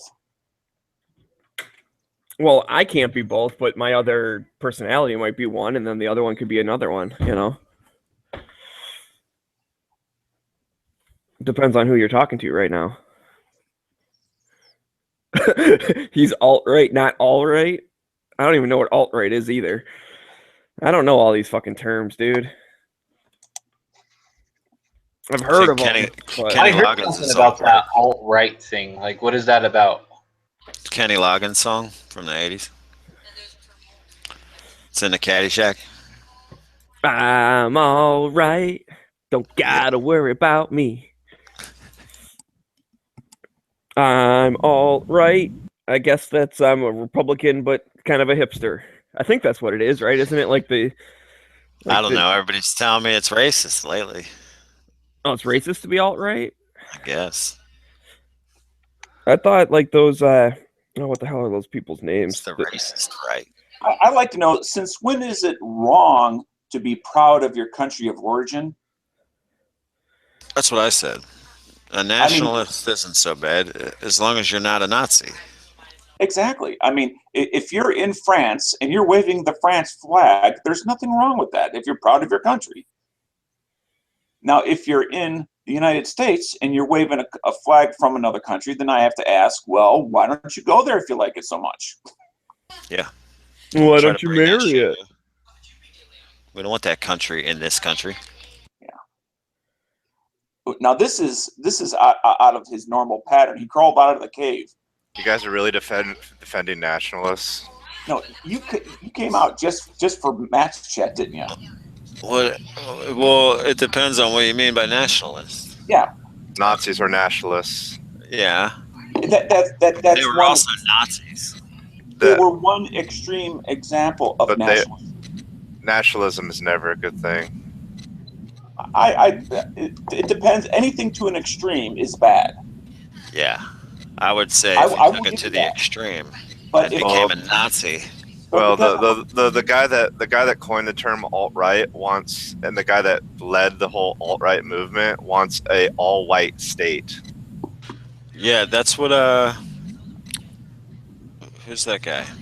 Well, that's not what when I think of nationalism, I don't think of color. I think of what you no, that's the and unfortunately nationalism in its purest sense is it's not. That's basically like any movement where people want to kick out anybody else from their country. That's nationalism. Any But you movement don't where understand people how- want to. How words over time do change meaning. Like the Democratic Party used to be what we now look at as the Republican Party. They change over time. I think the Nazis ruined a lot of things forever. Well, and that's probably So the National Football League's Nazis. Nationalism and national aren't the same fucking thing. Being patriotic and being nationalist isn't the same thing either. That's why we have our own term, patriotism. Yeah, I don't mind that. It's with the exception of the Nazi thing, which is an extreme example. I think they're one and the same. But I understand your position.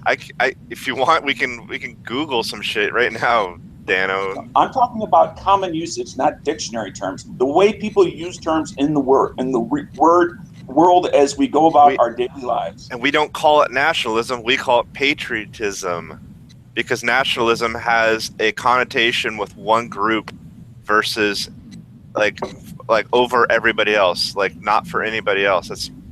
I'm really fucking dumbing it down, but that's basically what nationalism is. Yeah, but we're a nation of a melting pot, right? So our nation isn't the same as everybody else's. Right. We're not For the looking at most part. Nation, one race. It would be to redefine the word nationalism. Nationalism is patriotism to an extreme. That's the best way I can put it. It's where it goes too far. That's why there is two words that kind of mean the same thing, but one is when you take it too far. Like, I don't know, like being a bigot and a racist, I guess. I can't think of any other way to fucking put it.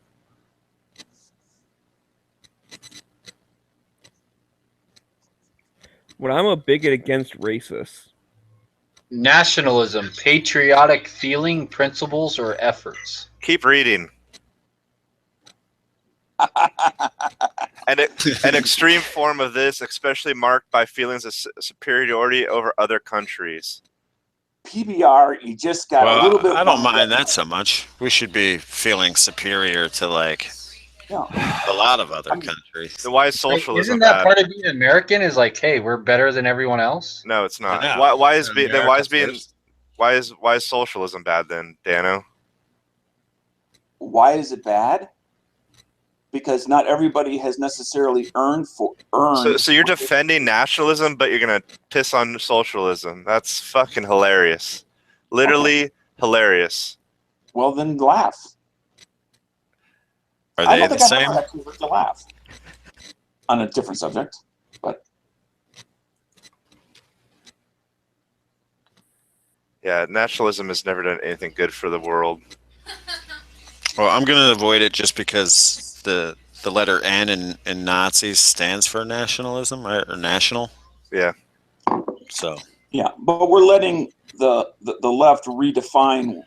We're not letting the left redefine nationalism. It's always been bad, no matter who was president.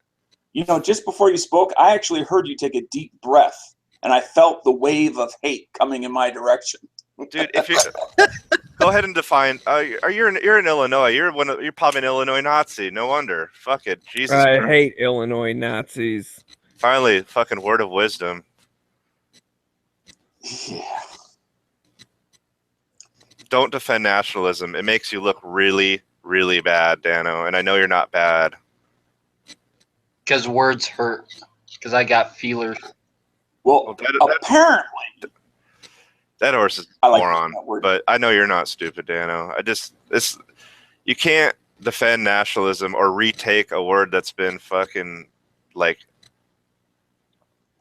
been. Because you let someone take a fucking word from you, and that you let them change it to what It they was mean. never our word. Our word was patriotism. Patriot. That's what we were. That's what we are. Nationalism is patriotism to an extreme. That's when you start kicking out anybody you don't deem to be. All it says right here that an extreme form of nationalism is that.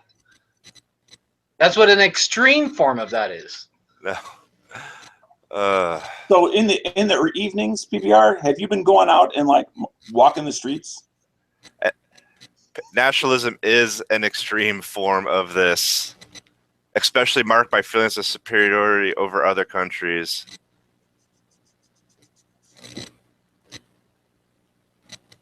Good God. He's angry. He's because you guys are literally defending the fucking people that fucking cost us so much fucking blood over the fucking Man, last. we're not literally defending those people. Dano is nationalism. Fucking goose stepping fucking Nazis. He's trying to make a bad word make sense into a good word. I don't think we ought to let any It's group, just like including common us, sense. It's like common sense gun laws. It's just common redefine sense. our language for the My rest wife of all just called me time. fucking By the fat. way, it was German. All right. It was not English. And I'm pretty sure the Nazis were socialists, right? It was like the National Socialist Party. So I don't remember him being called the Nationalism Socialist Party. I mean, I'm so dumbfounded by what you just said, Dead Horse. The nationalism is the same fucking word, dude. Just different fucking context. Like, ran and run. So like when I want to run away from this chat, or I ran Wait, away from it's the the chat. same word now. So then when I said National Football League, and you're like, no, it's not the same. But now it's National isn't. Make up your fucking mind, dude. Come on. Like, which one is it? Are they the same or are they not? Yeah, national and nationalism isn't the same fucking word. Can I call a timeout in this topic? I'm going to withdraw everything I said officially. This isn't a court. Well, obviously, because these definitely aren't my fucking peers. Oh, you stabbed me in the heart. Well, I like Dano, and I like all y'all. Maybe not Dead Horse because he's fucking wrong, but Well, I'm calling a timeout on the topic. I'm the one that brought it up, so I'm the one that's putting it to bed. Anyway, so what else we want to chat about? So PBR, have you made any progress on your World War II? no, I haven't had time or money. Oh, okay. Are you moving out of the commie state of Washington? Or where are you at? Oregon?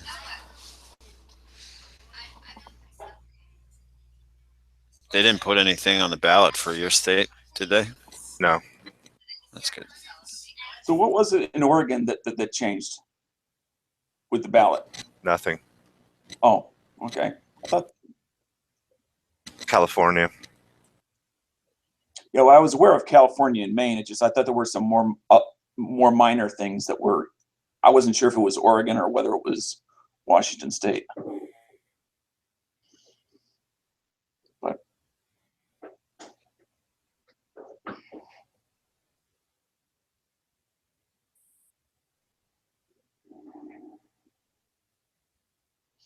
so I got a question for you, PBR. Have you? We were talking earlier about the recoil of AR-10 versus other 308 platforms. Would you consider the AR-10 of the 308 platforms that are semi-auto to be a little better at handling recoil, not quite so good at handling recoil, or what's your thoughts? I don't have any thoughts on it. I don't know. Okay, I mean, I've only shot one 308 rifle in my life, so I don't have any. Never shot an AR-10, so I don't know.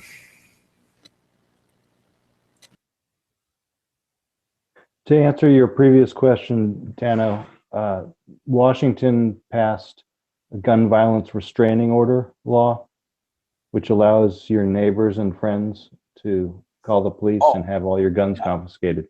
If you feel something, say something.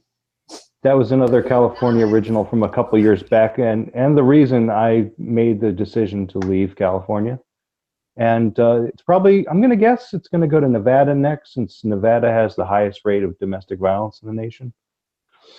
So yeah, keep an eye out for that one. the neighbor gets to rat you out law. Yeah, that's some commie 1984 bullshit. Now, at least in that state, how long are you separated from your firearms? Is it like a 2-week thing, a 2-month thing, till a You judge never tells get them back. You So- will never get or them you, back. you prove your innocence. Okay, so you have to Like, get an I'm not attorney a to go back in danger. court. Is that what you're saying? I think it's safe to say once your guns get confiscated by the police and thrown into an evidence locker, you're not going to want them back. Well, the way the one went in Hawaii that they voted no on, I think, 2 years ago or last year or something. It was 14 days, I think. They kept your guns. Yeah. I mean, I understand the philosophy of the TRO. I mean, but T is for temporary, not permanent. And I wasn't sure which they were vying for, the permanent or the temporary.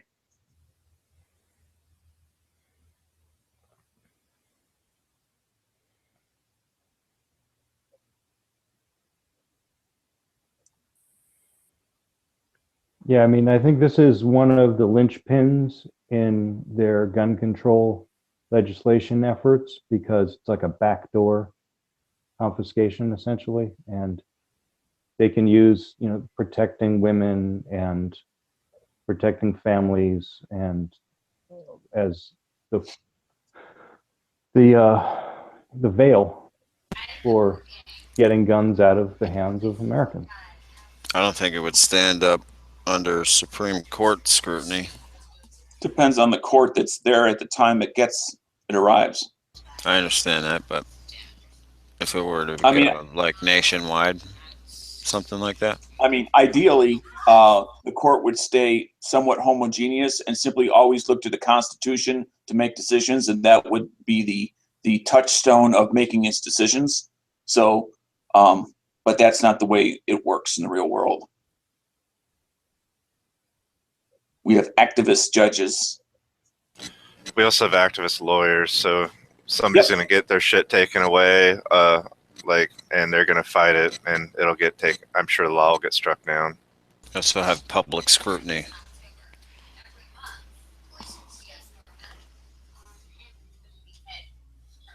I don't like. Moon, when you say public scrutiny, what do you mean? I mean, there's a way to overturn Supreme Court rulings.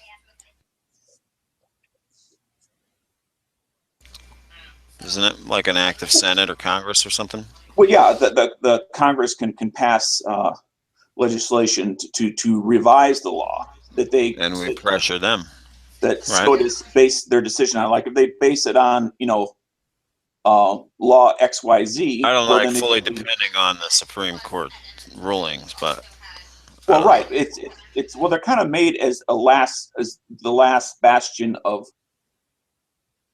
maintaining any sort of constitutional government, in which sometimes they succeeded and sometimes they failed. Doesn't that go against illegal search and seizure? you think? The Fourth Amendment, right? Yeah. Well, in states that have mandatory background checks for private sales, in theory, all of the firearms are registered with the state, so they know what you have. And, With the exception of all the firearms that were in existence prior to the law taking place, yes. There's an implication that they have some ownership of that property because it's on a registry. They're regulating it. This is the mentality that they're pushing through. Hopefully it won't spread very far, but they're pushing it through. Maine shot it down. As soon as you start allowing registries to be created, then it really is a slippery slope. Yeah, well, I've always maintained that the other side's strategy is literally death by 1,000 paper cuts. Yeah, try living in between Washington and California. Yeah, unfortunately, the left coast is becoming more and more similar to the right coast. Yeah, you're behind that wall, PBR. That new wall they're building. Oregon's always had better gun laws in both states. It's always been more centrist, but the more Californians move here, the more that changes. Because they're not moving to Central Oregon or Eastern Oregon, they're moving to Portland and Eugene. So basically, they're, and those areas are what control the vote in Oregon. Right, and that's the identical problem we have in Illinois. Is Chicago and the county it's in dictates the entire state. You need a bigger state. Well, that's why you haven't seen anything on the ballot in Oregon, because our governor knows if she would have gone and done something before this last election, she wouldn't have got reelected. And so now we're waiting to see if she's going to actually try something, because if she does, I don't know. I'm hoping it gets put to a vote, but I doubt it. I think she'll just push it through the legislature.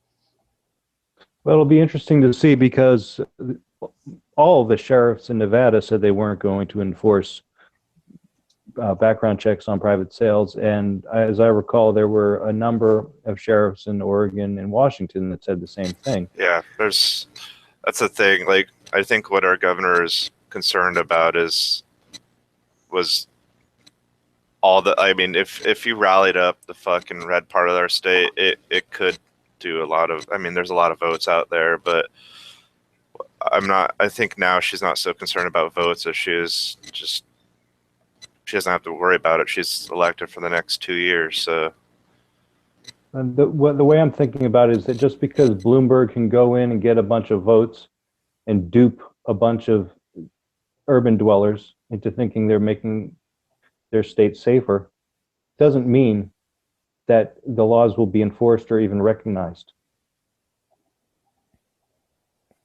yeah, I'm not going to. Yeah, but fear is a tool of the government in regards to enforcement. Think of just taxes, how much we fear the idea of even just getting an audit. And therefore, so many of us comply just out of fear.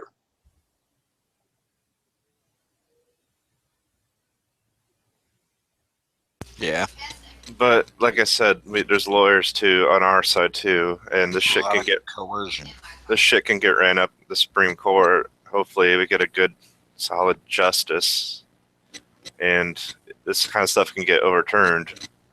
In fact, the lack of NRA stuff I see on the ground here, I wonder if that's the lack of NRA in individual states is why I wonder if they're just paying they're just lowering, they're just paying lawyers, not paying lobbyists.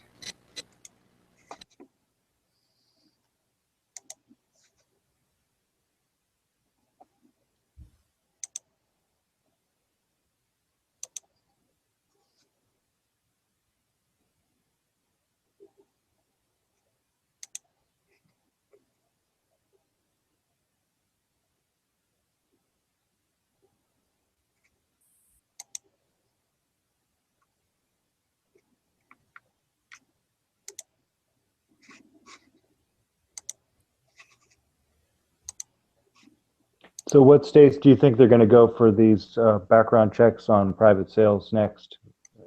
2018? Arizona? Texas? Does Texas already have it? No. Fucked up thing is like a lot of the gun stores they were just silent during that whole fucking thing here because that's extra revenue. So they weren't they're not going to fight it.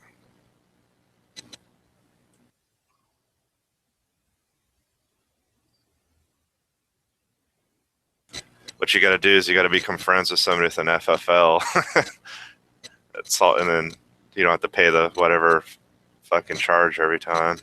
Well, yeah, I mean, even if all of the people who were not using the FFL before start using the FFL now, it's not going to change anything. It's just going to transfer some money from private people to FFLs. It's not going to like make anyone safer. People, there's people who are going to sell guns to bad people are going to do it illegally. You're not going to have all of a sudden grow a conscience. It's idiotic. It's idiotic. I mean, really, all it could do is maybe the person that you're selling to, is a criminal and you don't know it. I mean, that's the only thing I could say, like, on their side. But I've never had, I was always careful. I never sold a gun to anybody I didn't know anyway. I only sold my guns that I didn't want anymore, to my friends or family members. I can still, that's the thing, like our law, at least I can still give guns to my family and receive them from my family. I can lend guns to my friends, but I can't sell them without FFL. Yeah, that was a recent change here in Illinois too, in regards to private sales. Is we are now required to use an FFL for private.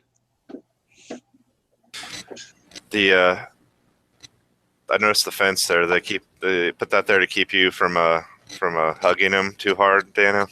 Well, actually, he was coming into the show in Tulsa, and I was literally walking out the door, which is why the fence is there to keep people from, pulling a quick Yui, I guess. Looks like an anti-Dano fence to me. It could be, but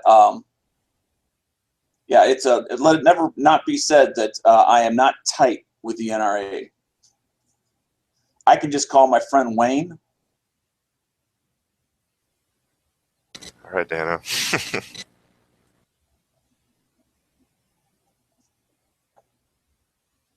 No, it was actually very interesting because I saw him walk in the door because I just happened to look up at that moment, and he was in the entranceway. He was not in the show yet. The show is like in the background of the picture. He was just kind of, a couple of people said, "Hey, Wayne," and, that sort of thing. And so he kind of like shouted back to him and kind of did a very impromptu, because this is literally just, days after the election, thank you all. This week wouldn't have turned out the way it did if it wasn't for you. It wasn't us. It was you. And he was very different than what we see on TV and in videos. We see a very straight-laced, very tight, personality up there. He was very warm, very open, very different than the persona that we see on the screen. How long was it for you to drive from Illinois to Oklahoma and back?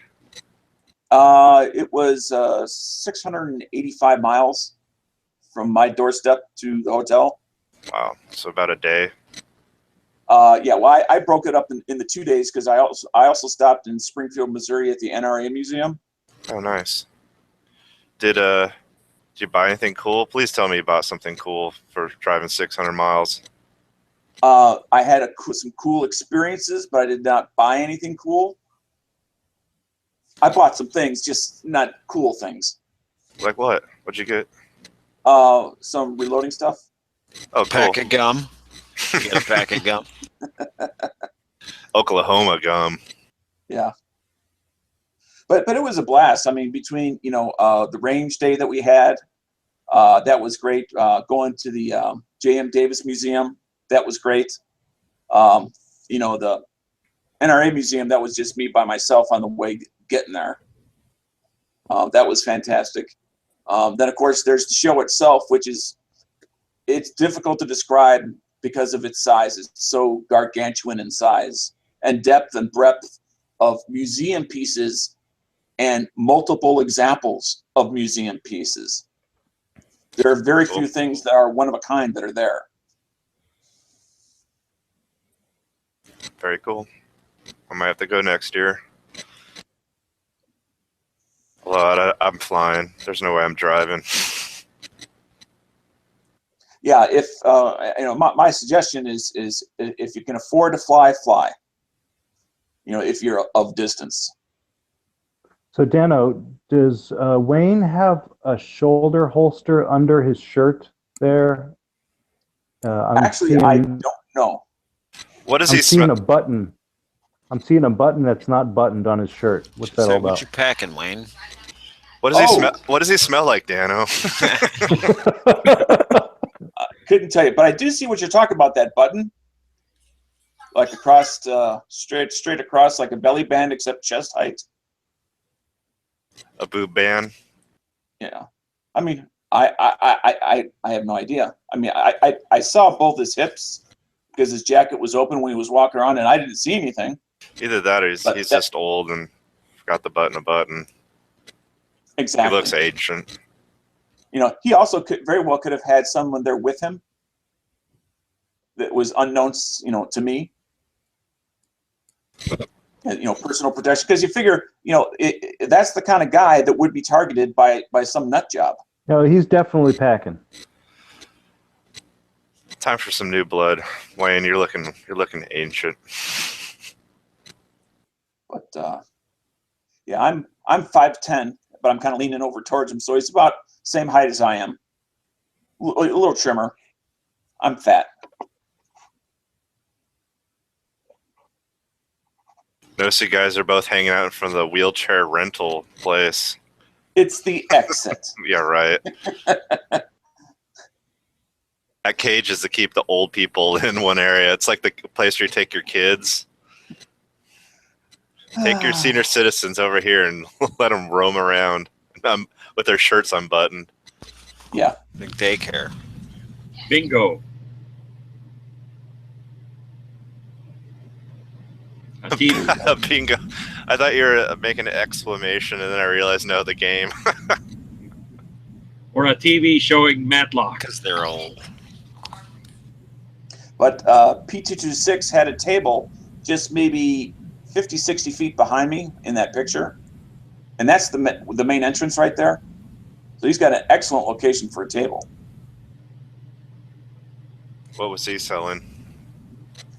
Cigs? Well, actually, he had his main product line is night vision stuff for law enforcement. But because it's, as I'm sure you know, it's very, very expensive. Yeah. But he also sells other stuff as well. But it kind of depends on what he finds a deal on. Cool.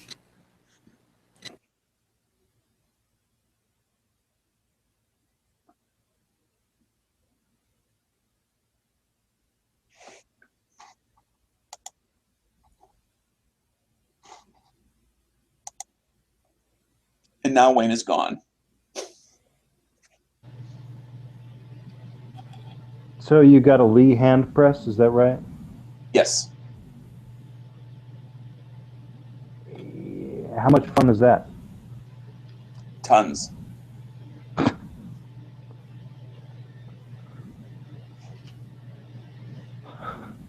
No, I got it for the sole purpose of kind of shit hits the fan reloading, so to speak. So you bought it used? No, it's new. I bet you could have gotten one of those used for $5. Maybe.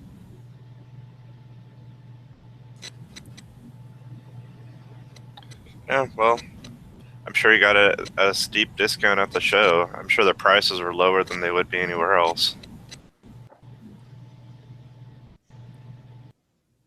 Was their table selling Lee reloading equipment? Yes. In fact, that where I bought it from, that's all they sold was the Lee line of products. It wasn't a Lee company table, was it? I don't believe so. It was an independent. I don't have his card. Because they do have their own website. You can buy all their products straight from their website.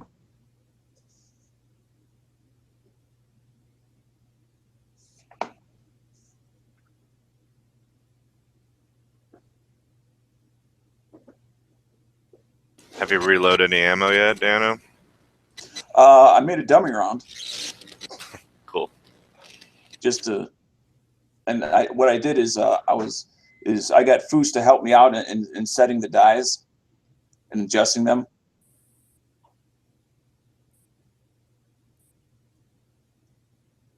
So, that part of the process, I could feel confident in, as well as it's the kind where you just give it like an eighth of a turn and the die comes straight out. You don't have to rotate it all the way down, screw it all the way down.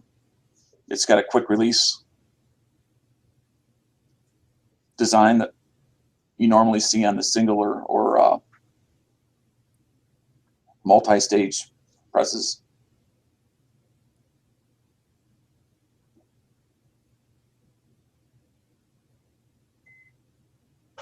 So you're gonna save up for next year?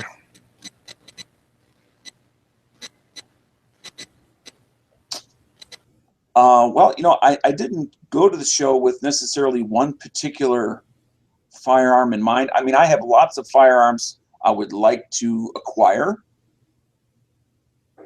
But I also was not aware that they would have, as an example, some of the World War II French and Italian rifles in large quantities. Yeah, the Moss. Yeah, available there, and for relatively inexpensive prices. I say relatively compared to like a Garand. Yeah, most of those rifles aren't very expensive until you're getting the German and American stuff. Yep. Caracanas are only like $100 for like. Actually, they're still just around $200. They're not right. They're really inexpensive, which is I was kind of shocked how inexpensive they were. Yeah, you got to kind of know. You got to kind of know what you're doing so you don't get a shitty one. Exactly, and because I was unexpectedly ran into it. I had not done my research days prior to have that, like on a little index card. So I didn't feel comfortable buying it and then suddenly finding out I didn't get what I thought I got. The Mosses are easier. If the serial numbers match and the stock isn't broken and the bore looks good, buy it. But yeah, I think that's what Foos got. I think it's not the Caracanas. The Caracanas are fine. It's the Austrian. It's Austrian rifles. You have to be careful of because their bolts got mismatched and sometimes it makes them stick. I think that's right. They're straight pull rifle. But it was, just another example of just something that was just cool to see. Was like a 1911, made by Singer. I mean, you see pictures of those things, but to actually see one there and it's for sale. How much? After there are so many numbers I can't recall. I mean, it's just like it's like drinking out of a fire hose as far as what you see and what you might remember. It's just.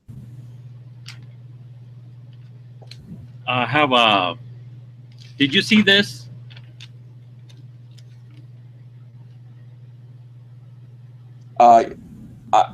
Yes. It has one of those 45s listed by the James D. Julia auction. Oh yeah, they had a table there. And they had a Fine Singer Manufacturing Company 1911 A1 pistol sold for $57,500.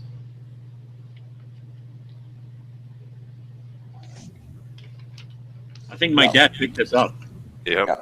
Where I saw the Singer 1911 was at a different booth because the Julia table was pretty identifiable. I mean, they had the style of the table, the big signs all over the place. This thing has, you can look up individual tables and businesses, and it tells you where they are.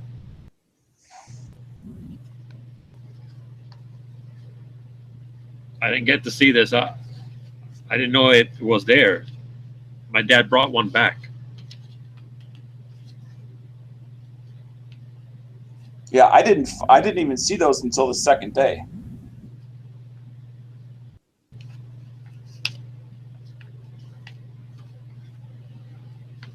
I'm thinking of making a photocopy of this, the floor plan. So if I find something, I can exit out, and I can go back to it.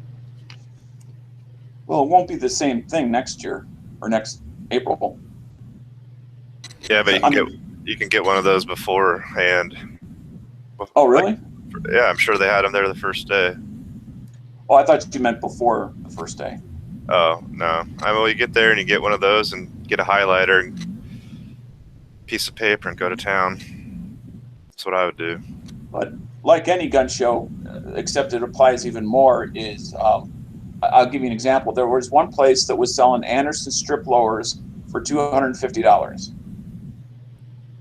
And yet found another place selling Spike strip lowers for $75. That second your due diligence is critical. Yeah, no, that first guy sounds like a asshat. Right. Well, that's what I mean by especially this is post-election, right? Right. Yeah. What the fuck? is doing your research beforehand is important, unless money just doesn't matter.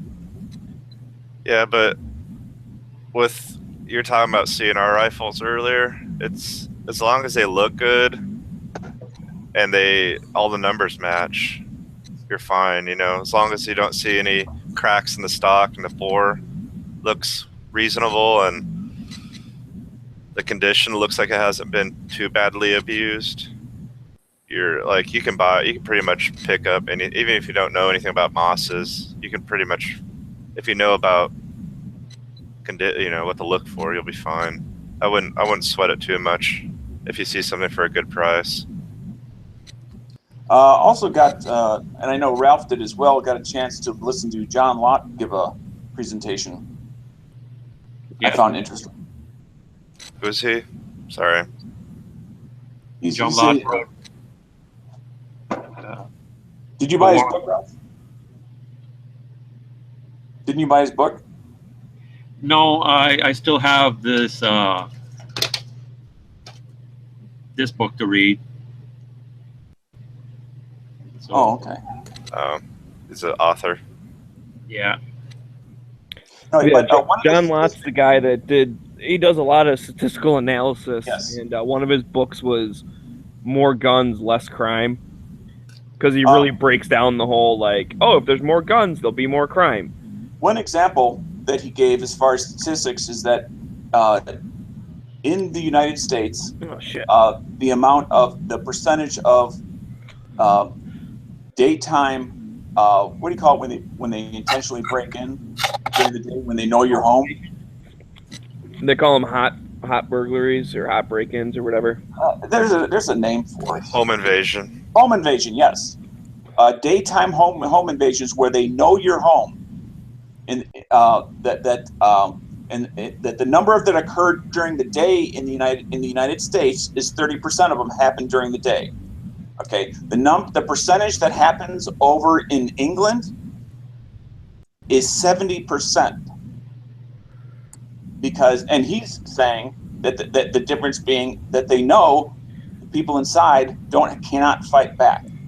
Yep, and he said something like somebody came up to him after some mass shooting in America and said, "How does it feel like to live?" The French reporter said, "How does it feel to live in a country where mass shootings are like this?" It's like, well, you live in the country that has more mass shootings than I do, because France is a very small country, but it has more people being shot in mass shootings than in America. Yeah, per capita. Yep. Yeah, he's pretty good at breaking the numbers down and stuff, and there's a time and the place for that if you're doing anti-gun arguments and stuff, but I don't know. I really like him. He really does debunk a lot of the standard, like, cliche anti-gun stuff.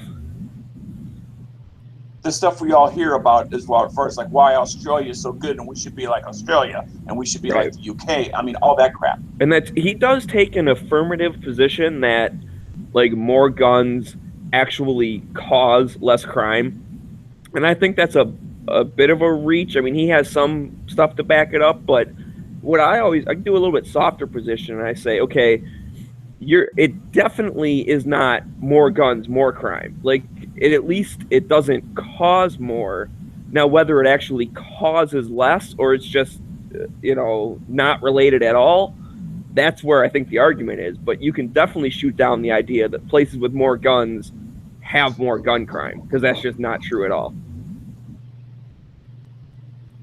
Yeah. And he told a story about Obama is not a very nice man in person. They were both in the same university working in Chicago, I think.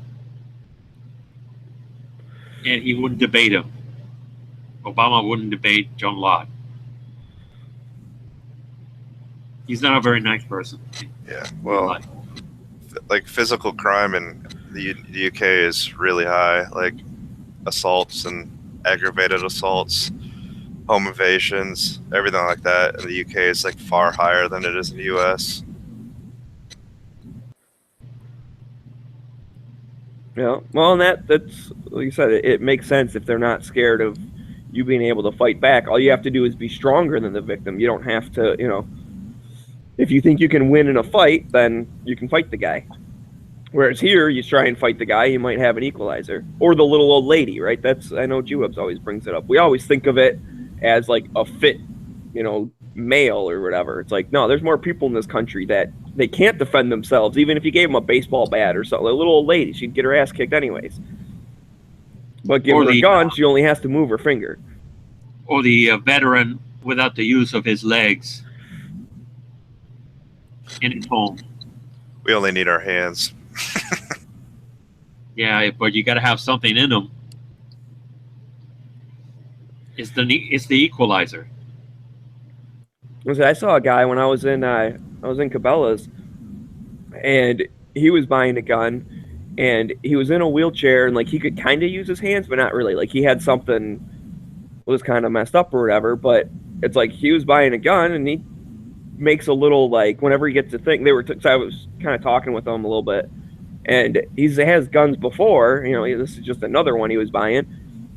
And he makes like a little bracket kind of thing so he can hold it, and he has a grand old time with it. I don't know. I didn't get to ask if he like carries or anything, but people like that probably should, because if he was all by himself and you saw it, you'd be like, oh, look at this guy. I can easily rob him. He can't even like fight back. Yep. I saw people with oxygen tanks, and there was a guy in a wheelchair who had his face. It looked like he had been in combat because he looked burned. And he was there. Little old ladies, little children with rifles. Wouldn't want to be the guy with the oxygen mask getting in a shootout. Get your oxygen tank blown up. One errant bullet, and that's it.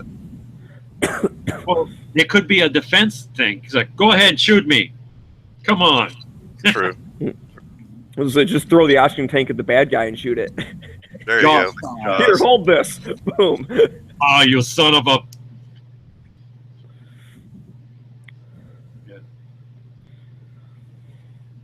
Oh, man. I got a pack. Where are you going, Smeggy?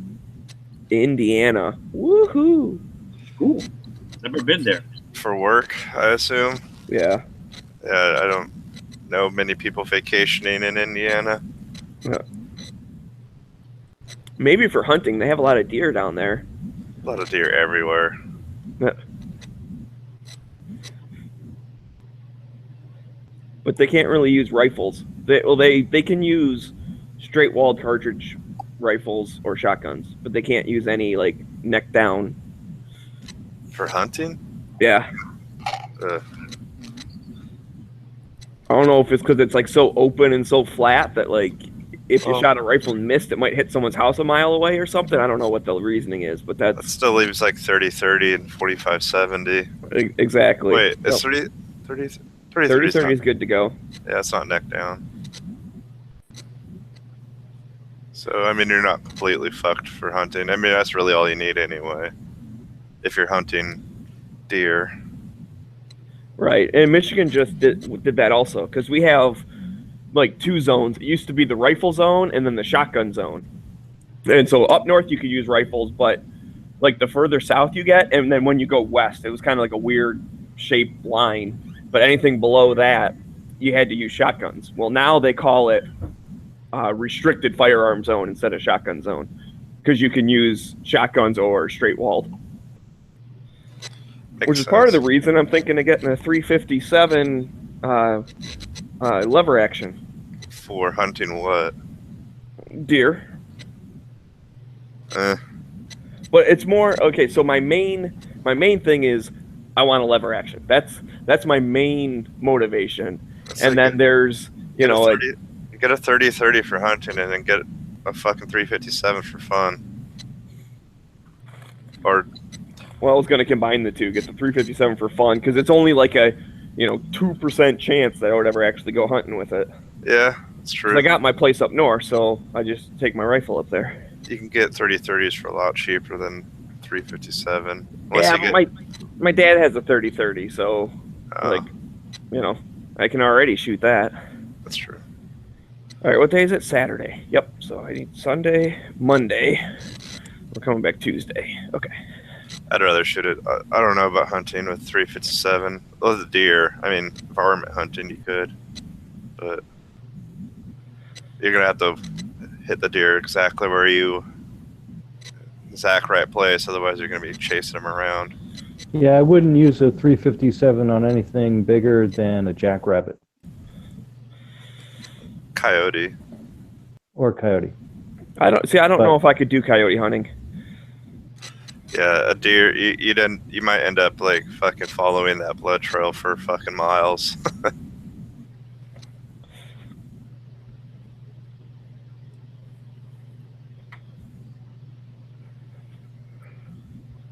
When I think of coyote, I think much farther distances than jackrabbit.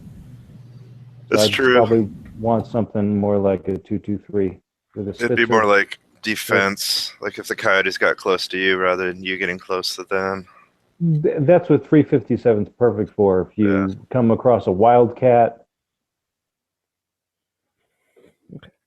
Sunday, Monday, Tuesday. That's enough. Okay. So you're gonna miss the Monday chat, Smaggy? I don't know. Because I mean, if I'm just sitting in the hotel room, I can join the chat on my phone. Yeah. Forgot what the top 10 was. Top 10 80s action movies. That's it. Oh man, I have to do some research on that one. Yeah, I forgot you were born in the 90s. I wasn't born in the 90s. I was born in the 80s. Back in the 80s when you people rode horses everywhere. Okay, Grandpa, tell me what it was like. Wait, you had a time before computers? What? Dinosaurs roamed the earth. My family actually, when I was a kid, we were like one of the only people on the block with the computer. Because my dad was a big nerd until like the mid 90s, he just like gave up. And I remember we had Windows 98 until like 2002, like on his computer. It's like seriously, like he just stopped. We had top of the line computer and then just stopped. I guess it does get annoying buying, new shit all the time. I had a laptop some school threw away and it had Windows 3.1 in it. Yeah. Well, he had an old work computer that he gave to me, and it was a 3.1. It was one of those, like, when they upgraded to something else, they offered, you could, like, buy your work computer for, $100 from him or something. So he did that and gave it to me. I had a VCR that they threw away. The front end was bashed, but I could still find the buttons. Good times. I made that work for a while.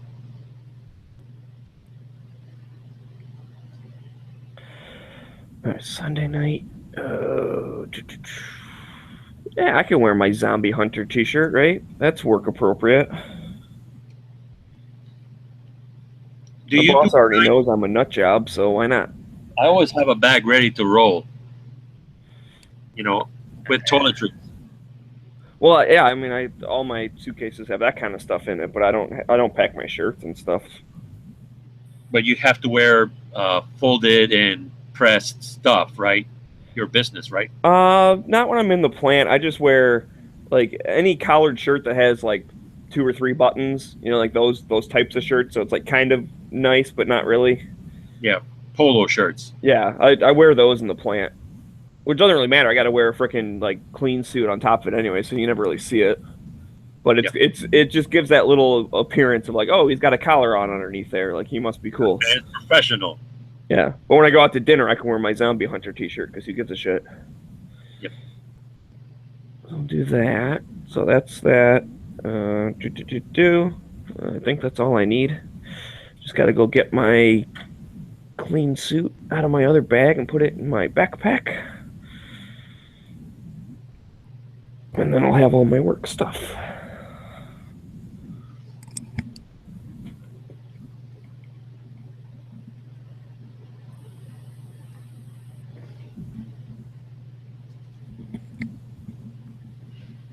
I'll be traveling to Miami this weekend. Thanksgiving.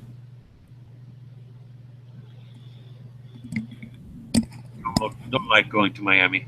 I'd rather drive to Tulsa again. Because I like going somewhere I haven't been before. Oh, I need my work pants. Oh, shit, I almost forgot those. Pants are important. Well, I mean, I got blue jeans, but I like to wear I don't call them dress pants. They're like khaki pants with cargo pockets. Those are my work pants. Clothing. Where do you think a trench coat is appropriate? Do you wear them up north? I do not wear trench coats. Yeah. I think that's I don't know. Politically incorrect? I wouldn't go say that, but where the fuck did I put my stuff? Pizza. I just think they're not like in fashion anymore, and like weirdos wear trench coats nowadays. Yeah, I saw some at the Army Surplus store, and I was looking at them. They were kind of inexpensive, and I'm just thinking, that's kind of creepy. Like with those big buttons and that weird collar. Like, I'm never going to wear this. The length of it is the thing. I got one for $20 a long time ago. Okay. I almost forgot my boots, too. Man, you guys are distracting me from my packing. I'm missing all my stuff. Because I'm not wearing my nice shoes in there either. They get covered in paint and shit. Yep. So I got my work boots. There's always a Walmart around. Well, not necessarily. Where the fuck is... Oh, okay. Well...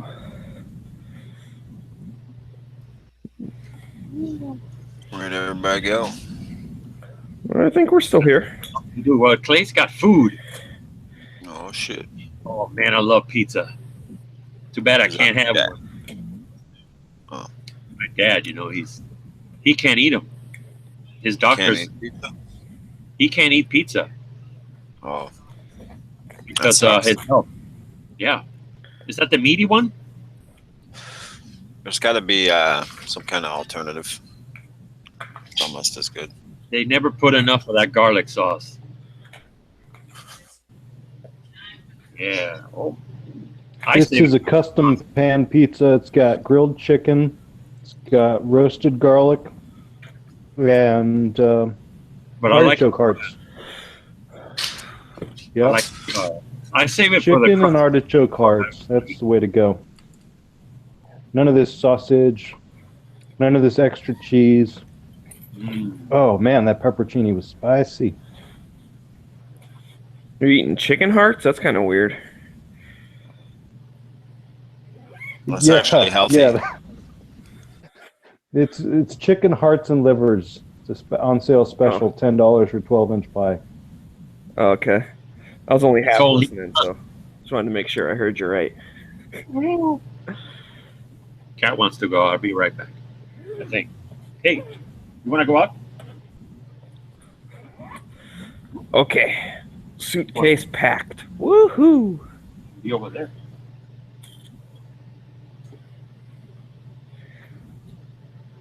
Want to go out? Want to go bye-bye in the car? I'd imagine pizza's got to be pretty bad on the West Coast.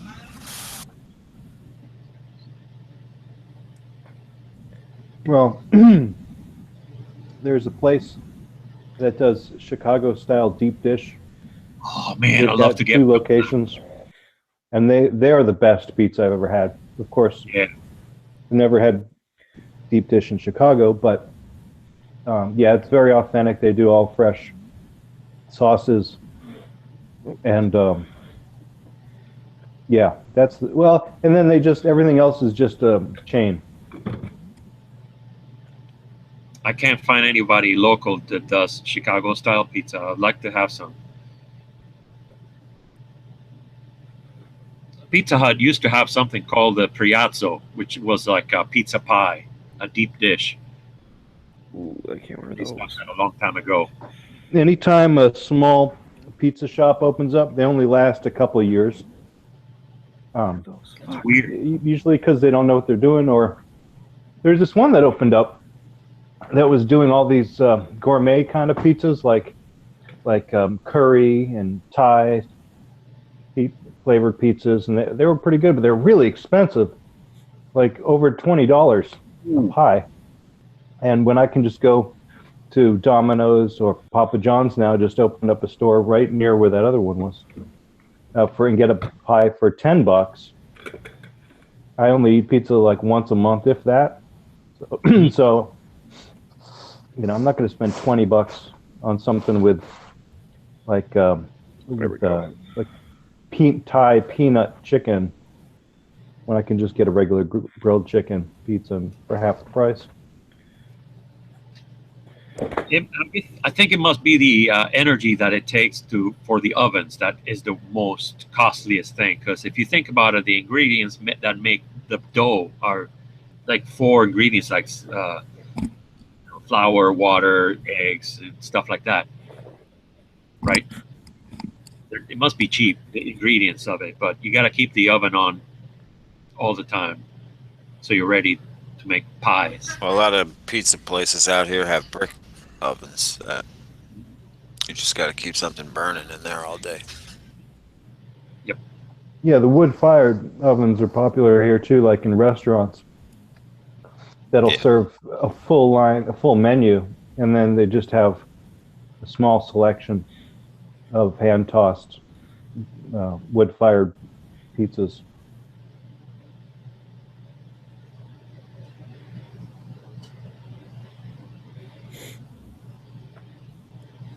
Yeah, I love pizza. I just can't buy any. Well, you can buy some, just don't give any to your dad. I do that sometimes. I go to Little Caesars. They're always ready. Well, Little Caesars is barely pizza, but okay. Yeah, I gotta, it'll do, It's either that or Hungry Howie's. At least Hungry Howie's is okay pizza. I mean, it's like... Just go to like a mom and pop. You got mom and pop pizza shops down there? Yeah, but that's further away, and that's Bruno's. I go there, but it's mostly for their chicken wings, which I love. But I will have some of their pizza someday. When I see chicken wings, I gotta have them. Just get a buffalo chicken pizza. Yeah, I like meat. The meat eaters, the carnivore special. Let me get the cat. He wants out.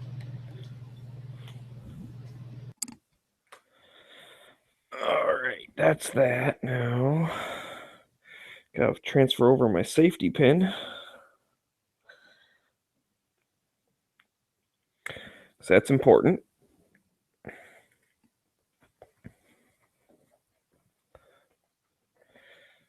All right, cool. Oops. Was that your refugee safety pin?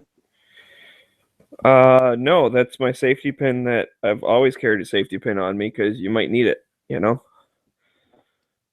In case you come across a refugee? No, dude. I've had safety pins on me for years, and then this fucking refugee thing happened. Everyone's like, "Oh, refugees!" Like, I don't even know what that means, but I got my safety pin with me.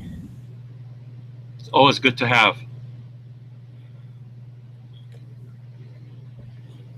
I think One so. time- Comes in handy. Yeah. One time I was at a show. One of my sister's friends has a little girl, and she was in a play, and she had a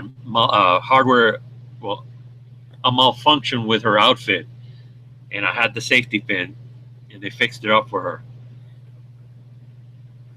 I saved a day, and it was just something that I found like a couple of hours ago. You know, I picked it up and put it in my pocket, and it came in handy.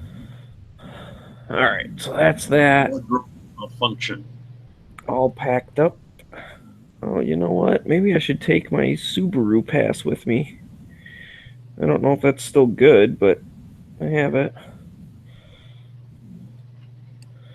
This Papa John's is pretty good. I'd say it's even better than Domino's. Oh, I'd agree with that. I like Papa John's. I like it, but the one that I used to go, they closed down, so I have to drive like 20 miles that way. They just opened one up like half a mile from my house, and then there's another one that's like a mile. So I guess that's the benefit of living in a city for now. Oh, man. I usually have Hungry Howie's, but I've been going to Little Caesars because it's just hot and ready. All right, got my backpack packed up. I think I'm good to go, man. 17 minutes to spare. Wow, you're leaving as we speak. No, I'm leaving in 17 minutes-ish. 17 minutes.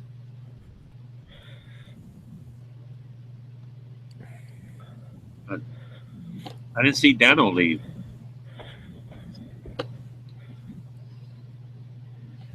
Hope he's okay.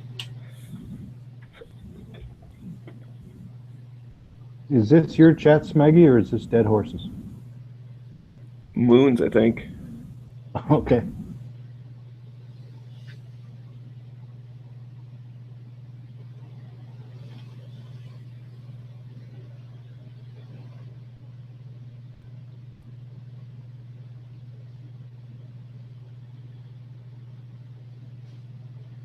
Yeah, food is pretty good on the West Coast, like across the board. The only thing that I've run into is just plain old sandwiches are hard to come by. There was this one place, it was an Italian deli, it had been there for like 40 years. I rode my bicycle over there a couple of weeks ago and it was gone. Yeah, I guess it got too expensive or whatever. They have another store, it's in like another town. But it was just really weird. It was like the most popular freaking deli at lunchtime, line out the door every day. Pure, like old school Italian. Everything was Italian. And one day it's just gone. And I'm just like, this is crazy. Something like that happened here. There was a sandwich shop, which is always full of people. They had a parking lot that was always full, and now it's closed. Don't know what happened. There's not even a sign saying we've moved or something. Well, it's funny because there's a lot of new restaurants popping up in that area. That area has become very hip and trendy.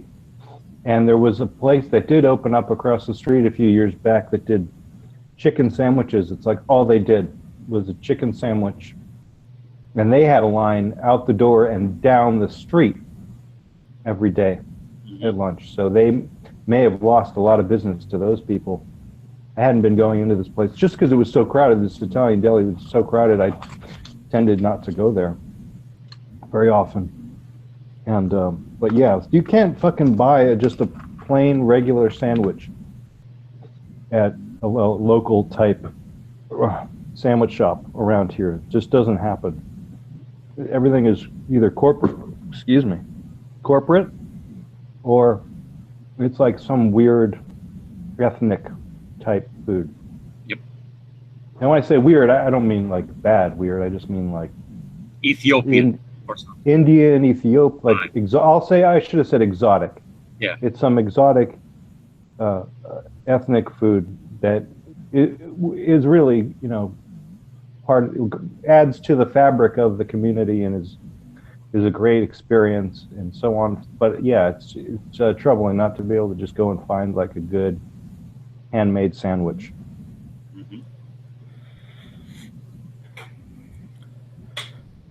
When I visit my sister, we go to Firehouse Subs. Pretty good. Yeah, yeah, they have those in Nevada where I've been. So I've seen commercials for them. I've never had them. Oh, they're so good. Yep. It's like way better than Subway. Yeah, I don't do Subway anymore. That stuff's gross. Yep.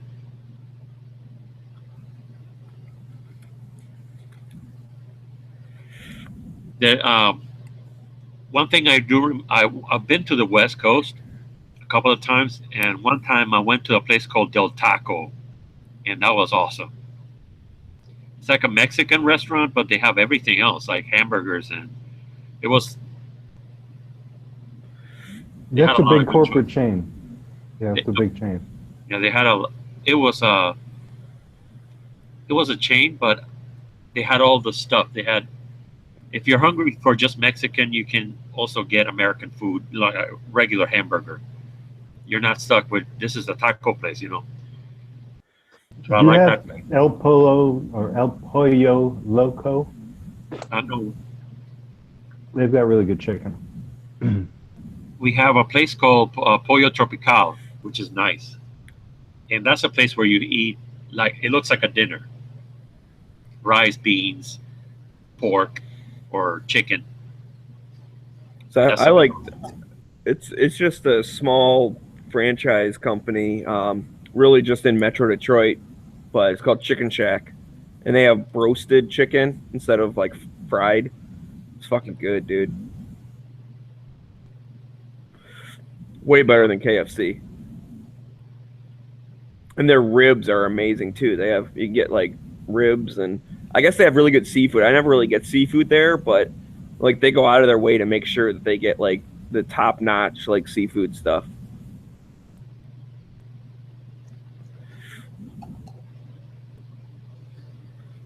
And it's like it's I don't know. I guess it's you could say it's like fast food, right? But it takes like a little bit of time for them to get your stuff going. But it's a little more expensive than like a KFC or something, but it's still cheaper than like a sit down restaurant or anything. Foos took us to an amazing Italian restaurant and very pricey. We had the chicken Alfredo. Best Alfredo ever. It was awesome. But I would have been happier with a pizza, It was a fancy place.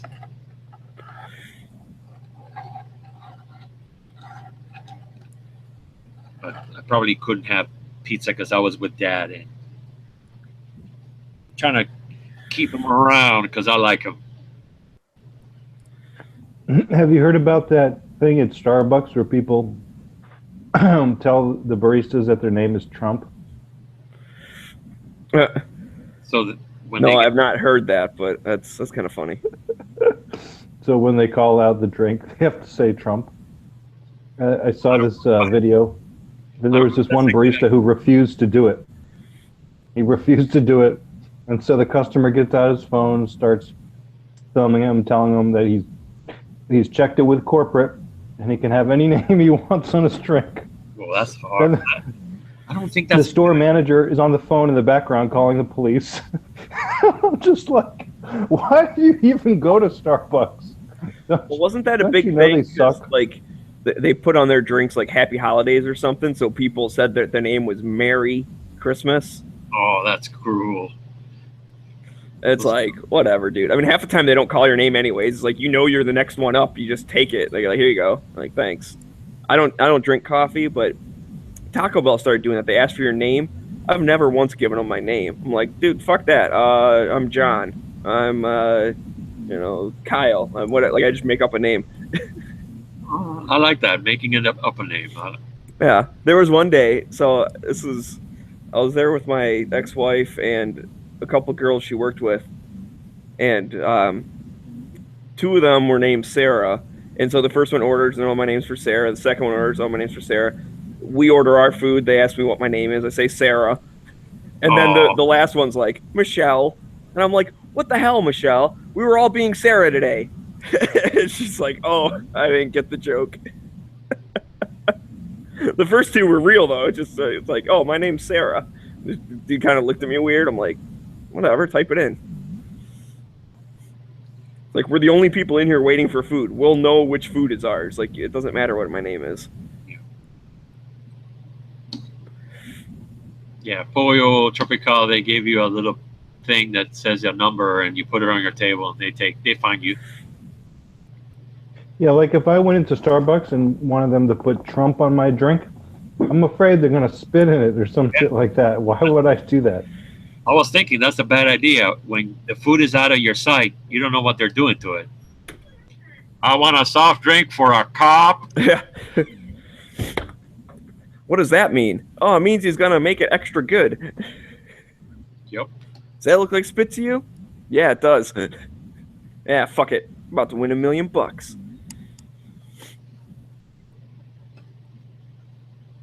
What'd you do with your $1 million? I'd buy a car. Oh, I'd pull you over. Well, I would just activate my car's wings and fly away. Speaking of, a good movie. Good movie. No, but I really do boycott businesses because of their political stances. Starbucks being the prime example when they came out against open carry or carry of any kind in their shops. I just said, well, look, there's a half a dozen other places for me to get a coffee if I don't want to make it myself. So why would I go to Starbucks? And frankly, I've been there enough to know what their coffee is all about, and I'm not all that impressed. So there's other businesses that I can't think of right now, but I'm sure I'm not a fan of or wouldn't be a patron of. Because do you guys have any businesses? Yeah. Do you guys have any businesses that you boycott? I avoid Walmart. That's just because they have some shady business practices. So. Yeah, that's a good one. I don't go to Walmart either. As far as taking care of their workers or their purchasing? Yeah, I mean a little bit of everything. So they take advantage of their workers, in my opinion. I mean, I guess a job's better than nothing, but they could do better. And then just the way that they control the market they have so much buying power, they just buy a whole bunch of shit and let it sit in the warehouse so other stores can't have it. So they're like the only ones that have certain things. And they can crush the companies that make that item because they say, we're not carrying your stuff. Right. And that's, they move in and they put all of the local stuff out of business, and then they jack their prices up because it's like, especially like in a small town, what are you going to do? Drive an hour to the next town? No, you're going to freaking go to Walmart. I mean, that's you need the, screwdriver or whatever. It's like, well, the hardware store's out of business, so what else you going to do? They drive people out of business, and then they give them the jobs that are poorly paid. Yeah. I feel like going into a Walmart, there's just this really low energy. I feel like it's trying to pull me down to the lower class or something. Just everyone that works there, everyone that shops there is just like really low energy. Yeah. Well, they screwed my cousin over. He's, I don't know what you call it. He has like learning disability kind of stuff, but he's totally functioning and everything. But there's only certain jobs he can do. And he was really good at his job. And he was working there full time, and he was there for a long time. And the way they have it set up, he gets whatever, a quarter raise every year or some shit. Well, they decided he was making too much money. So they dropped his hours way down. And it's like, he didn't really want to go out and get a new job. So he just lived with it. And then eventually they ended up just like writing him up and firing him, even though he's like, dude, I'm here all the time. Like, I do everything I'm supposed to. Well, they said he like punched in late from lunch like a couple times in a row. And it was just like, it was like stupid shit, something like that. And I They forget the whole fired- story, but it was They something fired like, him? yeah, like he came back from lunch or whatever, and his manager was like, "Hey, let me talk to you for a second." And they were like talking about work stuff, and then he's like, "Oh, I got to go punch in." Like, it's like the only reason he was late was he was there in the store talking business, but he wasn't right at the time clock. And they did that like a couple of times, and then got rid of him. Is he disabled? Kinda, I don't know. I mean, like, but not officially. He is, but yeah, not like he's not really bad or anything. So I don't Well, I know feel like if he was- if he like qualifies as like being officially, you know, handicapped. He doesn't quite understand money sometimes, or like he has some learning disabilities. I was just wondering because if he was officially disabled, I can't imagine they would have fired him. Yeah, right, and that might be it, right? It might be that he's not bad enough to be like officially, because I mean he lives on his own and he can handle all his own stuff and whatever. He just taken advantage of kind of easily because he doesn't get some things. I remember there's actually had a girlfriend that completely just freaking, you know, took him to the cleaners, and like he was, you know, like writing checks for stuff and getting credit cards, and he didn't understand that, like, you know, that was more money than what he made, you know, because he's like, oh, well, I got $200, so I'll buy this thing for $200, and then she wanted this other thing for $200, so he's like, well, that's okay because I just got paid. Like, he didn't realize that the money wasn't there anymore because he bought the first women thing. can do that to the best of us. Like, they bought a couple of jet skis, like, on his credit card and shit, and then she took them and she ended up dumping them, and he's got to pay for them. It was just that she was man, fuck her. What a bitch.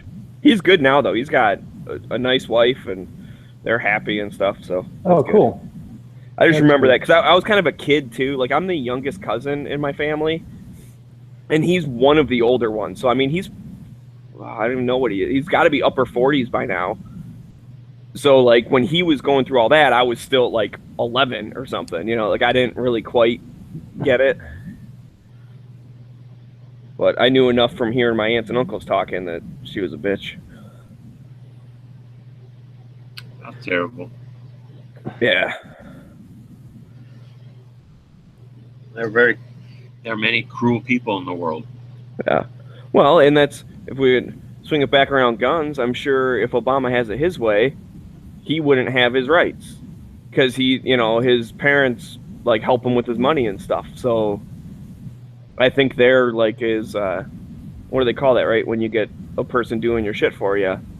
And those are the types of people they want to put on the prohibited persons list because you're, unfit or some shit. Competency. Yeah. Well, there was a thing where the VA was doing that, right? When people would have someone, a beneficiary or whatever. Right. It's like, those are the exact type of people that they're targeting. And it's like, this dude's totally, like, he's a regular person.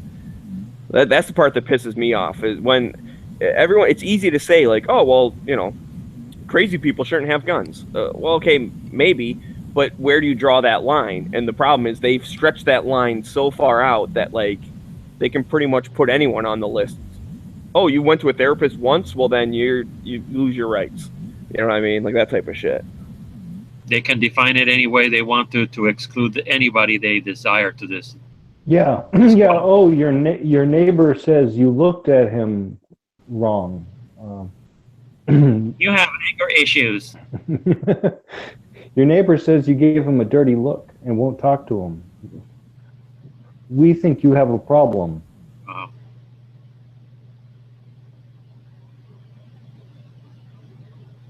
Yeah. Well, I mean, I called that a long time ago. As I said, they've gotten everyone okay with the fact that criminals and crazy people shouldn't have guns. Everyone goes, yeah, well, that's common sense. That makes sense. Sure. And then what they've done is they've worked their hardest to expand those two categories to include as many people as possible. Mm-hmm. And that's where, I think it's still just on the state level, but there are some states where, what is it, like domestic I guess it's domestic abuse, but if you're like you're not even convicted of it, if you're like accused of it. Yep. Because there's like domestic abuse and domestic violence, and like one of them's worse than the other. Like the abuse one is a misdemeanor, and yet that still will put you on the list of taking your guns away. Yep. And that's the type of stuff where it's like, you know, then pretty soon, okay, everyone goes along with that. Well, now, oh, have you ever got a speeding ticket? Well, then you're a criminal. Like, then you can't have guns. I mean, that's an extreme, but that's the type of stuff they're trying to expand it as far as possible. Yep. You had a fight with your wife, and they called the police, and somebody had to go to jail. So you said, okay, take me instead of her. And now you're the guy that has something in his record that. Oh, yeah, because I think the domestic one, it can be just verbal, like that counts. So she could call cops and be like, he called me a bitch and said he hated me. Yeah, and she doesn't even need any proof or anything. Right, and because you're accused, you lose it. That's the part that bugs me. Maybe convicted of stuff, and that's even still like that, because it's a misdemeanor. It's obviously not that bad of a thing. So even if you're convicted of it, it just means you're an asshole. It doesn't mean you beat her. Because then that'd be the violence part of it. Then it'd be a higher thing.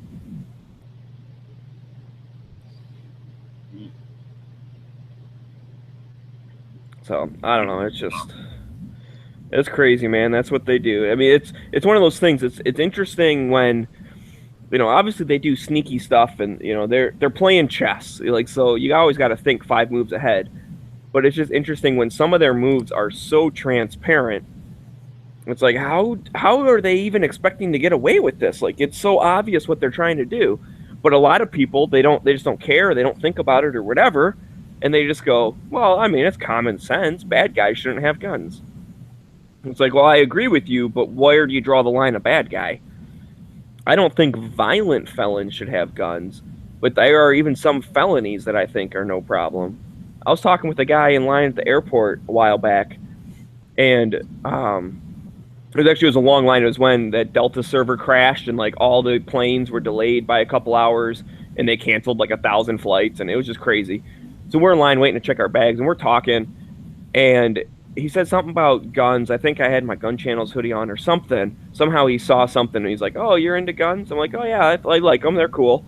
And we're talking and shit. And I was like, "What kind of guns do you like?" Because I thought he was a gun guy. And he's like, "Oh, well, I can't own guns. I'm a felon." And I was like, that's weird. I mean, he's in a nice business suit, all this shit. I'm like, really? It's interesting. He's like, yeah, a long time ago, I had some tax stuff, so I'm a felon. Because he didn't pay his taxes on his business a couple years ago or some shit. Like, okay, yeah, you're a felon, but is that really the type of felon that you don't want to have guns? Some dude who was doing, maybe it was a shady businessman. Okay, he's you know, he broke the rules on doing money stuff. That doesn't mean he's going to go kill people. Like, what the fuck? Yeah. What if he's a juror and he needs to carry some for protection? No, it's very contradictory. And the way that I look at it is, once you are a convicted felon, you lose your firearms rights. You go through the system, you go to jail, you get spit out of the system. You can't get a job. You walk the streets looking to commit crimes. That seems to be the trend. So why are all these felons walking the streets? What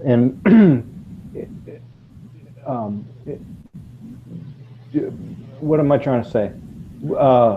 I'm kind of having a food coma here from that pizza, but like if they're not trusted to own a firearm, why are they on the streets? If they're so violent that the state believes they are completely incapable of safely possessing a firearm, then why are they on the streets where I have to brush up against them, rub shoulders with them, talk to them in an airport, whatever? Like, if they're so violent, they could use their bare hands to kill me at any moment's notice. And why do I want my civilized society to be full of these people? I don't want that kind of society. So if they're rehabilitated by the criminal justice system, which is supposed to be the intent, then they should get their rights back. Yep. Instead of being punished eternally for something that they committed, if it's not a bad crime, you know.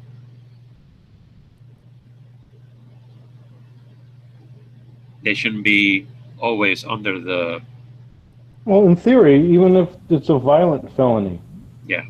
If they get a gun, are they going to immediately go and start killing people or robbing banks? Or like, they should be back in jail then. If they can't make those decisions, if they're incapable of making lawful decisions and acting within the bounds of a civilized society in a peaceful manner, then they should go right back to rehabilitated in the jail. first place. Yeah. Why are they on the streets? I don't want to live in a place where there's people like that I have to interact with. That's not, I mean, and so therefore, what I'm trying to say is that most of these people come out of jail, they just want to get a job. They maybe they don't want a firearm because they know it's going to get them in trouble. They should be able to make that decision. But I think the majority of them are not violent. And the ones that are going to get a gun or run a car into a store and rob it, whatever implement of destruction they're going to get their hands on it to do whatever they feel like they need to do. Or if they're no-fly list, and they can't buy a gun, why are they in the streets? Because they can get a hold of a gasoline tanker and create more mayhem than they can with a gun. If they're on the list, do something about it. Put them in jail. Right. Well, Fine. that's yeah. The terrorist watch list thing is crazy because there's no due process or like they don't even have to say they think you ever did something wrong. They just be like, well, he might know someone maybe that's a bad guy-ish. I mean, that's enough to get on the list. Yeah. Due process. If they're on the list, there's suspicion that. Yeah, I don't understand. Put them on a plane and deport them. If they're foreign nationals, revoke their visas. Yeah, there's so many things we could be doing, and hopefully we will start doing them. But just in terms of United States citizens who commit felonies, get released from the system, there should be a path for them to get a job, get their rights back. They shouldn't just give them a bus ticket or give them a train ticket and a bag of clothes and say, good luck. That's ridiculous. Well, I think there is a way for them to get their rights back, but it takes a long time and it's very expensive. So that's why very few of them do. Because they got to find jobs. There is technically a way to get them back, but I think it's definitely not easy. Because it's rigged. Well, with the computers now, they can have it on their record forever, but that doesn't necessarily mean that they have to lose their rights forever. It should be simple enough that, okay, you're convicted felon back in whenever. That's not going away, but I see since then you've gone through this program and that program, and you got a job, and it should just be like an automatic path. Just like when you lose your job and you go for unemployment, you have to follow these things to get another job. It should be the same thing. You go into the work reentry program, and within so many years of working at a job and being criminal free, then you get whatever rights back in whatever order they want to give them back to: voting, firearms, whatever else you lose when you're a felon. I don't know. You prove that you are rehabilitated, and so they rehabilitate your record. Yeah, it should be like a continuing rehabilitation effort with the parole officer, or however this works. Yep. But that would be like a reward for having gone a year without committing any crimes. You get another right back, and then another year you get another right back, and then you know, you have to stay in touch with a system for 10 years or whatever. The way things are all on computers nowadays, we should be able to track people and their activities, and well, we should start utilizing this technology to fully integrate our societies with law-abiding citizens. Yep. Well, all right, guys, I'm gonna jump out. I'm getting ready to leave for work, so good talking with you. I'll see y'all later. All right, Have good a luck. good fight. Also, Matt's starting up his chat soon. Just for Later. anyone that didn't know.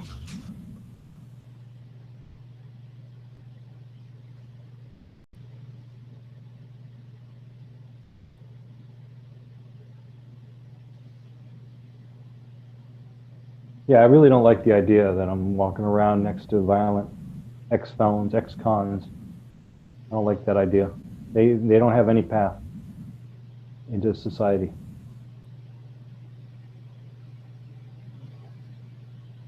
It's like they make the system so they have more returning.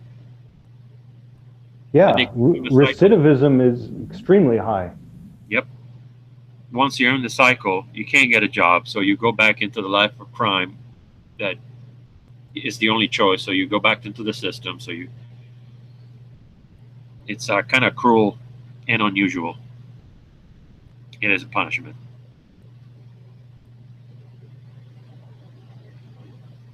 And I feel like a lot of these people become dependent on this system and do better in prison or jail than they would on the streets. And so if that's the case, then they should consider them an institutionalized prisoner. And they, you know, now this is going to a place where it's not socially acceptable, but they should provide some work opportunities for these people within the criminal justice system, the prisons, and they, you know, they should find some value in work that they can do. I know it's been done in certain places, and there's stigmatisms to. You know, I don't even know where to begin with this, but they should, and they're not going to get paid a fair wage, unfortunately, but they should be able to, you know, pay towards their meals and their some spending money, whatever it is. They you know. Have some kind of education program. And they do have those in prison, but I'm thinking more of like just in terms of production, just making use of hands, you know, assembling things, or what's the old saying? You used to make license plates in prisons. License plates, and they used to do laundry. And I know where there's a place. My brother-in-law, he got his car painted because they had a vocational thing at the jail. So they fixed his car up for him.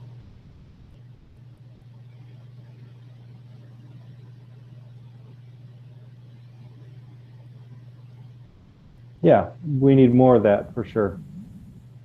And they go back to work. They have a skill, so they can earn a living without going into crime, which is sometimes the easiest and the only thing that they can do.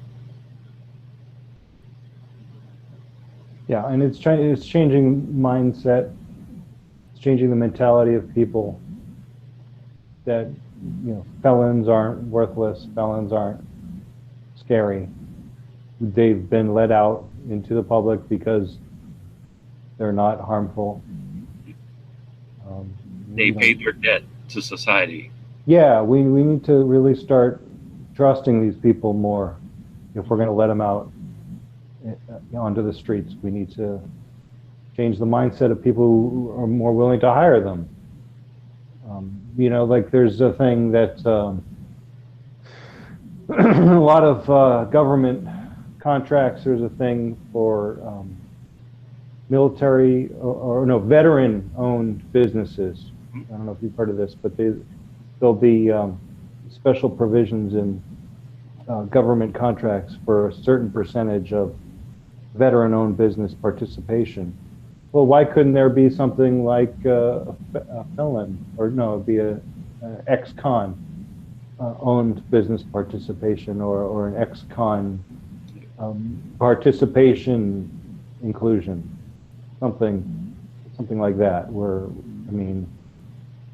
that would be the way to do it, right through the government. That's something, Donald Trump, if you're listening, no need to credit me with the idea. Just roll with it. See if you can implement it, and let's get some of these ex-felons working for Boeing and some of these other big military contract manufacturers, and get this country back to work. You know who would be for this is the guy from Dirty Jobs. He's really cool about trying to get people with knowledge so that they can get a job, because there are many jobs that people just don't know how to do them or don't want to do them. Yeah, that would be a new show for Mike Rowe as well. Mike, if you're listening, yeah, roll Mike. with it. It's going to be called Dirty Jobs for Ex-Cons. Yep. And they're like me. I know how to do my thing. It is not. I don't earn a lot of money, but I'm okay. I can. Something that they don't want to. No, not a lot of people want to do, but I do it. This is my dirty job. So people can learn how to do things. So Mike Rowe, if you're listening, that would be a good idea. Rehabilitation through work. Sounds interesting. Well, once Trump exports all of the illegal criminals, there's going to be a vacuum, a labor vacuum in the underbelly of America's workforce.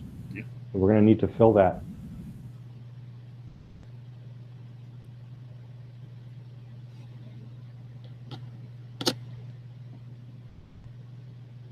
So Mike Rowe, if you're listening to this program, Mike Rowe is a cool guy. Now I'm starting to think that Mike Rowe could have a spot in Donald Trump's administration. That would be great. Secretary of Labor. There you go. Boom. Yep. All right, I'm going to go over to Matt's chat. Yeah. Check out. Thanks for hosting this, Moon. Thank you, Mr. Moon, wherever thou art.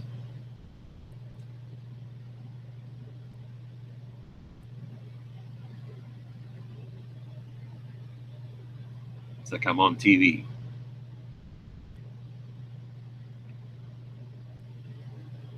This hour of the program is brought to you by W.H.L. McLean's Volcanic Mineral Oil and Oil Liniment.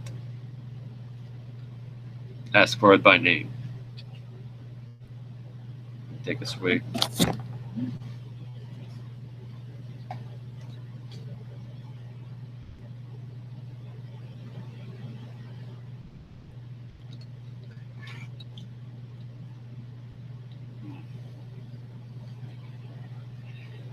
In my way. It's right there.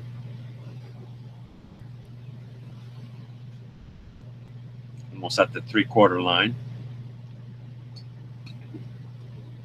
Another one. Just a small sip. One for the road.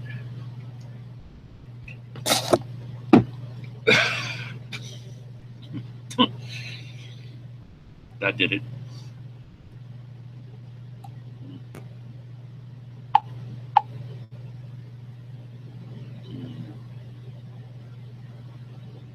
Do I want to see never enough ammo?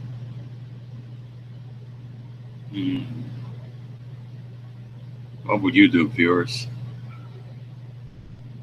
He doesn't come to my chat. Comes in, does his thing, leaves. I feel kind of used.